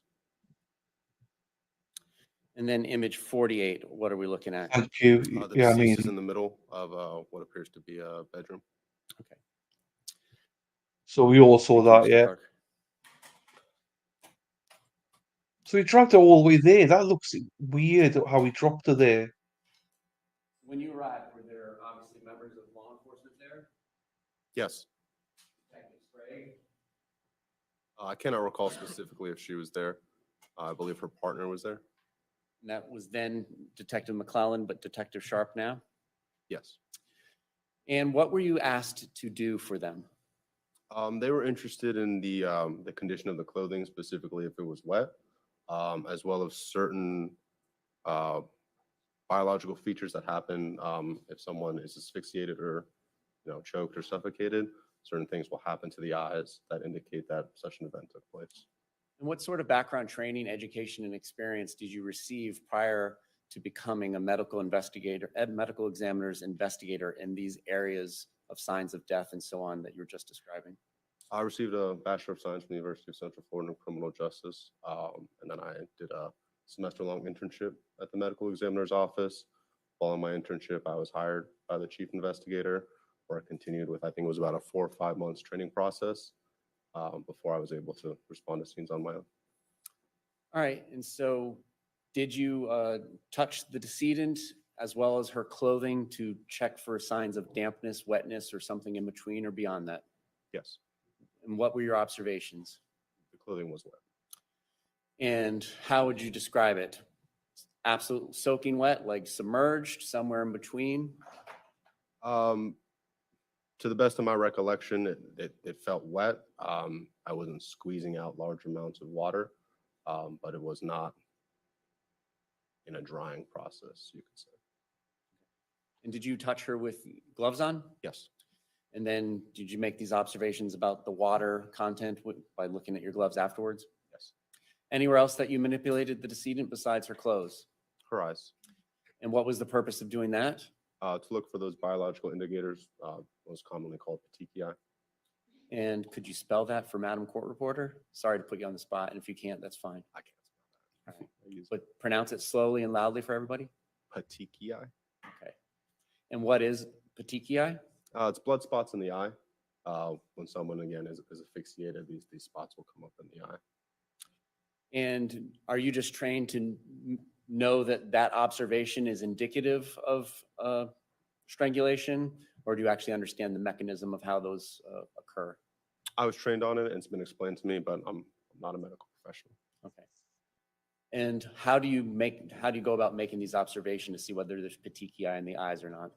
They're pretty clear compared to obviously a regular person who would have very clear and white eyes.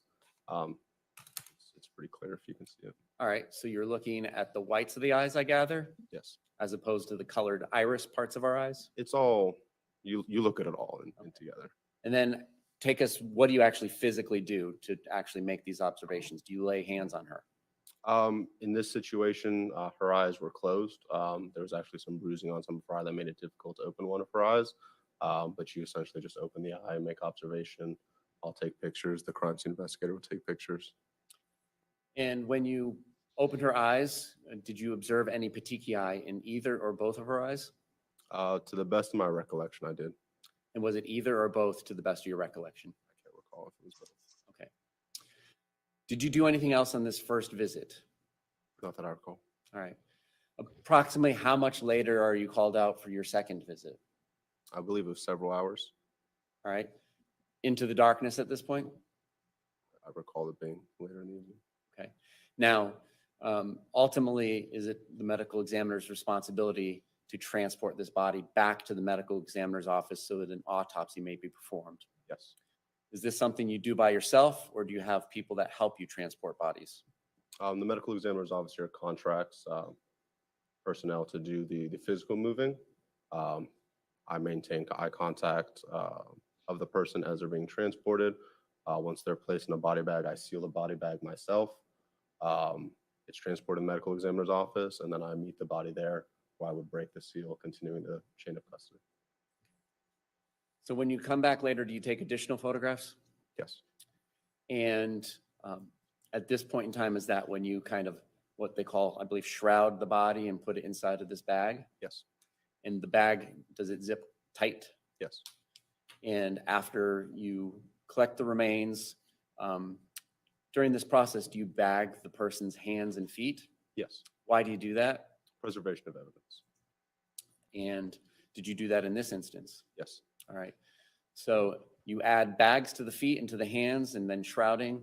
Is there anything else that you do as far as the remains at this point? No.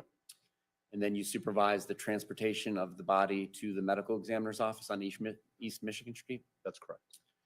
From there, inside the building, what do you do? Like I said, we weigh the body, break the seal, and then it goes into the cooler where they stay for the doctor. And is there a reason for breaking the seal of the bag prior to putting the body in a refrigerator? Just our protocol. Do you have anything to do with x-raying or you just weigh? We just weigh. All right. And then that was the end of your involvement with the investigation of the death of Shanti Cooper-Tronnes? That's correct. No other questions of this witness? Yeah, let's see Cross what the defense defense? for you.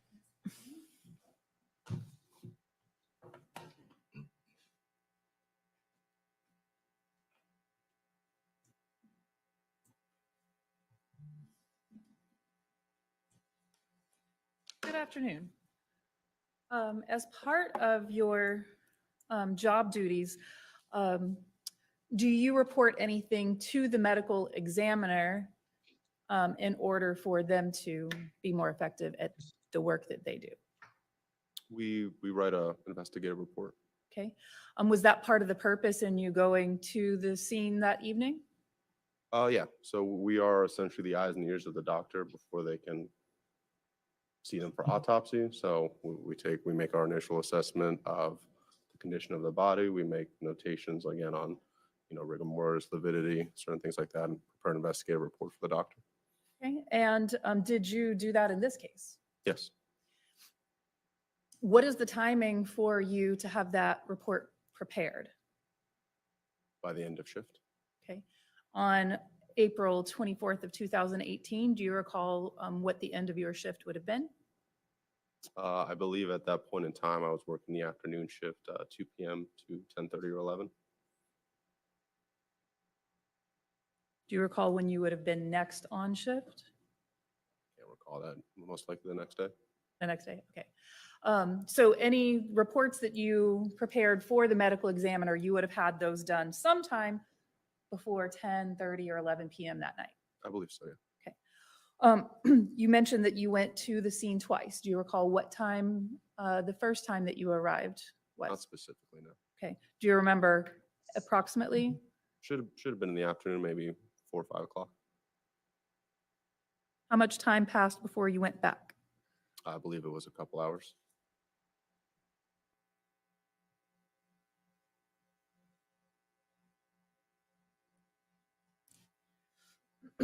Do you recall what you reported to the medical examiner in the report you prepared? I would have to see the report to say specifically. Okay. You prepared a report, correct? Yes. Would reviewing it help to refresh your recollection? May I approach? Refresh on which point? Attorney's approach, please. Oh, I don't know what he said there, but he wasn't happy. Oh, I like this guy. He's straightforward, answers it yes, no, bam, bam, bam, the way it should be. The way it should be tonight. Oh, oh, oh. Here we go.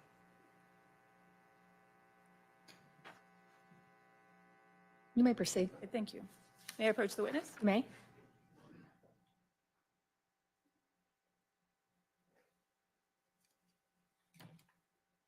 She's gets excited to be next to him. She's like, "Woo, hot stuff, baby, this evening."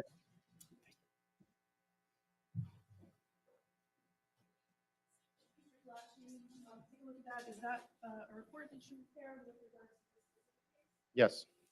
All right, once you've had an opportunity need to refresh your recollection, please let me know.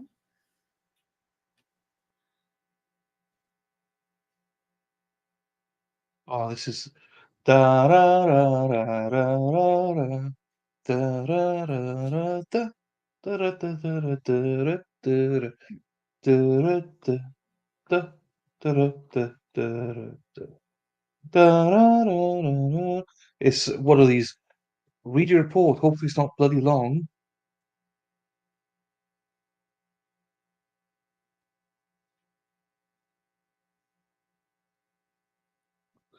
I got. Oh, here we go. I got crap handwriting, so I probably won't even be able to stand my own writing. Did that help to refresh your You- recollection? Somewhat, yes. Okay. What information was it important for you to report to the medical examiner, and what did you inform him? Just the observations of the body. And what were those? Rigor was minimal, indicating that the passing was within the past 12 hours. Lividity was unfixed. There was bruising on her right eye, I believe. There was no fractures of the head. Abrasions were noted on the neck in a vertical fashion.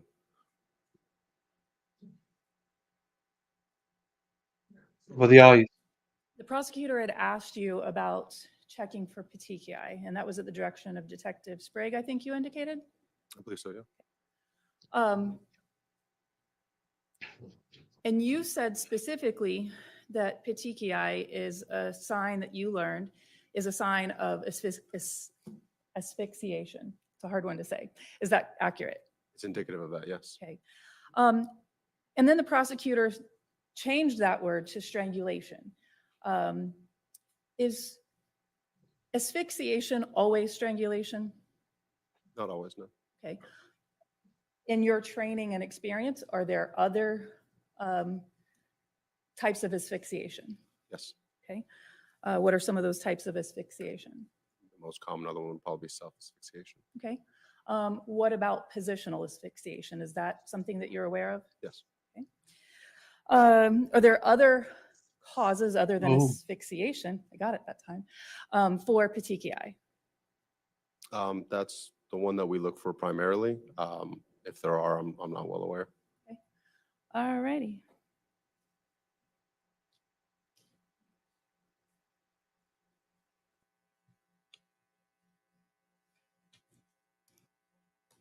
Since you were specifically asked about the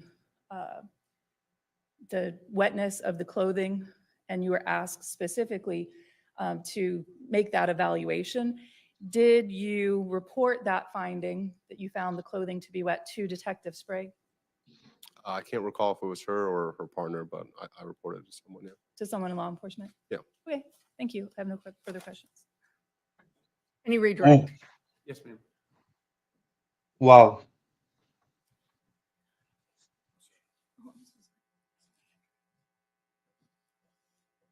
That's pretty big because they both said, nothing. No water, no nothing. No one told us anything. What's he going to bring up now? Oh, we're at the Christmas pile again.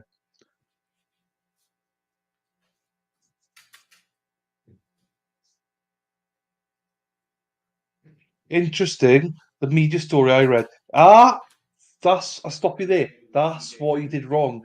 The media Any story. objection? Number 69? Yeah. No other questions? May this witness be excused from subpoena? Yes, Your Honor. Any objection, defense? Thank you, sir. You may step down. You are excused. Okay, So next witness. the importance of not listening to the media. This Your Honor, guy this was State calls Barbara Sharp. there. No, I know you know. This is I'm just pointing it out. I know you know. Oh, Sarpi's grumpy with me today. Da, da, da, da, da, da. Someone swear or affirm the testimony you shall give is the truth, the whole truth, and nothing but the truth, so help you God.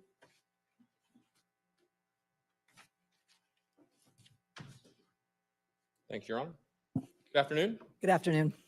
Can you introduce yourself to the jury and just spell your last name for the record? Yes, my name is Barbara Sharp. Last name is S-H-A-R-P. And where are you employed? Orlando Police Department. And what is your current job title? Homicide detective. Okay. And how long have you been a homicide detective? Since the middle of 2018, so about 5.5 years. Prior to that, what other jobs did you hold with Orlando PD? Multiple jobs. So right before that, I was assault and battery detective and a shit. recruiting officer, Hang on. polygraph examiner. I missed that. Sorry.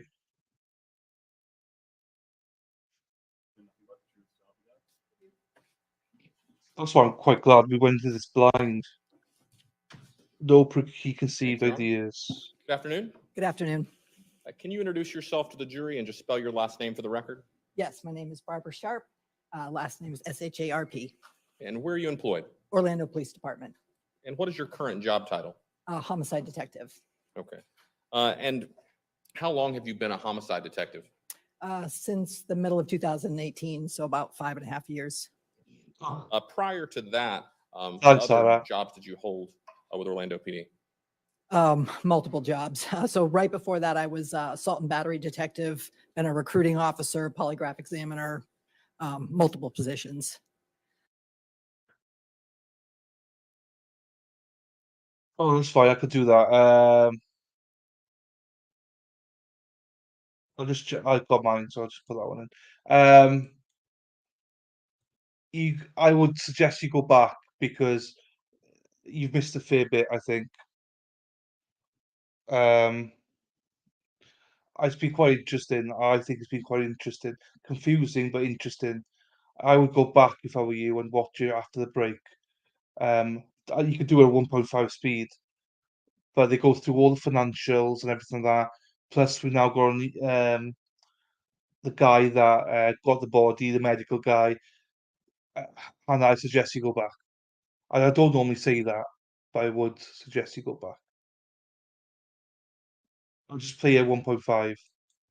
And can you just give a brief summary of your training experience that enabled you to become a homicide detective?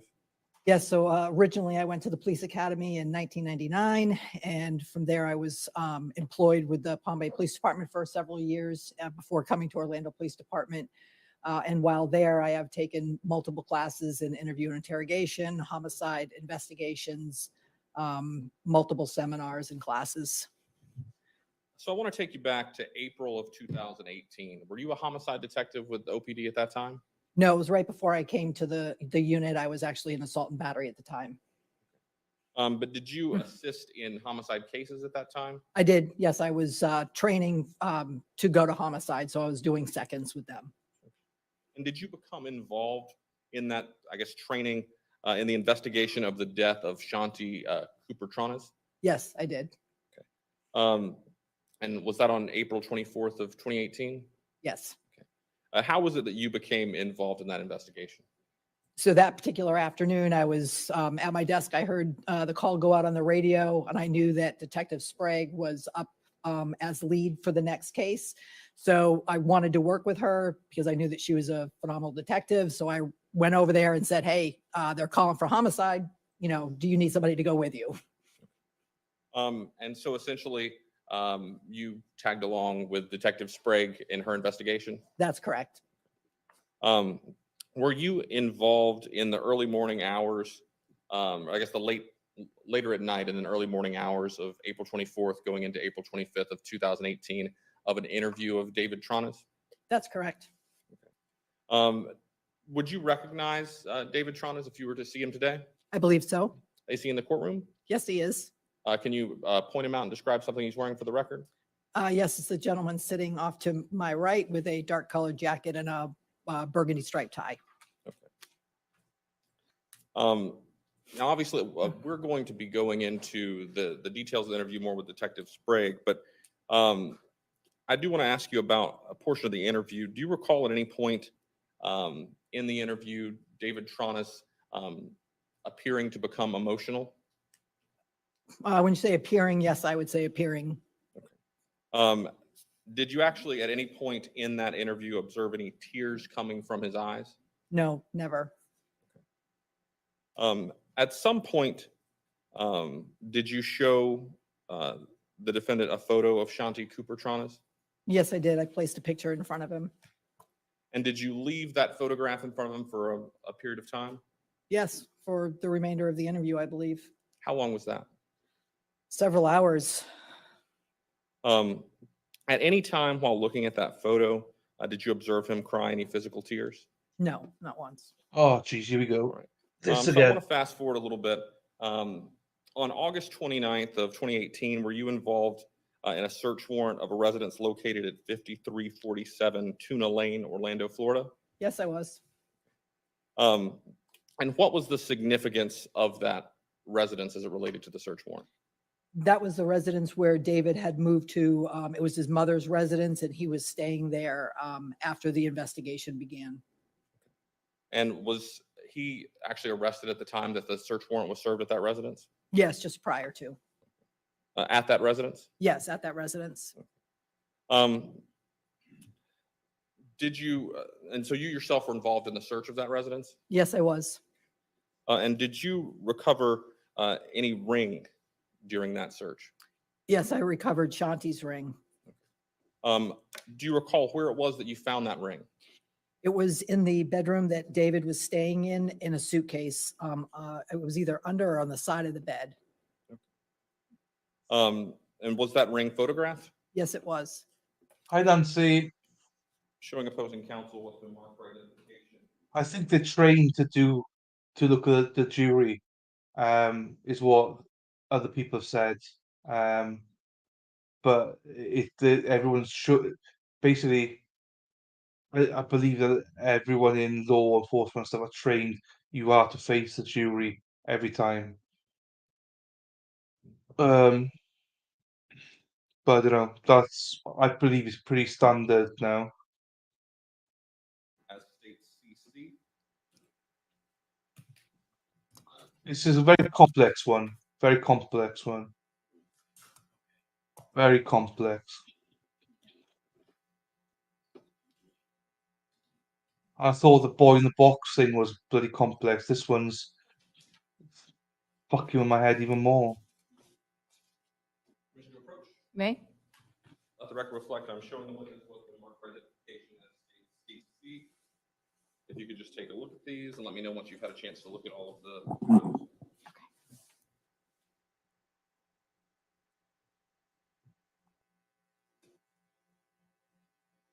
Yes. But every time I see it. Oh, nothing wrong with Amber Heard. RIP, come on now. And are they a fair and accurate depiction of what you observed? They could have put. I know. Yes. That was just ridiculous. Any objection? Number 70. Number 70. 70 items now. Jesus.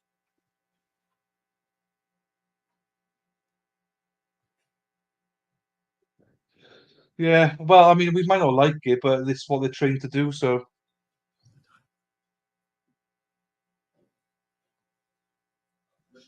And everybody's done it, so it's not like just one person, everyone's done it.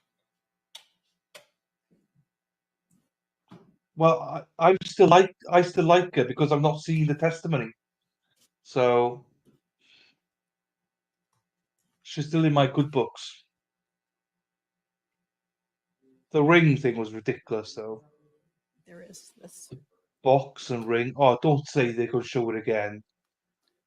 There's a box in the fucking there we are, in the luggage case. Don't say they're showing it all again. Showing CC1 of state exhibit 70. Can you tell us what we're looking at in this photo? Two Yes, boxes. that's the inside of the suitcase, the contents. Okay, Yeah. Just use the laser pointer and point out to the jury the box where the ring is. The red box. Oh, the blue. I don't remember. One box has got a ring, the other one's empty. Yeah, make sure.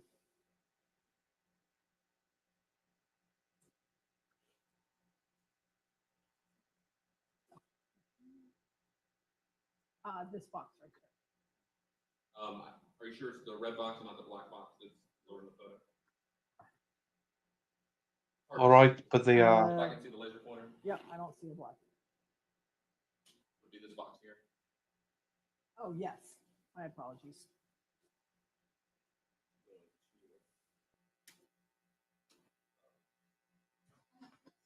CC2 of this exhibit. Can you just tell us what we're looking at here? That's the suitcase as I found it. Can you just circle that with the laser pointer? And is this just a closer view of the suitcase as you found it? Yes, it is right here. Here we go. And then what are we looking at here? That's the ring box with Shanti's wedding ring.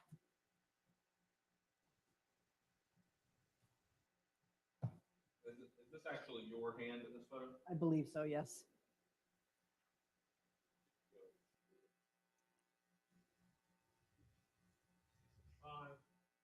If you could just, that's the box that the ring was found? Yes, that's the box.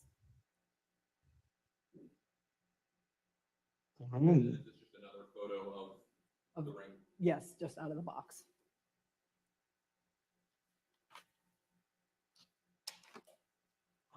Oh, is that it? Fair play.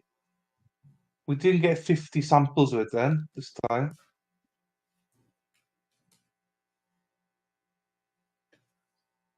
I think they do.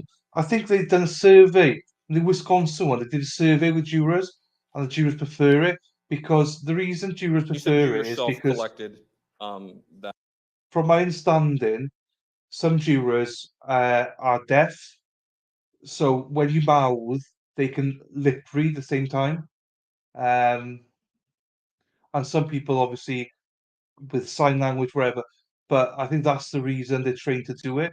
I think there was a survey or something they said. Some of the shows said it. The reason they do it is because you can sometimes not hear properly. And when you're in court, even though you think here we can hear, juries can't always hear. So they can see the mouth then. And people who've got hearing aids and stuff, if you can't quite hear, you might be able to pick up the mouth as they mouth it, and people prefer that. Also, I believe it's something to do with their persona, how they convey. Do they look you in the eye? Do they not? So there's a lot of things that jurors say that they pick up. Now, obviously, this is just a blanket thing of why they do it. But that's the reason, is for people that might be slightly impaired, people who would like to look at the mouth as it goes, and people who like to look at people's eyes. Like the Murdoch, when he was looking at them, people saying, "Oh, I want to see his eyes. I want to see if they're lying." People have a feel for people, so that's mainly why they do it. Personally, I'd want them to look at me because I feel like I pick stuff up that way. So it's just a thing. It's not for everybody though, but also it's court dependent as well because in some courts the jury's sat in certain places where you can't hear as well. So apparently that's the gist of why. Apparently, so the the jury's the fact finders looking at someone else. So yes, fair enough. You were the no, I'm not. I'm not entertaining, not today, and education. But that's the gist of it. That right or wrong though, Nancy. You know, I get it. Some people don't like it. I get it. I do. But I believe that's the whole reason behind it. But if you're not in law enforcement, they don't tend to do it. But that's why law enforcement do it, is for the. I'm sure there's other reasons as well, but it's you buy in that process. So I get it if there's people that are hard of hearing and stuff, you know. So anyway, let's get back to it. I know that doesn't mean I disagree with what anybody's saying here. It's just more of a. I think that's the reason, which makes sense. That black jewelry box and the ring. Yes, I did. Showing opposing counsel was the mark for identification as states AM.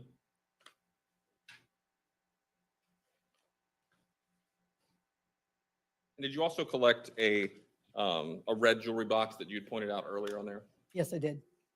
It's empty. Showing opposing counsel was the mark for identification A-L.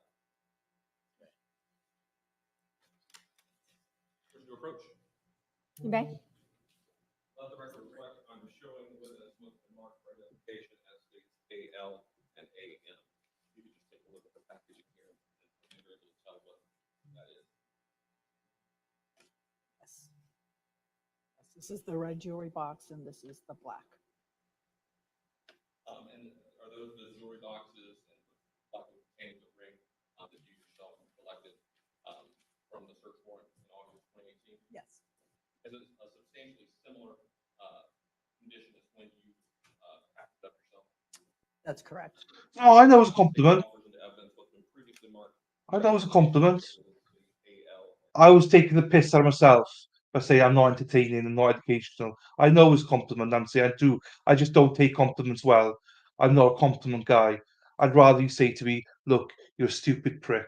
You don't know what you're talking about. I'd rather that than someone compliments me. That's all. I know it's a compliment. Thank you, Nancy. I appreciate you. I do appreciate you. I don't, yeah, not many people compliment me, so I don't take it well. But thank you. Any objection? No, ma'am. Number 71, number 72.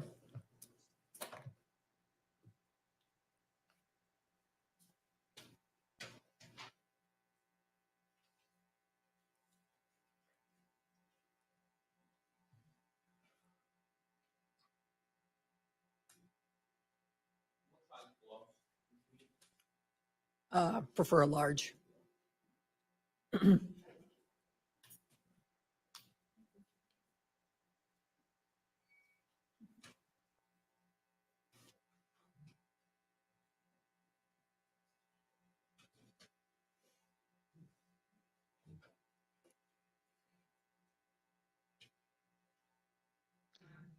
Most women prefer large, I think, anyway, don't they? No, it's fine. May? Once you're able to get those gloves on, you use these scissors and just open this. Okay, this is state 72.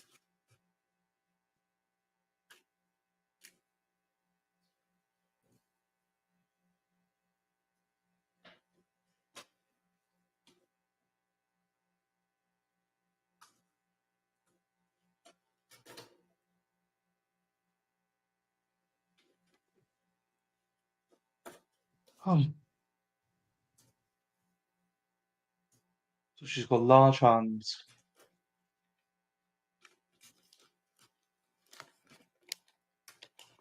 Take it out. Yes. And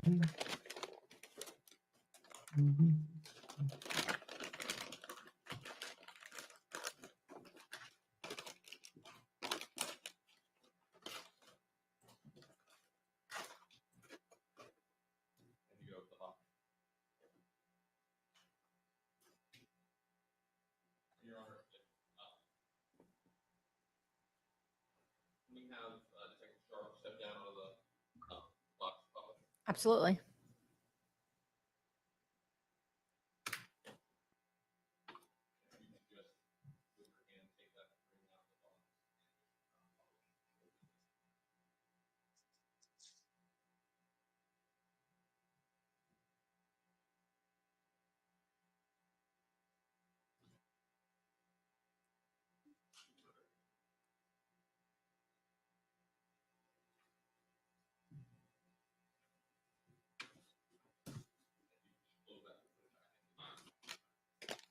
What's right? A stupid question, right? But what's the significance of the ring then? The fact they took it off her finger or something. Is that normal? I don't know. I don't understand it.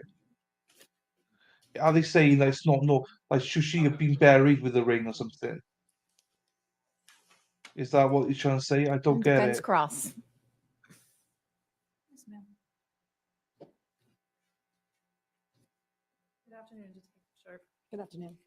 I apologize in advance because I may inadvertently call you McClelland because that's how I've learned about you. So I apologize. That's fine. All right, let's start with the rings. You indicated that you were present for a search warrant at is it Tuna Lane? Right. Okay. And that was whose residence? That was the residence of David Tronnes' mother, Beverly. Okay. And I believe that you indicated that you had knowledge that Mr. Tronnes had only recently moved there, correct?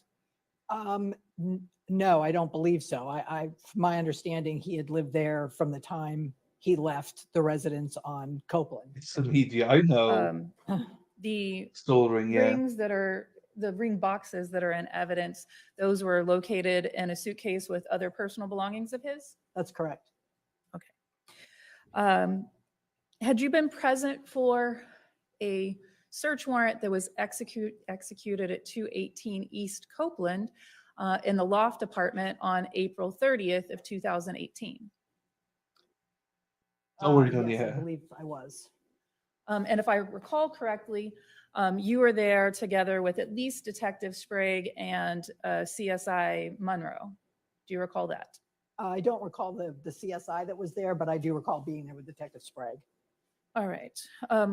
During that search, do you recall the nightstand adjacent to the bed being searched? Yes. Okay.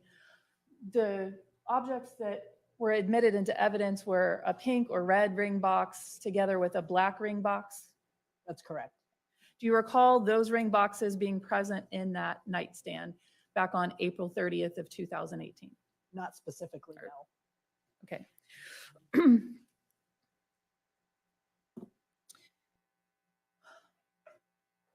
Have you ever, would you agree with me that wedding rings, engagement rings, those are things that are very sentimental to people? Most people, yes. Okay. Have you seen people wearing a loved one's wedding band on a chain to commemorate that person's life? Have you ever personally witnessed that yourself? I don't know that to commemorate a life, but yes, I've seen somebody wear a wedding ring on a necklace before, but usually their own. Now, you also No worries, indicated Dunia. that you were, oh, let me ask you this first. Were you also there at the search at the time that when the house was searched and some personal belongings of Mr. Tronnes were also found in that same bag? I believe a passport and some other things? I would have to know the date and who was there with me, but you could be more specific on it. I'll withdraw the question. Let's turn to that interview. You indicated that you did participate in an interview of my client back on April 24th of 2018. Is that correct? Do you recall what time Mr. Tronnes was transported to Orlando Police Department? I'd have to refer to the report for the specific time because it wasn't I that transported him. Okay. Do you recall what time you arrived on scene? It was in the late afternoon time. I believe, somewhere in the neighborhood of 5. So I'd have to look at the report for the exact time. Was Mr. Tronnes there when you first arrived? I believe so. So you don't have a personal recollection about when he was transported to the police department? I do not. That would have been at the direction of Detective Sprague. Do you recall what time you arrived at the police department to participate in the interview? I don't know the specific time, but I know the time around the time that we went in to speak to him. What time was that? It was right around, I think, 10 o'clock, maybe 9:30. And do you recall what time the initial call came out, either the 911 call or how did you, let me ask you, I'll ask it this way, withdraw all of that. How did you come to learn of the incident, the investigation that was taking place at 218 East Copeland? As I stated earlier, I was on duty at the time. I was working in assault and battery, and I heard the radio call go out and heard them calling for homicide. And I walked next door and got Detective Sprague, and I believe it was in the late afternoon. Okay. So, and I think earlier, and I understand that you haven't reviewed your report, but that was sometime around 5 o'clock or earlier? That's correct, yes. And Mr. Tronnes is not interviewed until sometime after 10 p.m.? Yes, I believe so. When you first made contact with him at the police department, do you recall how he was dressed, what he was wearing? He was wearing just regular street clothes, I believe. He hadn't been, his clothes hadn't been removed from him and placed in a paper suit? When we interviewed him, yes, but not when he first arrived there. All right, but that's what I'm talking about. When you first started to interview him, how is he dressed? Oh, he was in a, what we call a Tyvek suit because we had taken his clothes.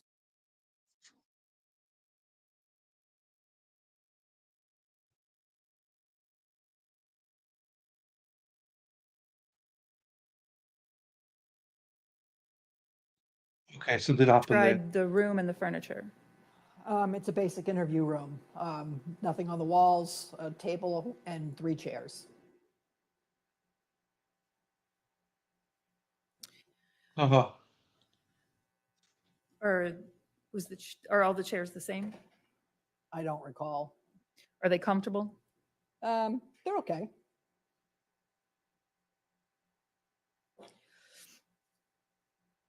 Do you have any idea how long he had been sitting in that room before you arrived? I don't know the exact amount of time. Do you know if he had been by himself or with any other people during that time before you arrived? Yes, I do. I know that there had been several people in and out of the room. There was another detective that had come in and talked to him briefly about just peripheral stuff, nothing specific. CSI had been in. So yeah, there were several people in there out talking to him. Anyone other than law enforcement? Not to my knowledge. How long did you spend interviewing him? It was 2 different times during that one time period, and it was a couple hours each time. All right. Would it be fair to say that you interviewed him during the first time until about midnight? Probably. I would have to look at the recording. It was mostly Detective Sprague at that time. So yeah, I would say that's about right. And then you said that there was a break. So approximately how long was that break? I would say probably a couple hours. And did Mr. Tronnes Was. continue to sit He was. in that room alone during the break? Yeah, he was sleeping. When did you began interviewing him again, probably around 4 a.m.? No, I believe it was around 2:30. And how long did that interview last? Again, it was several hours that we all talked. Do you remember what time Mr. Tronnes was allowed to leave? I do not know the exact time. It was early morning. Was it daylight? Yes, it was daylight. Had Mr. Tronnes been provided with any meals during that time? I believe he had water and a snack. What kind of snack? I don't know what was provided to him. I didn't provide it. During this time frame from sometime around 10 p.m. until daylight the next day, you weren't with Mr. Tronnes the whole time, were you? I was not, no. During the time that he was there, he was cooperative and spoke with you willingly? Did. Okay. He was pleasant? Yes, I would say so. He was not under arrest? He was not under arrest, no. In fact, at one point in time, he was offered an opportunity to take a polygraph examination, wasn't he? He was. Okay. He agreed to do that? I believe so. Was that able to take place? No, it was not. Why not? Objection, relevance. Sustain.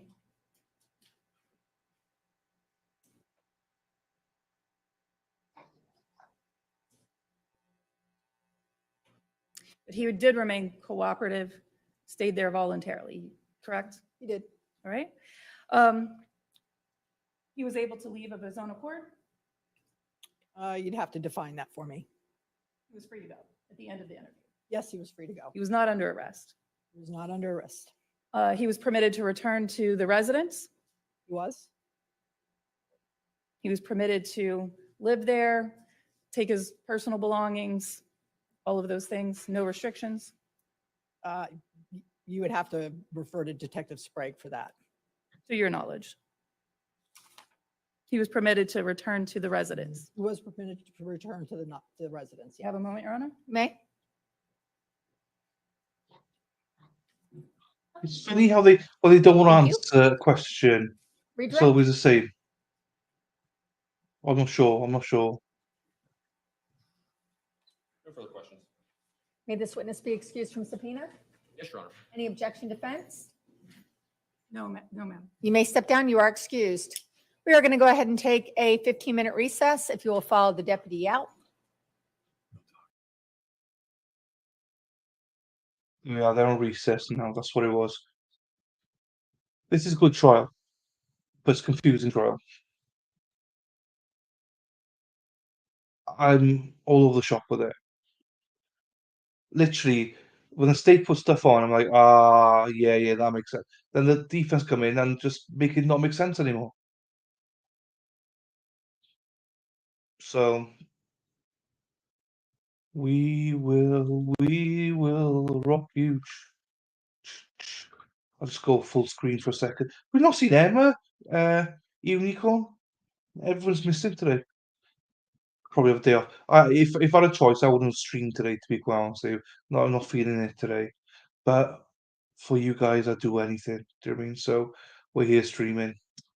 So they're on a break for a little bit. They'd probably come back in a second, but yeah, a lot of people that were here yesterday, not here, but it's all good. You got to mix the streams up a little bit as well. Do you know what I mean? Can't watch the same kind of streams and streamers. I'm glad we're doing this, but I wish more people are watching it because it is. I think it'll be good stream. I know that they're going to finish by 5 o'clock Eastern. They're hoping to finish before 5 o'clock Eastern. The judge is State back ready? in. Yes, Your Honor. Defense ready? Yes. Before we bring them in, I'm going to be requesting a special jury instruction. I just wanted to call to the court's attention. Me too, now. Nunya. I'm a little in and out today. Polygraph, Sarah P's discussed with in, the defense out, just the other in, day that out. we were Shake backing it that all from the about. interview. Do the hokey cokey and turn around. Sarah Relying on P's. Hepler versus It's State, all 510 about. Oh, Sarah, Sarah. 1006. Oh, Sarah, Sarah. Oh, Sarah, Sarah. Da, da, da, da, in and out. There's an in and out burger joint in there with you Americans. Thank you. We can bring the Oh jury out. shit, it's back. In and out. Shake it all. Oh, what did he say? Did he talk about witnesses or something? Oops, I missed that. Oh, hokey pokey. State ready? Oh, hokey hokey dokey. Ready? Yes. Before we bring them in, I'm going to be requesting a special jury instruction. I just wanted to call to the court's attention now orally. There was mention of polygraph. I discussed with the defense just the other day that we were backing that from his interview. There was an oversight. The authority I'll be relying on is Hepler versus State, 510 Southern 2nd, 1006, fourth DCA case from 1987. Any mention by a witness about polygraph in a criminal case is error. Thank you. We can bring the jury out. She's like, cool, yeah. I'm not going to do anything with it until later on, but thank you. Thanks for letting me know. Okie dokie, mean yes, hokey pokey is a dance. Okie dokie, mean yes, hokey pokey. Oh, hokey dokie, mean yes, hokey pokey. Now, yeah, I know. That's what we danced to it. Oh, you swinging. Oh, okie dokie dokie. Oh, okie dokie. Oh, okie dokie. Bam, bam, bam, bam, bam, bam, bam. Because she said in and out. That's why I went straight to that. Hokey pokey, hokey dokey, okie dokie, hokey dokey. Here they are, family again. Oh, who's that 50 right in? On paper.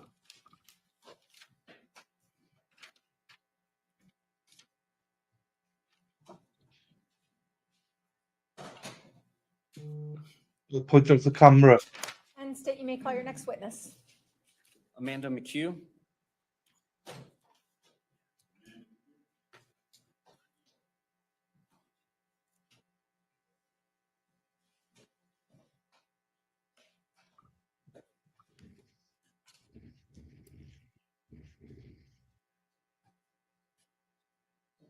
You solemnly swear or affirm the testimony. Oh, sugar.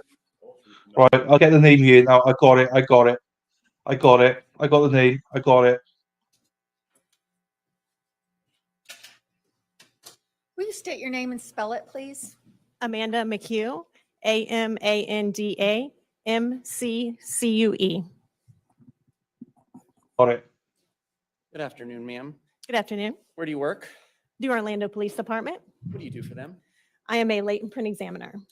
And what do you have to do to become a latent print examiner? I do the analysis and comparison of latent prints that are submitted by our crime scene investigators and our officers. Let me strike that. What did you have to do? The education, experience, and training to I'm become a sorry. latent print examiner. I have a Bachelor of Science degree in psychology from the University of Central Florida. I have over 600 hours of advanced fingerprint training endorsed through the Left foot in. Left foot out. In now. Shake it all about. Do the hokey pokey and turn around. That's what it's all about. Oi, oi, oi, oh, okey dokey dokey. International Association for Identification. Thanks, and I'm also Jan. a member of the Florida division of the International Association for Identification. Have you ever given opinion testimony in a court of law about comparing rolled known prints to latent unknown fingerprints? I have. Approximately how many times?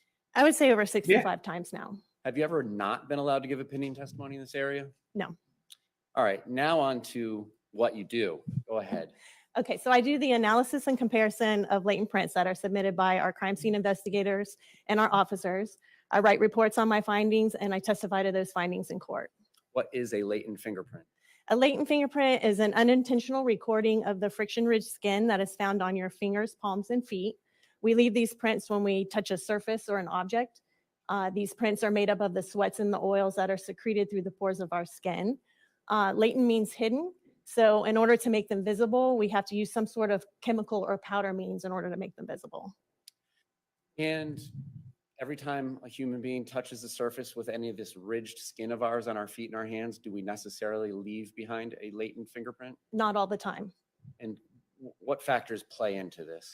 Your skin condition can play a factor if your hands are too wet or too dry.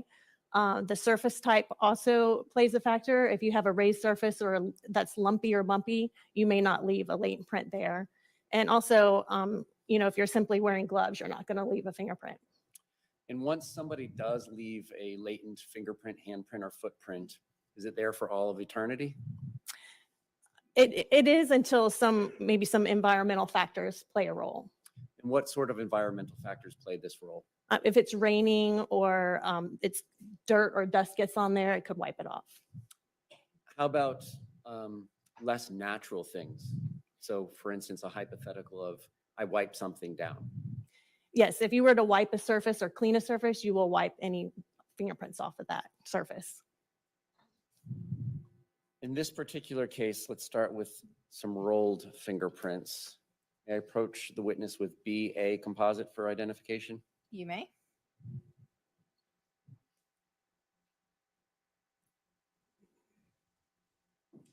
Showing you BA for identification. Do you recognize BA for identification? I do. What do you recognize it as? These are the inked rolled fingerprints that I took of Mr. David Tronnes on May 18, 2018. All right, and do you recognize Mr. Tronnes in the courtroom today? I do. Could you point out where he is and what he's wearing? He's sitting directly to, like in front of me right here. He's wearing a black jacket with a striped tie and blue shirt. Let the record reflect she's identified the defendant. And so you told the jury a little bit about latent fingerprints. How do you acquire known or rolled fingerprints?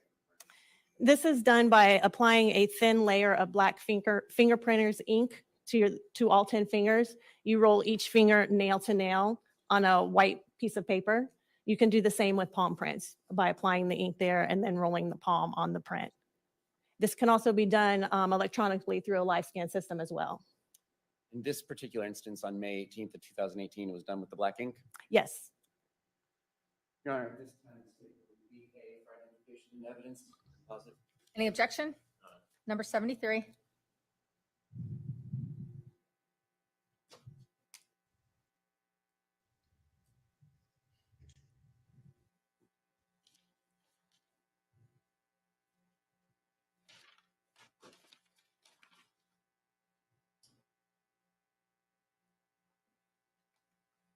And approach the witness with BB, which is in evidence as 40. You may. You recognize State's Composite Exhibit 40. I do. And what do you recognize it as? These are the postmortem fingerprints that were taken by CSI Lewis Kane of Shanti Cooper-Tronnes. So you didn't roll those prints yourself? I did not. They're just identified to you as Shanti Cooper's fingerprints by CSI Kane. Correct. Take a look now. 2 secs. Someone asked that this morning.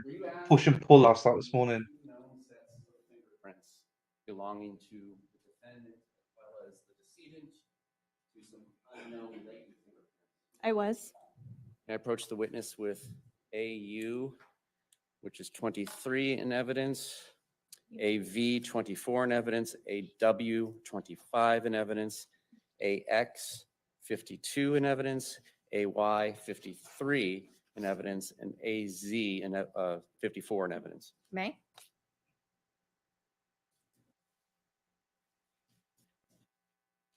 Starting with AU, which is 23 in evidence. First of all, do you recognize this exhibit? I do. What do you recognize it as? This is the latent lift card that was submitted to me by CSI Monroe. And where was it said to come from? This is from the interior on glass door into loft north side of the building. And were you able to identify it to any of the known prints that we just discussed? I was. And where did it identify to? This is the right thumb of Shanti Cooper-Tronnes.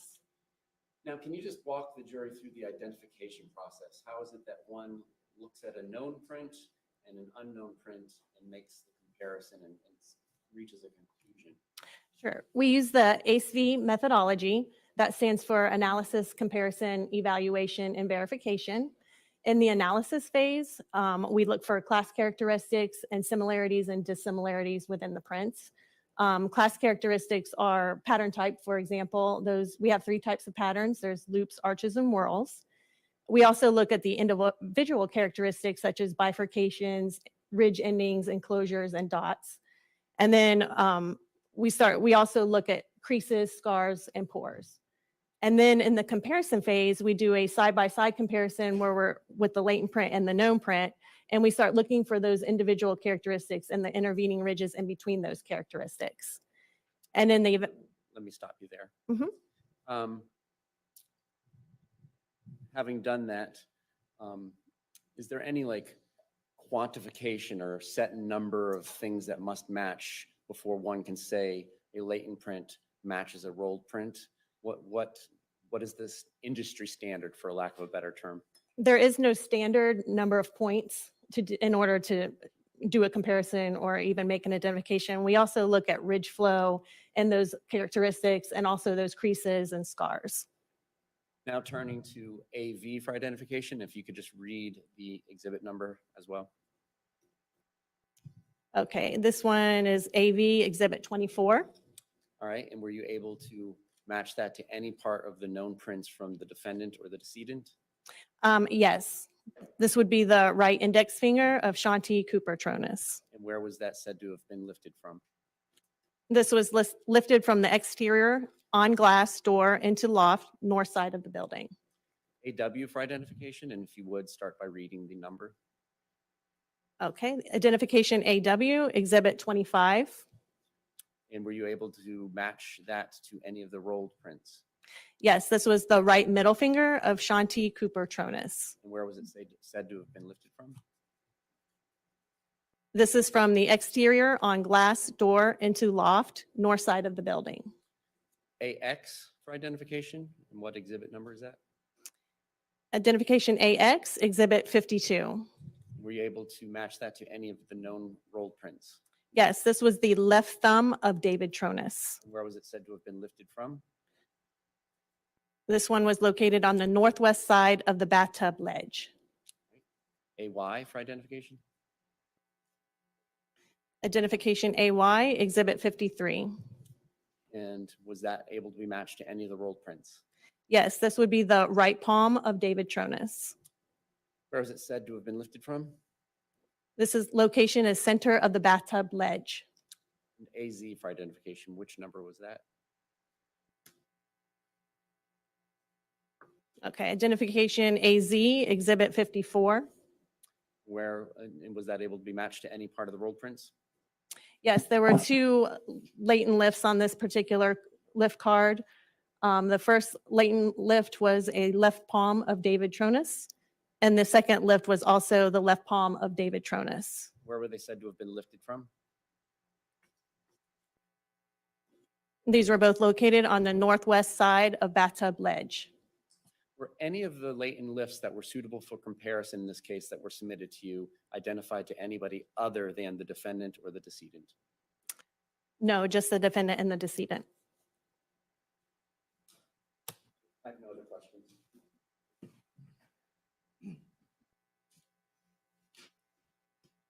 Thank you, Jan. Spence don't- Cross? Yeah, Jumpy. Hello, my darling. How you feeling? Good afternoon. Hope you're feeling unusual to okay. find prints of Right, Gigi's back, so I gotta say hello to Gigi. Hello, darling. And Nunia told us that you were saying hello to us earlier on. Be mentioning to everyone that you weren't feeling the best. So I hope you're feeling okay now. Sarah P, post a link here. Can you look at this link? You won't open for me. Apparently, this trial's going on for a few weeks. It says more information should be in this, but it won't open for me in the UK. So it might say something in there that you can see, but it just says several weeks the trial's going on for. individuals who live in the home on doors and knobs and windows and bathtubs, is it? I would expect to find their prints there. And you are able to detect these prints. Are you able to tell what day and time that they were left there? No. And with regards to that, these were the only prints that you discovered. These were the only cards and samples that were submitted or discovered by CSI, correct? Correct. And if someone entered the home wearing gloves, would you expect them to leave prints? I would not expect them to leave prints. All right, thank you. Anything further? Nothing further. Thank you. No redirect. She may be excused. Thank you. Any objection, defense? Thank you. You may step down. You are excused. Thank you. State next witness. Your Honor, if we could briefly approach. You may.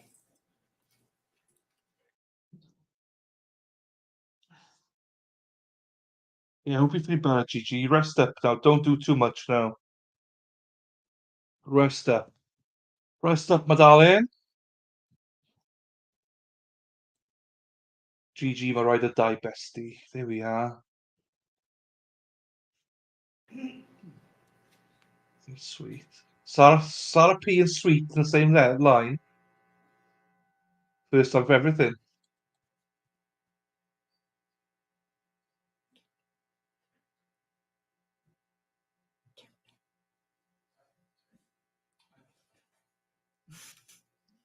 Thank you.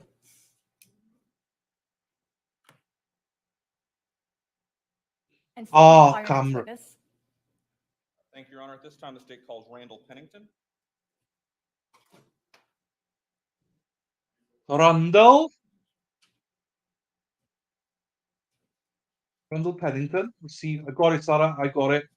There, Randall Pennington already in there. No, you would never stop. We love you.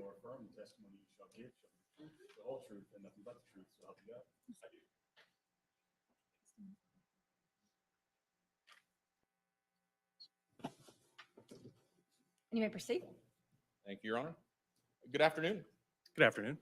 If you could just introduce yourself to the jury and spell your last name for the record.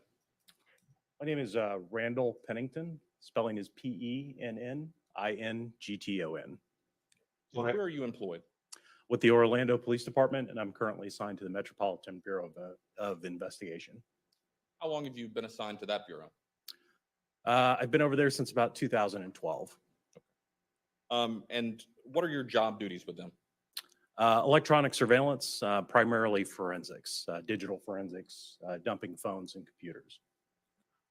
And if you could just give the jury a brief summary of your training experience that allows you to do your current job. I would say for computers and forensics in general, I attended IASIS, which is International Association of Computer Investigative saw that. Specialists. It's a volunteer organization that's known worldwide. Starts with about 2 weeks of training. They actually do the class here in Florida. And then from that, we do about 6 months of peer review on it, where we take tests and kind of prove that we have the knowledge for it. In addition to that, I've taken several classes in various tools that we use in forensics, such as Cellbrite products, which are used to extract data from phones, Axiom, which is primarily used for. Right, before it says it'll go on for a few weeks, is all it says. So I can't say any more than that. And Nunya, you're more than welcome here every time. We're glad to have you here, Nunya. So we're glad that Gigi brought you over. So thank you. Computers, but can also be used for phones and just various classes throughout my career. Now I want to take you back to April 24th of 2018. What was your job title then? It was the same. I was still working at MBI, and digital forensics was my primary responsibility. Okay. And did you become involved in an investigation related to the death of Shanti Cooper-Tronnes? I did. How did you become involved in that investigation? I was basically covering the lab. There's very few that kind of agents and officers that do what we do. So if they're called away or if they're working on something, which I think they were actually teaching at IASIS that week, I was covering the lab in case any digital forensics cases came in. And did you have occasion to respond related to digital forensics to a residence located at 218 East Copeland Drive in Orlando, Florida? I did. And did you have an occasion to collect some digital items? I did.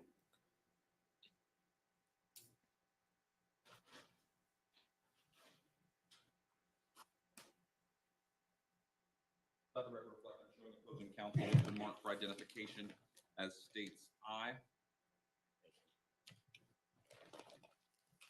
Permission to approach the witness? You may.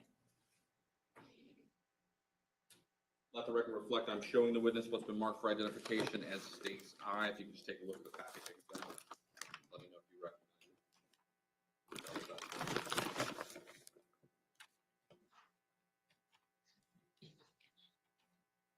I do. How is it that you recognize it? I could see the handwriting of the officer that kind of collected it, the homicide detective that would have issued it to us.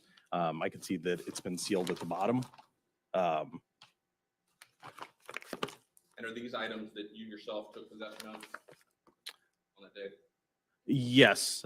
Sometimes we'll collect stuff in a live state, so it won't be necessarily packaged up like this, but it does look familiar, yes. Is it a substantially similar condition to when you saw it packaged? Yes.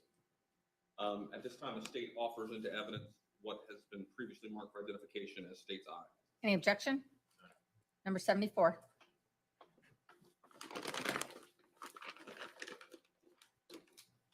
And if you could just, are you able to tell from the packaging what is contained in this? I can. Just according to the labels that are on the package, there are miscellaneous cables, which kind of collect the power cables for them, 4 cell phones, 2 external hard drives, and 1 Lenovo laptop.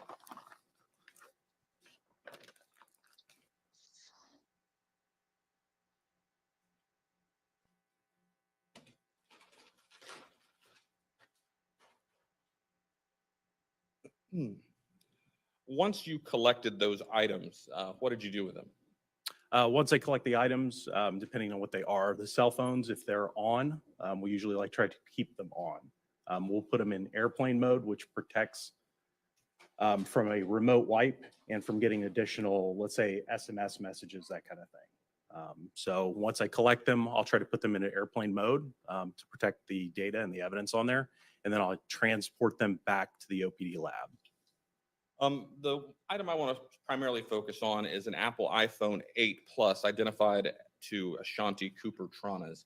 Is that one of the items that's contained in the package that was just entered? I believe so. It wasn't listed on the outside of it. I'd have to open it to actually see it. Okay. Is that something you need to do? I will. What kind of gloves do you wear? Extra large. I think they're right in front of him. Oh, I'm sorry. Yeah.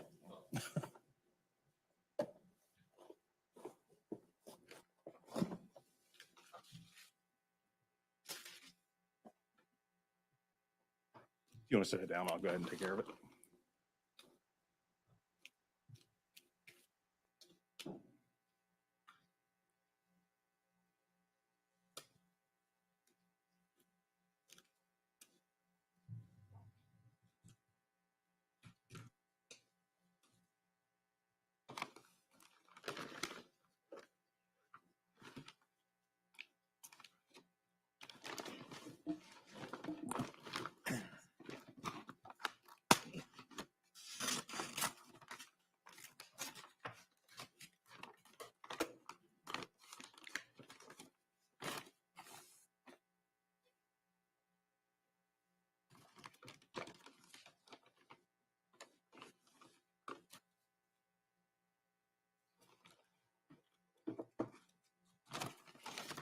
And just let us know when and if you're able to locate the Apple iPhone 8 Plus.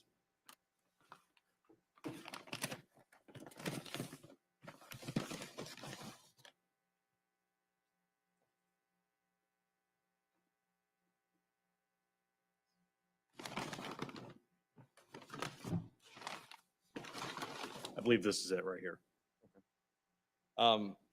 So that's one of the devices that you did some further testing on or extraction. What did you do with the iPhone 8 Plus?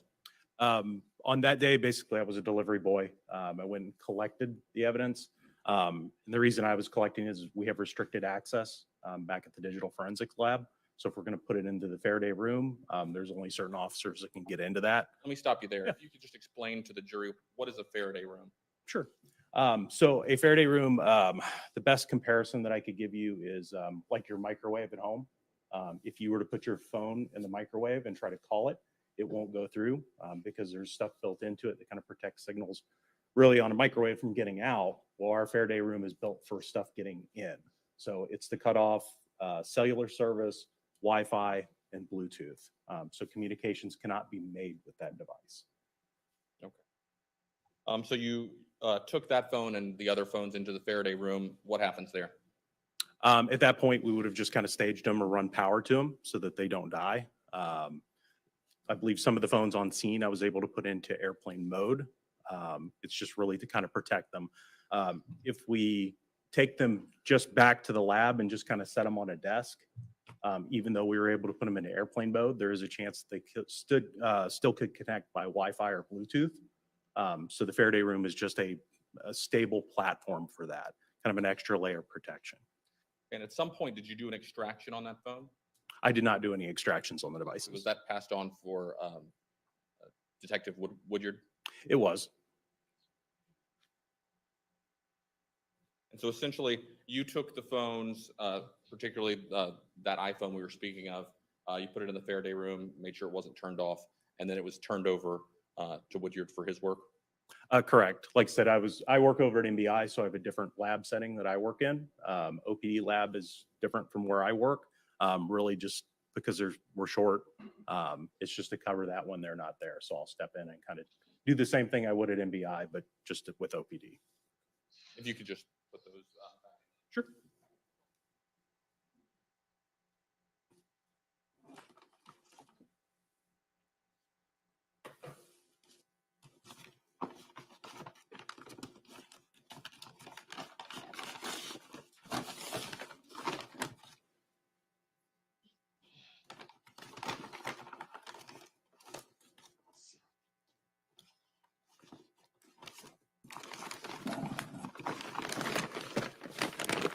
There we go.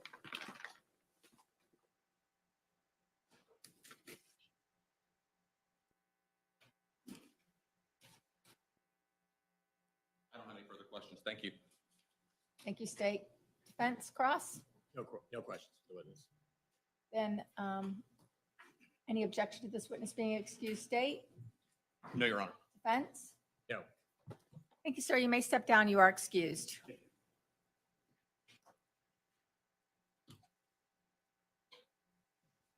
State, you may call your next witness. Robert Woodyard.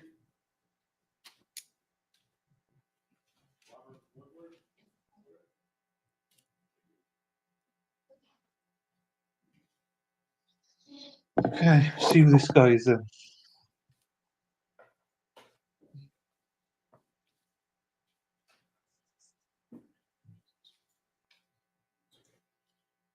You solemnly swear and affirm the testimony you shall give the truth, the whole truth, and nothing but the truth, so help you God.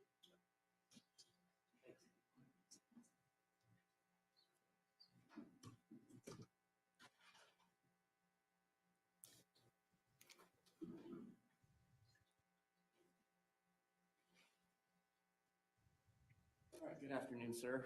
Good afternoon. I was preoccupied. If you haven't spelled your name, would you? And if you did, let me know. Robert Woodyard, Woodyard. Where do you work? The Orlando Police Department. What do you do for them? I'm the supervisor of our digital forensic lab. How long have you worked in the Orlando Police Department Digital Forensics Lab? 6 years. All right. And what sort of background and training, education, and experience did you have to join the lab? And then tell us about any continuing experience and education you've had since joining the lab 6 years ago. Okay, so in 2012 is when I began my on-the-job training. In our agency, we have this setup where you can temporarily be assigned to other units. So just a bit of background for some of you then. So the defendant was in a mental institution for 2 years, or I believe just over 2 years or something, and he was cleared, said that he no longer had any insanity in January of this year, and then he was put back in prison. So that's why this is happening as it is now. So they've had to wait 4 years to get to this stage, basically. He was, the judge back 4 years ago instructed that he wasn't fit to stand trial, but now that he is fit to stand trial, the defense tried to put in a motion where he would plead not guilty by the reason of insanity, but unfortunately, they didn't get it in on time, apparently. So he's standing on for just not guilty and without insanity bit. Yeah, that you're right. Something like that. I read that, so that was on Court TV, so that's how I know that. So just a bit of background for you. And the child is not his; it's his wife and her ex-husband, but he's suing him as well for the house and stuff. So units to express interest or see if it's something you want to do eventually. So that's when I started training under other examiners that are in that unit. In 2014, I received my computer forensic certification from an association called IACIS, IACIS, which involves a year-long peer review phase of just back and forth coach training, learning the specifics of doing computer forensics specifically.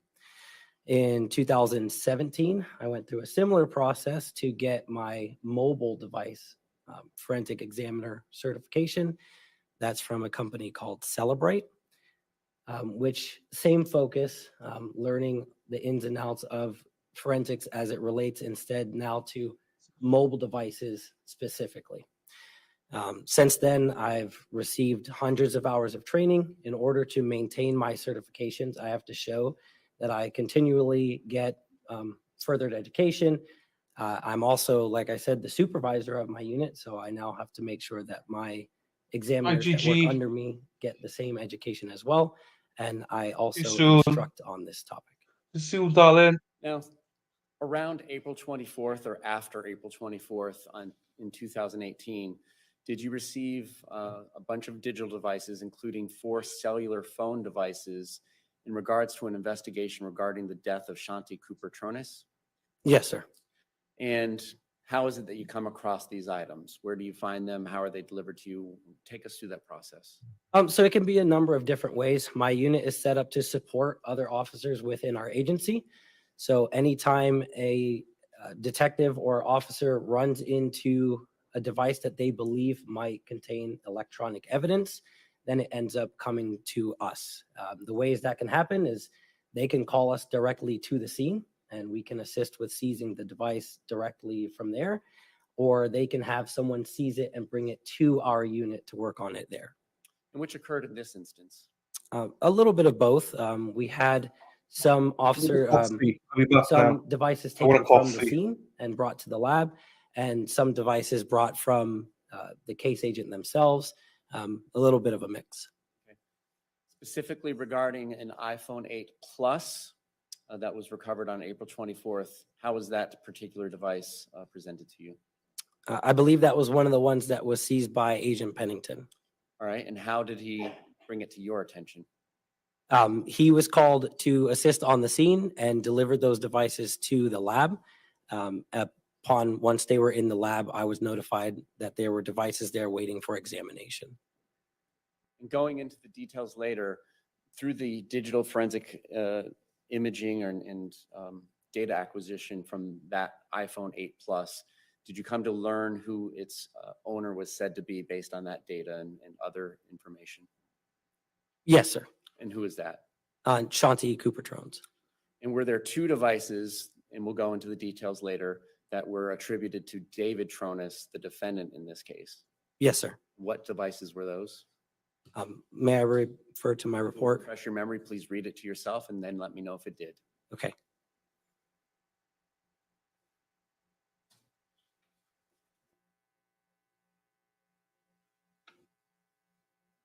Yes. And for the record, you're reading from your own report? Yes, sir. Okay. And did it refresh your memory?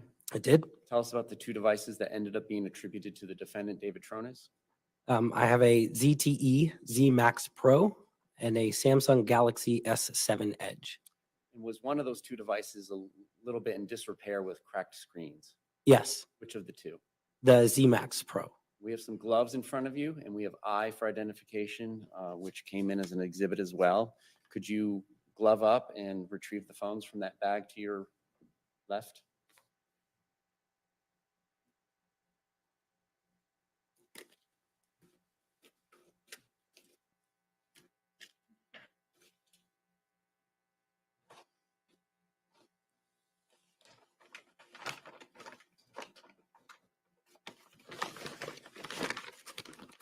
You need to conceal, it's in evidence if you want to. Oh, okay.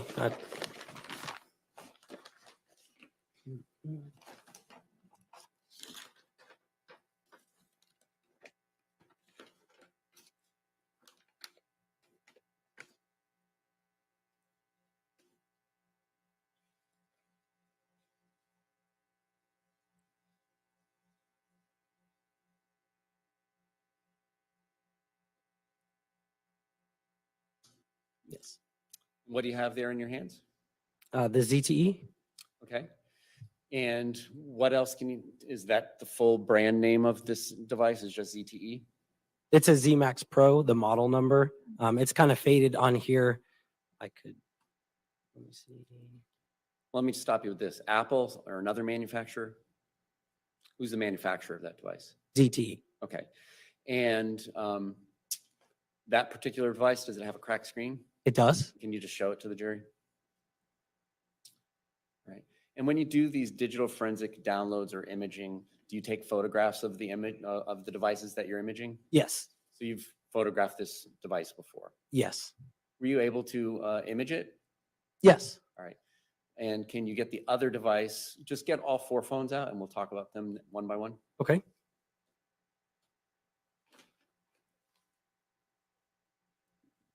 What do you have now? This is the Samsung Galaxy S7 Edge.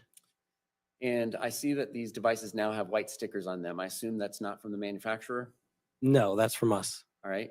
And what sort of labeling information is on these devices? The case number typically, letting us know what case this device is related to. Okay. And what type of device was this again? Samsung Galaxy S7 Edge. Who did it end up being attributed to? This one attributed to David Tronnes. All right, you can set it next to the ZTE. Next device.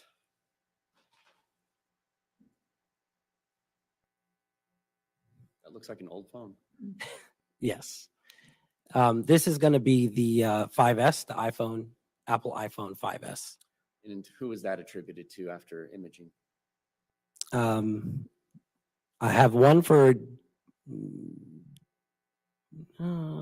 Jackson Cooper's and James Cooper's. Okay. All right, set that aside. Next phone. What type of device is this? This is the Apple iPhone And which model? 8 Plus. And would you say that has a rose colored case? Yes. Who is that attributed to ultimately? Shanti Cooper-Tronnes. All right, you can put that phone down too. Let's take that last phone, the iPhone 8S, as an example. What do you do to extract information from this device? How do you physically do it? What hardware tools, what software tools in a general sense? And we'll dig in deeper. Okay. So in the most general sense, we have different tools that we can utilize that essentially send instructions to these devices. So depending on the security that's put in place, whether we know the password or not, different things like that can determine what kind of extraction of data we would get. But typically in the order that we would prefer to get it, we would connect our device to our specific tool, and we would request that that device extracts everything, as literally as much as it possibly can. The device, our tool would try to send the commands to that phone and say, essentially, give me all of your data. If something blocks that security, again, not knowing the password, something like that, we could try a little bit of a lower level where instead of getting all of that data, we would get what we call a file system extraction. So instead, you would get all of the files and folders that are located on that device. The big difference would be what we consider unallocated space, or anything that's currently not being used by the phone, whether that's old deleted information or part of the device that's just never saved data before. We wouldn't get that in that type of extraction. And then our final lowest level of extraction, we're just logically collecting what you as a user would be able to see on your device. So if you could open it up and scroll through it and see the text messages and pictures, then that's likely what we would recover as well. And again, this is an automated thing that happens between our forensic software and the device. All right. Now you mentioned a file operating system. I will just, without plugging Microsoft, I will give Windows as an example because I believe it's the most popular one, and we might be the most familiar with that one. Can you just kind of analogize how a phone works and stores data for the jury to help them understand by comparing it to like how a computer, would use Windows to store data? Yeah, of course. I think everyone's familiar with Windows, hopefully, and you probably have a phone. So you've seen what we consider an operating system. And that's really just how you interact with the device. So if you're on your computer and you double click on a folder and that folder opens, you are using the operating system to do that. That's how you're talking to the machine that you're using. Whereas a file system, like I mentioned, is really just how your files and folders on that device are organized. So if you want to find something, how does your computer know where to look for it and find it? That would be using your file system. So one of the common questions to go along with how these things work is how deletion works within these two systems. So your operating system is designed, again, for you to talk to that machine. So if I open my phone and I delete a picture, my operating system says, you don't want to see that picture anymore. So it doesn't show it to you anymore because you deleted it. However, nothing really happens. A little flag is set within the data that says where this picture is saved in the file system is now available if something else needs to be saved there. But until that happens, that deleted picture just resides for an unknown period of time until finally that piece of data gets overwritten by new data. And that's when finally that file actually goes away. Okay. What level of extraction were you able to get out of that iPhone 8 Plus with the Rose case? So that's an extraction that we call an advanced logical extraction. The reasoning for that is it kind of lives between that logical extraction we talked about and the file system extraction. It's not all of the files and folders, so we don't like to call it a full file system extraction, but it's more than what you as a user would see if you just kind of scrolled through the phone. So a little bit of an in-between there. What sort of software tool did you use to get this information from that device? Celebrite's physical analyzer. And that's the one you testified being trained on and being familiar with and using? Yes. How often do you use Celebrite? All day, every day.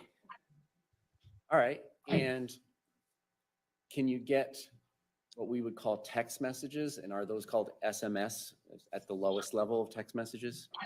Yes, SMS would be the short message service, which is essentially the point-to-point text messages that most people are used to seeing. When a device is an iPhone, can you get the little iMessage or iChats or whatever they're called too? Yes. Phone calls in and out? Yes. Contact information, like who you add as your contacts in your phone? Yes. What other sorts of information were you able to extract from this iPhone 8 Plus? If you can think of it being on your device, it's typically going to be there. So GPS coordinates, all that. All right. How about the health tracker step things? Yes. Can you tell us your familiarity with that and what you generally were able to get from this iPhone 8s? Okay. So for many years now, our devices have gotten to the point where they want to help us with our health. Started off the most simple way of counting your steps, flights of stairs that you take, and now it's gotten crazy to where they're doing all kinds of things. But in order for your device to track that, it has to store it somewhere. So in Apple's case, that data is stored in a database, a SQLite database specifically, where it will keep track of things like when it is registering that you've taken steps or you've gone up or down a flight of stairs, or if it's set up a certain way, it can get your calories burned, and all of that would go into a database. Was that sort of data extracted from this device, the iPhone 8 Plus? Yes, it was. All right. Now with the software tool, can you generate some of the other data we've been discussing, such as the chats and emails, which I guess we didn't discuss. Can you get emails and work, web browsing and all that information as well? Yes.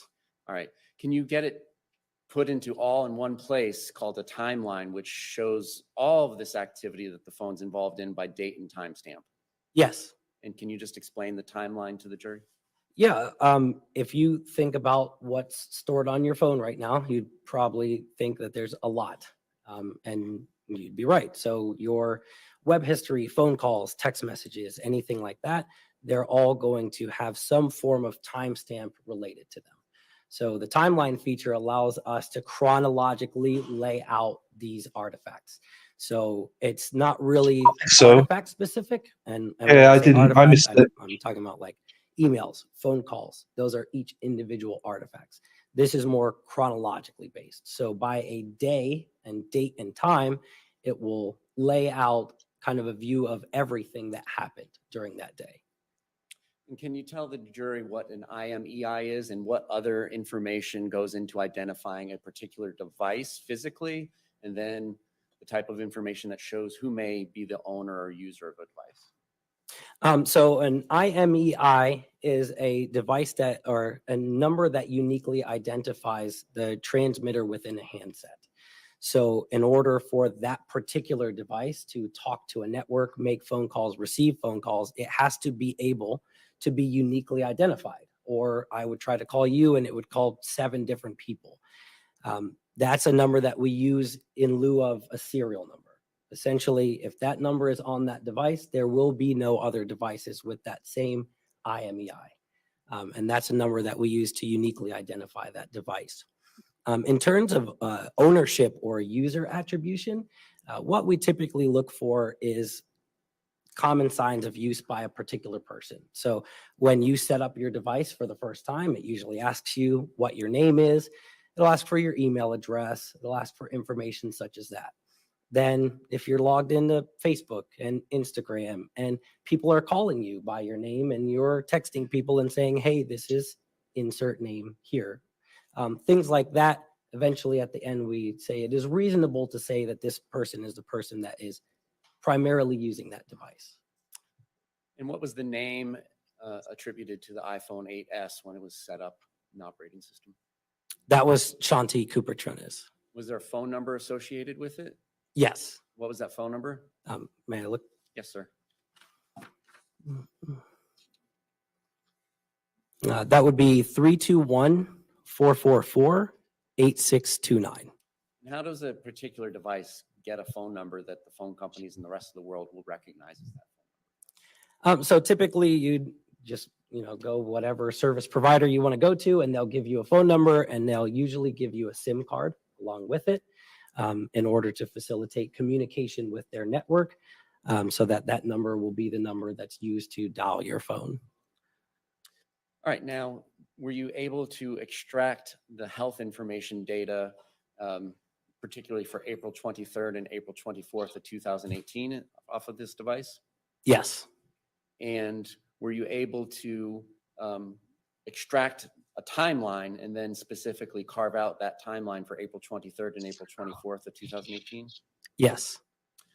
All right. Additionally, are you familiar, and I know the answer to this, but I'm asking anyways, with iCloud? I am. What is the iCloud? So iCloud is a cloud service available specifically for Apple devices. So not just iPhones, but any Apple device can be used to back up your data, and also is used for what we call continuity. So that's where you can send a message from your phone and receive the response on your MacBook and back and forth, and really just save your data throughout your devices. And were you asked to review some of the iCloud data relating to Shanti Cooper's Apple ID? Yes, And did it come with a business record certification from Apple? it did. And did you specifically review outgoing emails made by her for the month of April, or at least attributed to her Apple account? Yes. May I approach the witness with BY and BZ?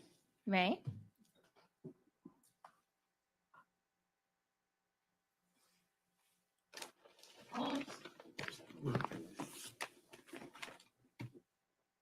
All good, none, yeah, it's all good.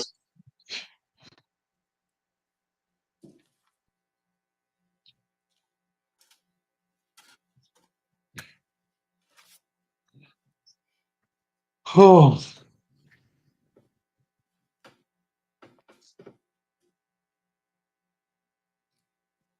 It just takes forever them to get into it. It's like, come on. I'm just being impatient today. It's Friday, Friday, Friday, Friday. You recognize the contents of BY, a digital evidence item? Yes, I do. What do you recognize it to be? That business record you were talking about, as well as the emails. Your Honor, at this time, the state would move BY for identification into evidence. Any objection?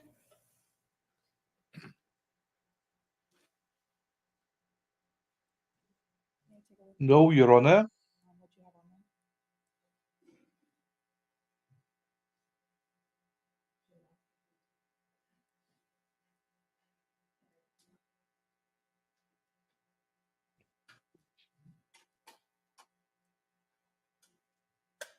Oh, they don't know what it is.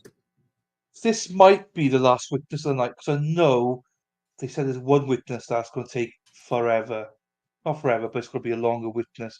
By the time this guy finishes, it's going to be nearly 5 o'clock. So presume, or it might even be 5 o'clock, I don't know, but I presume this is the last guy. Or maybe this is a long guy, I don't know. Maybe they don't cross him tonight, I don't know. We'll see. But the defense attorney said he has to leave by before 5 today. and the judge wants the jury to be gone before 5 as well, ideally, because it's been a long few days. So I think this is going to last a couple of weeks, but a couple of weeks could be next Friday. Do you know what I mean? Because we don't know if the defendant's going to testify or not. There's a lot of factors in it. Do you know what I mean? Don't know how long rebuttal's going to be and stuff like that. And also, there's a lot of stuff that's not been opened yet, which scares me a little bit. That Christmas pile. TGIF, indeed. No alarm at 6 a.m. tomorrow. I know. Be nice, wouldn't it? Be nice. But saying that, every time I plan on having so yeah, tomorrow I was like, oh, Joe, I'm gonna have a lie-in tomorrow. No, I got my little niece coming first thing in the morning. So all 3 of my nieces are going to Primark. I'm not sure if you've got Primark in the US, but Primark, big retail store, spending monies. Will be with introduced as number 75.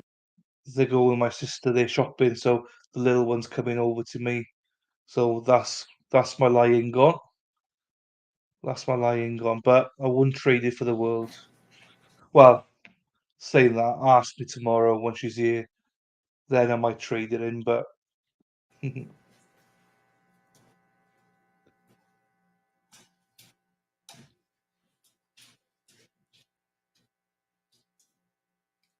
going to, Mr. Clerk, I'll ask you to review BZ for identification.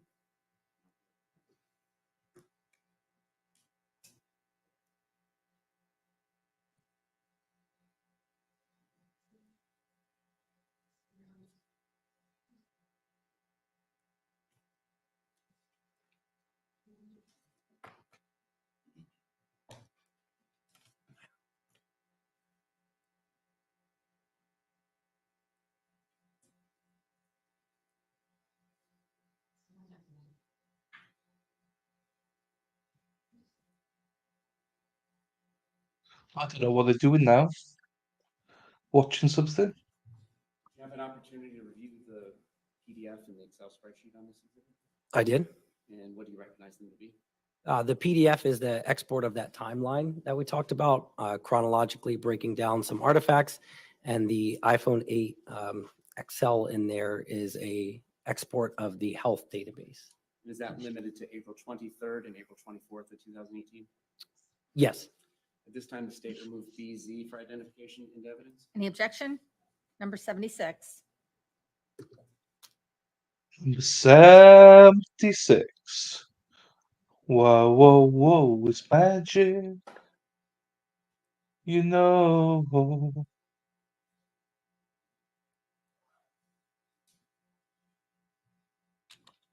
Permission to publish 76.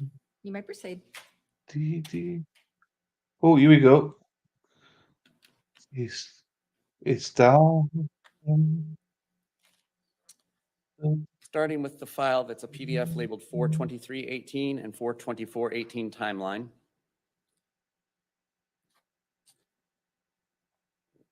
What are we looking at here? And let me enlarge it a little bit. Wouldn't we all like to enlarge it What a are we little looking bit, at here in this numbered column? Just the number for that particular record. All right, and then the second column, what sort of information is stored here? The type of artifact that it is.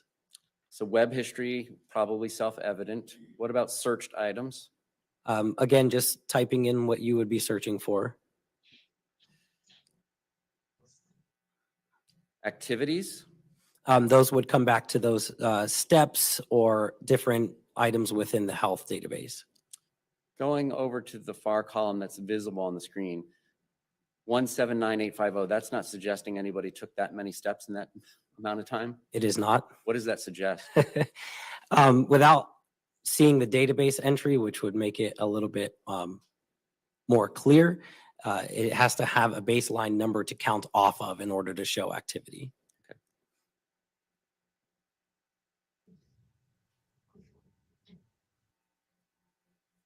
Call log, what would that mean? call activity, whether ingoing or outgoing. And in that next column, it'll show either ingoing or outgoing like this column. Correct. And if it's a 2, it might show the number that's being called. That's correct. And then this time over in the far column that's visible, is that how long the duration of the call is? Yes. Let's talk about the column with the date there and what UTC -4 means so that the jury understands. Can you tell us?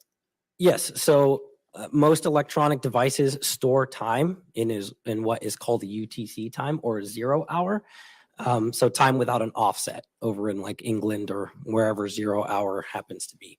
And then from that particular point, moving in the earth, you would move either plus X amount of hours for an offset or minus X amount of hours for an offset.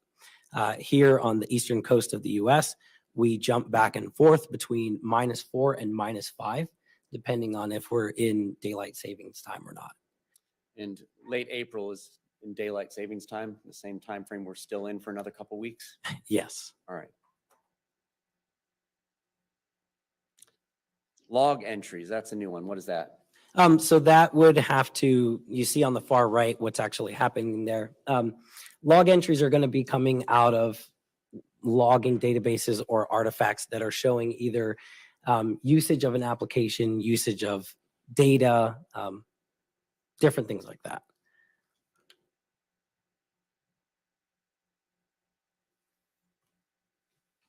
Instant messages, is that what we think it means? It is. And incoming and outgoing, self-evident as well? Correct.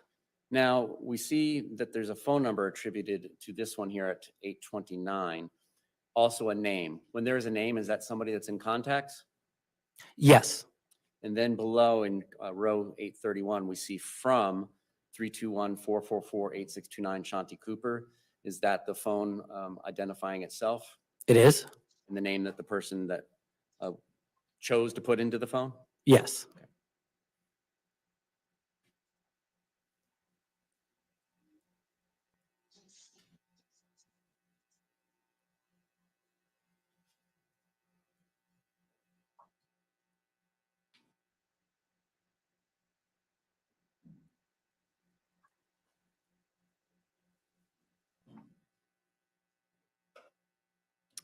All right, I don't believe there's any different items to discuss. So let's go to This must be the long web history. witness.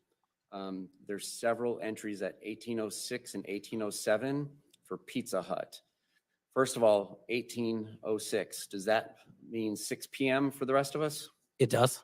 So it's just -12? Correct. And then if it's a number greater than 11, then it means it's PM, like 0000 would be midnight, 1200 would be PM. Yes. Okay. Midday. A Pizza Hut. The Pizza Hut can So if there were testimony Kentucky Fried Chicken that and a ultimately comes out pizza. about Pizza Hut for dinner that night, this seems to corroborate that. It does.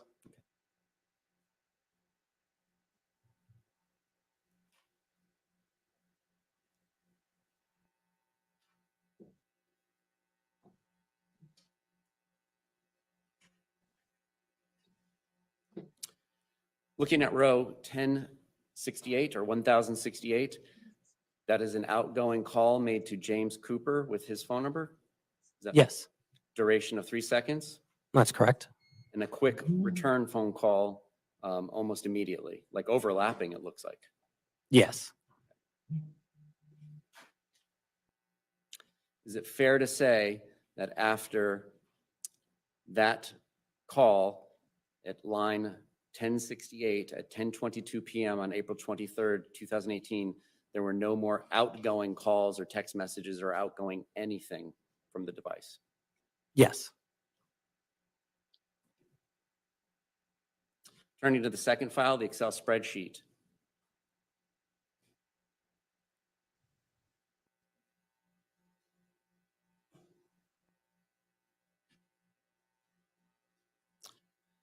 All right, first column again seems to be numerical, just showing a data entry 1, 2, 3, 4, 5, 6. You agree? Yes. What's going on in this name column? So not to get crazy, these SQLite databases that we're dealing with here are called relational databases. it typically has multiple different tables used to store the data. So a record will have to have some form of unique name or a way to identify that particular record so that that information can be paired up with more information about that particular record from a different table. Okay. We'll drop that there. Data type, distance, steps, and then I believe there's also flights. Likely, yes. And do those all mean what we think it means? They do. And flights doesn't kind of differentiate, at least in this table of up and down? No. E and F, those columns show start and end time. Again, they're in UTC. Is that the same explanation given on the previous file for UTC? It is. So it's already corrected from UTC. So 1932 would mean 7:32 p.m. Is that correct for row 16? Yes. All right. We won't deep dive into where it's stored, but does that have something to do with G? It does. All right.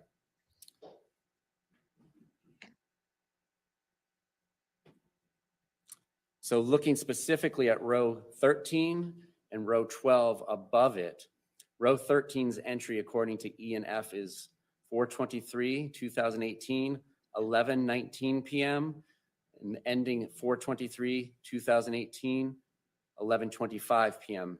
Is that what this row 13 or column row 13 says? Yes. And a distance of 9.07. Is this one of those devices that uses meters as opposed to feet? It is. All right. And so for American purposes, a meter is 3 feet. It is. All right. There is no other entry until row 12, April 24th, 2018 at 10:11 p.m., correct? That's correct. So this device registered no distance, no steps, no flights between essentially 23-hour span of time. Yes.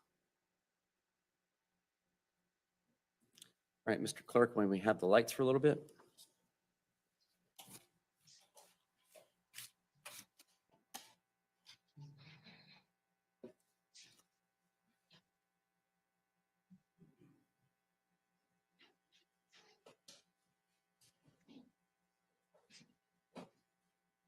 One of the two devices attributed to Mr. Cooper-Tronnes, the defendant, were you able to extract a video from April 18th, 2024 or 2018? Yes. Which device was that? The ZTE that's cracked or the other device? Well, I'd have to. If that would refresh your memory, please do so. Okay.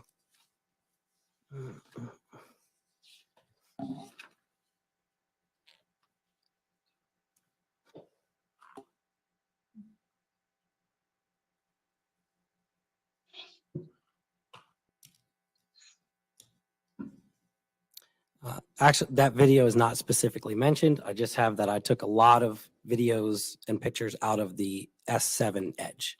Okay. May I approach with BS for identification? You may.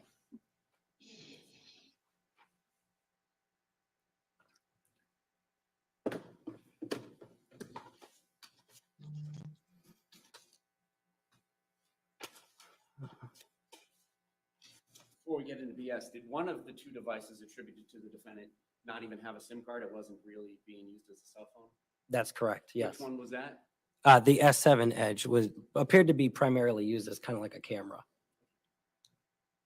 All right, looking at the contents of BS. That's up there. I know. Oh. We're not going to look until it's not up Oh, where have you been? All right. All right. We missed you. Can you tell me whether you recognize the video? Yes. All right. And now, Yes, Jonathan. are you familiar with the term metadata? I am. What is metadata? Metadata is essentially data about data. So a particular picture or video or what have you is going to contain some form of information about itself, like the date and time that picture was taken, maybe even the location in which that picture was taken, the device that took it, different things like that. And when you got this video, did it have any metadata accompanying it off of the device attributed to David Cooper-Tronnes, the defendant? Yes. What was the metadata as far as the date and time? I would need the actual report for that. Okay. Do you have your No, actual that report? thing's very big. Okay. All right, but you do recognize this is something extracted from one of the devices attributed to the defendant? Yes, sir. And are there also 3 still photographs taken from that video? There are. Your Honor, at this time, the state would move B, ask for identification and evidence. Any objection? Dirty dog. Hey, Hannah. 77. No, Hannah. It was worth going back though, wasn't it? It was worth you going back. So welcome back, Hannah. Does work on that. No, chat goes quiet without him. I know him. I know even he going. No wearing hat. No, so Wish to just publish? quiet. You may.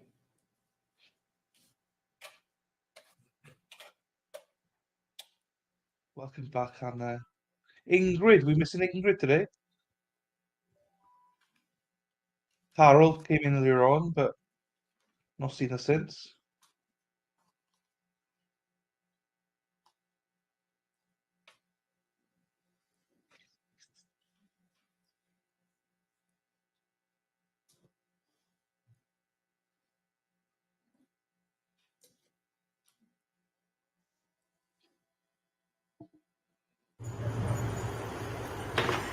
Hi.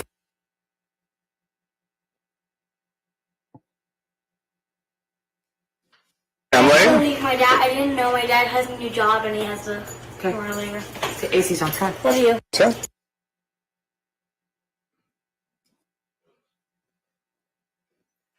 My dad just, I have to go. Because my dad keeps us early on his new job. Okay, who's probably today? I don't know. We'll find out. Love you, Dad. Love you so much, sweetheart. Daddy. I tried our veins. Love you, boy. Mom. Love you guys so much. Are you recording me? Yes. What do you like to say? You have. Have a good day, guys. And I will record you all. Love you so much, Jax. Have a good night tonight, okay? Okay, love you. Guarantee we'll talk to everybody we need to talk to. We'll do whatever we can do, okay? Like we always do. Absolutely. No.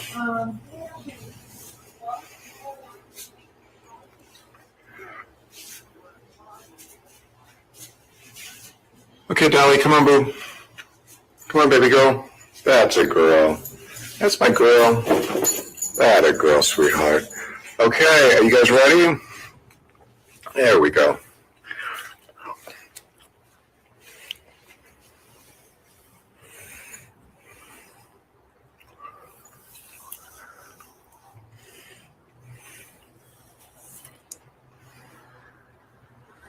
Good boy, Charlie. Just gonna go, let's see, what we're gonna say. We're gonna go out here where Jackson is waiting for Jim.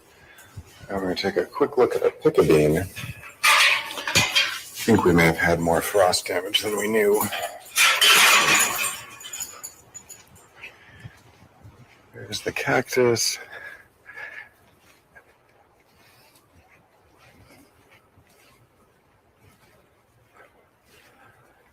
Yeah, there's some new fronds, maybe. Oh, there is a new frond in the middle. This is really slow coming out. You can see it right at the top. There it is. I thought we lost you, Pick-a-bean.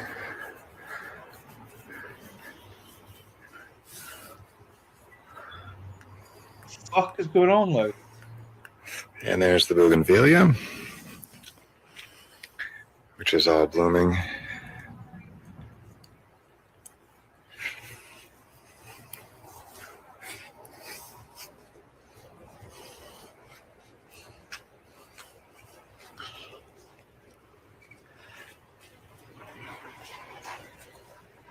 Hey, Jim. Big Jim.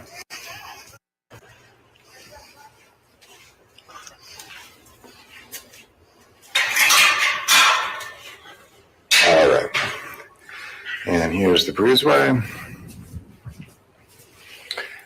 Here is the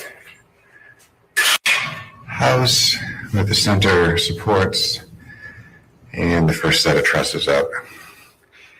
And that's the stairway opening that was the wine cellar. Okay, and 2 doors on this side. One goes to the garage, and the other one goes upstairs, and that's basically the apartment, which I guess I can actually go all the way up here and show you. You come up the stairs. We've got 3 windows on the side.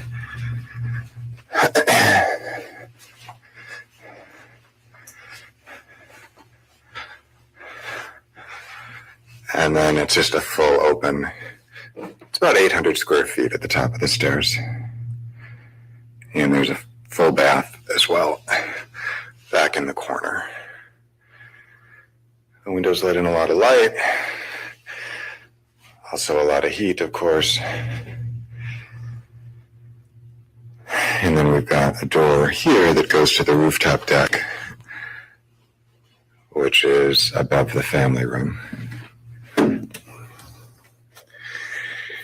So,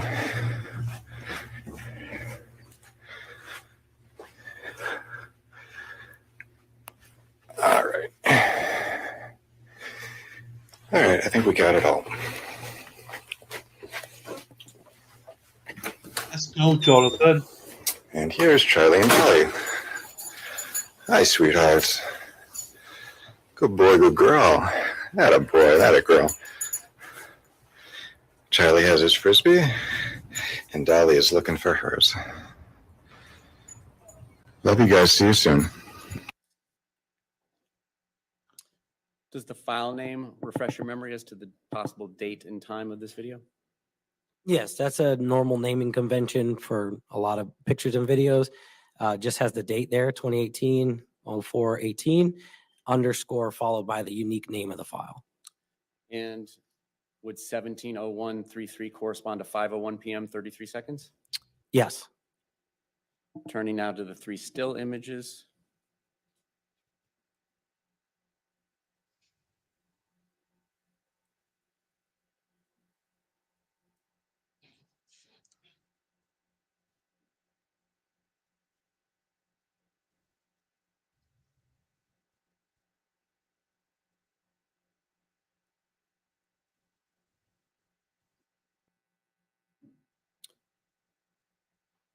No other questions of this witness?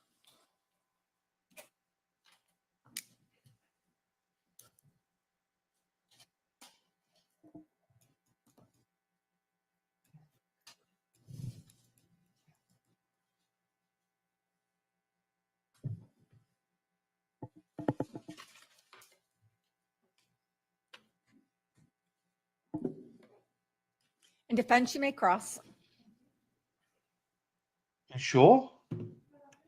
Good afternoon. Is it safe to say that your job is primarily to know how to extract these files and to obtain the data, not necessarily to understand all the science behind it? It is my job to understand the science. Okay. Are you able to program a phone or to build a phone, or are you just learning the science about extracting it and how the files work? I also have to know how the phone's hardware works. Okay. But you're not designing the systems, correct? I am not. Have you had any specific training through Apple as to how their health tracker app works specifically? Apple doesn't do training for forensics, but there's lots of documentation on how they do what they do. Okay. Have you, as part of your education, have you done any specific education about health tracker apps and how they work? Yes. Okay. And have you done any, have you learned anything about their accuracy through that training? Yes. Okay. Have you read some of the studies that show that they are notoriously underreporting steps? Same. What kinds of things have you learned about the nature of the health tracker apps and how they register steps? I know that they're using different pieces of hardware within the device in order to track what it is believing is a step. Have you read any articles about their accuracy? Yes. Okay. And have you read any articles that are negatively talking about the accuracy of the step counters. I have. Okay. And what kinds of things have you learned about the accuracy of step counters? That they can be on par, they can be a little bit over, and they can be a little bit under. Okay. So they're not entirely accurate. Correct. Has the technology in with the Apple Health Tracker, has it changed since 2018? Yes. Has Apple taken steps to make it more accurate over time? Among other things. So that's a yes. Now, the health tracker, it only tracks your steps when the phone is on your person, correct? It depends. Okay. Well, let me ask you this. Were you asked to do an extraction or any analysis of any type of Apple Watch, I was not. Fitbit, No. Garmin? Nope. Any other body-worn tracking device? No. Okay. So the only thing that you were asked to do was to extract this particular phone. That's correct. Today, you've only been asked to talk about the Apple step tracker information, correct? That's not how that works. Okay.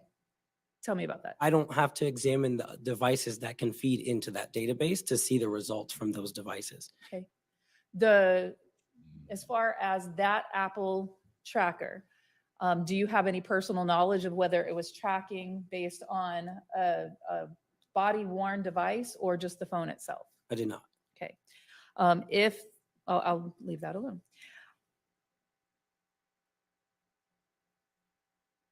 She got what she wanted. Based on your knowledge of the Apple Health Tracker, are you aware of whether it continues to count steps when there's a loss of signal?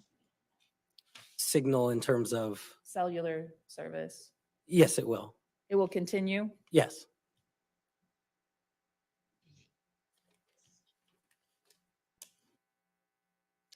Did the iPhone 8 belonging to Ms. Cooper-Tronnes, are you aware of whether it had a sleep tracker? I do not know. You didn't find any records of that in your extraction? Not that I saw.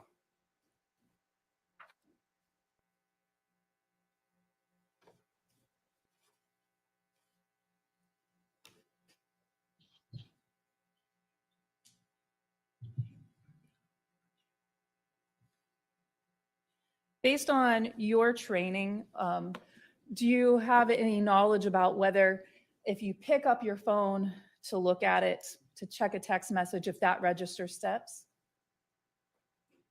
No, I wouldn't be able to say if it would or wouldn't.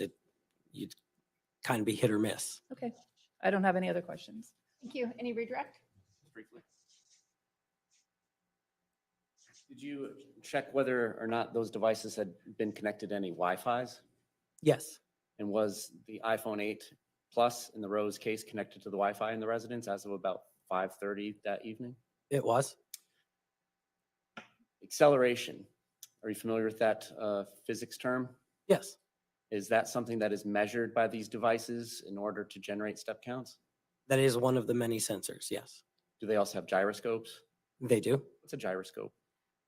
Picking up your bearing. Okay. And so barring some way of very minimally accelerating the movement of this phone device, it's unlikely to have picked up extra steps without being moved by some external force, correct? That's correct. And as far as undercounting, your testimony is if somebody grabs it real quick and looks at it and puts it back down, you're not sure if that would register a step or not. Correct. Okay. But we do know from the data in this phone that it does register flights of stairs. It does. Did so several times in the last 2 days of data, April 23rd and April 24th, correct? Yes. All right, thank you. Anything further from this witness defense? No, Any ma'am. objection to this witness being released? No objection. Thank you, sir. You may step down you. and you are released. Thank you, Your Honor. I certainly think that's the end of the day, I think. Approach just to see, right, what's your witness like? What's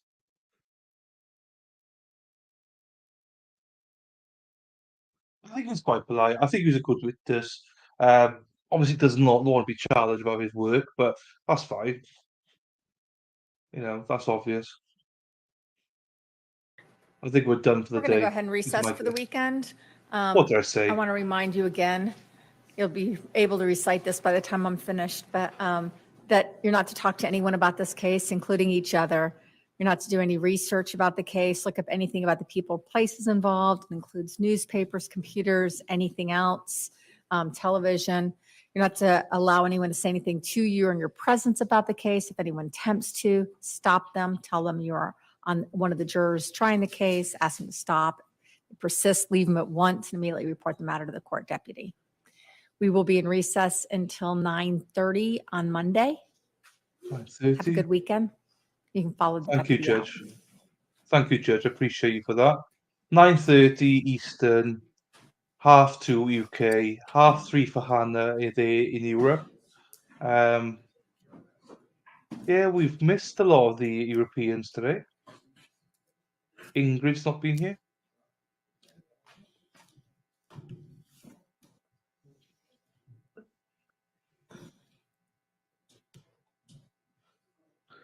Let's see if they're going to say anything here now. State anything else prior to recess? No, nothing further from the state. Spence? Then we'll be in recess until 9:30 on Monday. 2. Okay. There we are, right.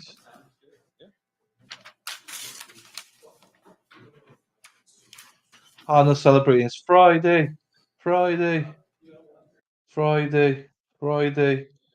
Stop screen there then. It is indeed. So we got this coming back on Monday. We got this. Hi, Ghost Tree.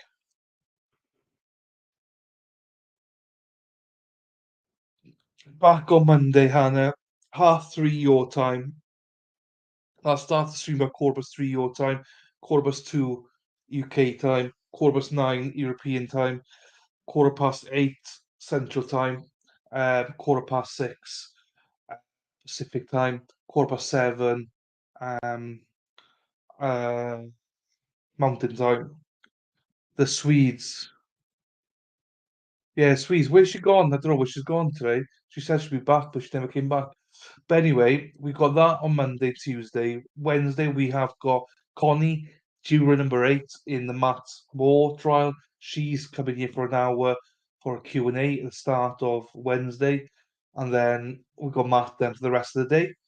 Then Thursday and Friday, I imagine we're back on this again. So weekend-wise, rugby on the weekend. If you're from the UK, enjoy the rugby. Wales are playing tomorrow. Let's go Wales. Quarterfinals of World Cup. So that's it. I just want to thank myself for doing a terrific job today. I was host, mod, entertainer, educator. What else was I? Just amazing. No, but thank you everyone for being here. I appreciate you all. And yeah, we'll start again on Monday. Have a marvelous weekend. Same to you, Hannah. And I need to grift myself a bit better next time. I'm not even said anything about the channel today, but I will be better next time. We improve every day, and hopefully you improve with us. So with that, Jonathan, make sure your wife doesn't chuck any more things out. Everyone else, have a great weekend. Enjoy yourselves, and I will finish off with a bang bang Niners gang. Bang bang Niners gang. Let's go San Francisco 49ers on Sunday. Right. Don't divorce her. All right, Jonathan, don't divorce her. Thanks, Dee. No worries. Do not divorce her. With that, free Zachary Anderson. We love you all. Thank you for everything. Everyone have a great weekend. That's true. I'm going to end the stream now. So, free Zachary Anderson. Go to the freezachariaanderson.org. I think it is. Website. Have a look at that. And I'll see you all next week. Bye, guys.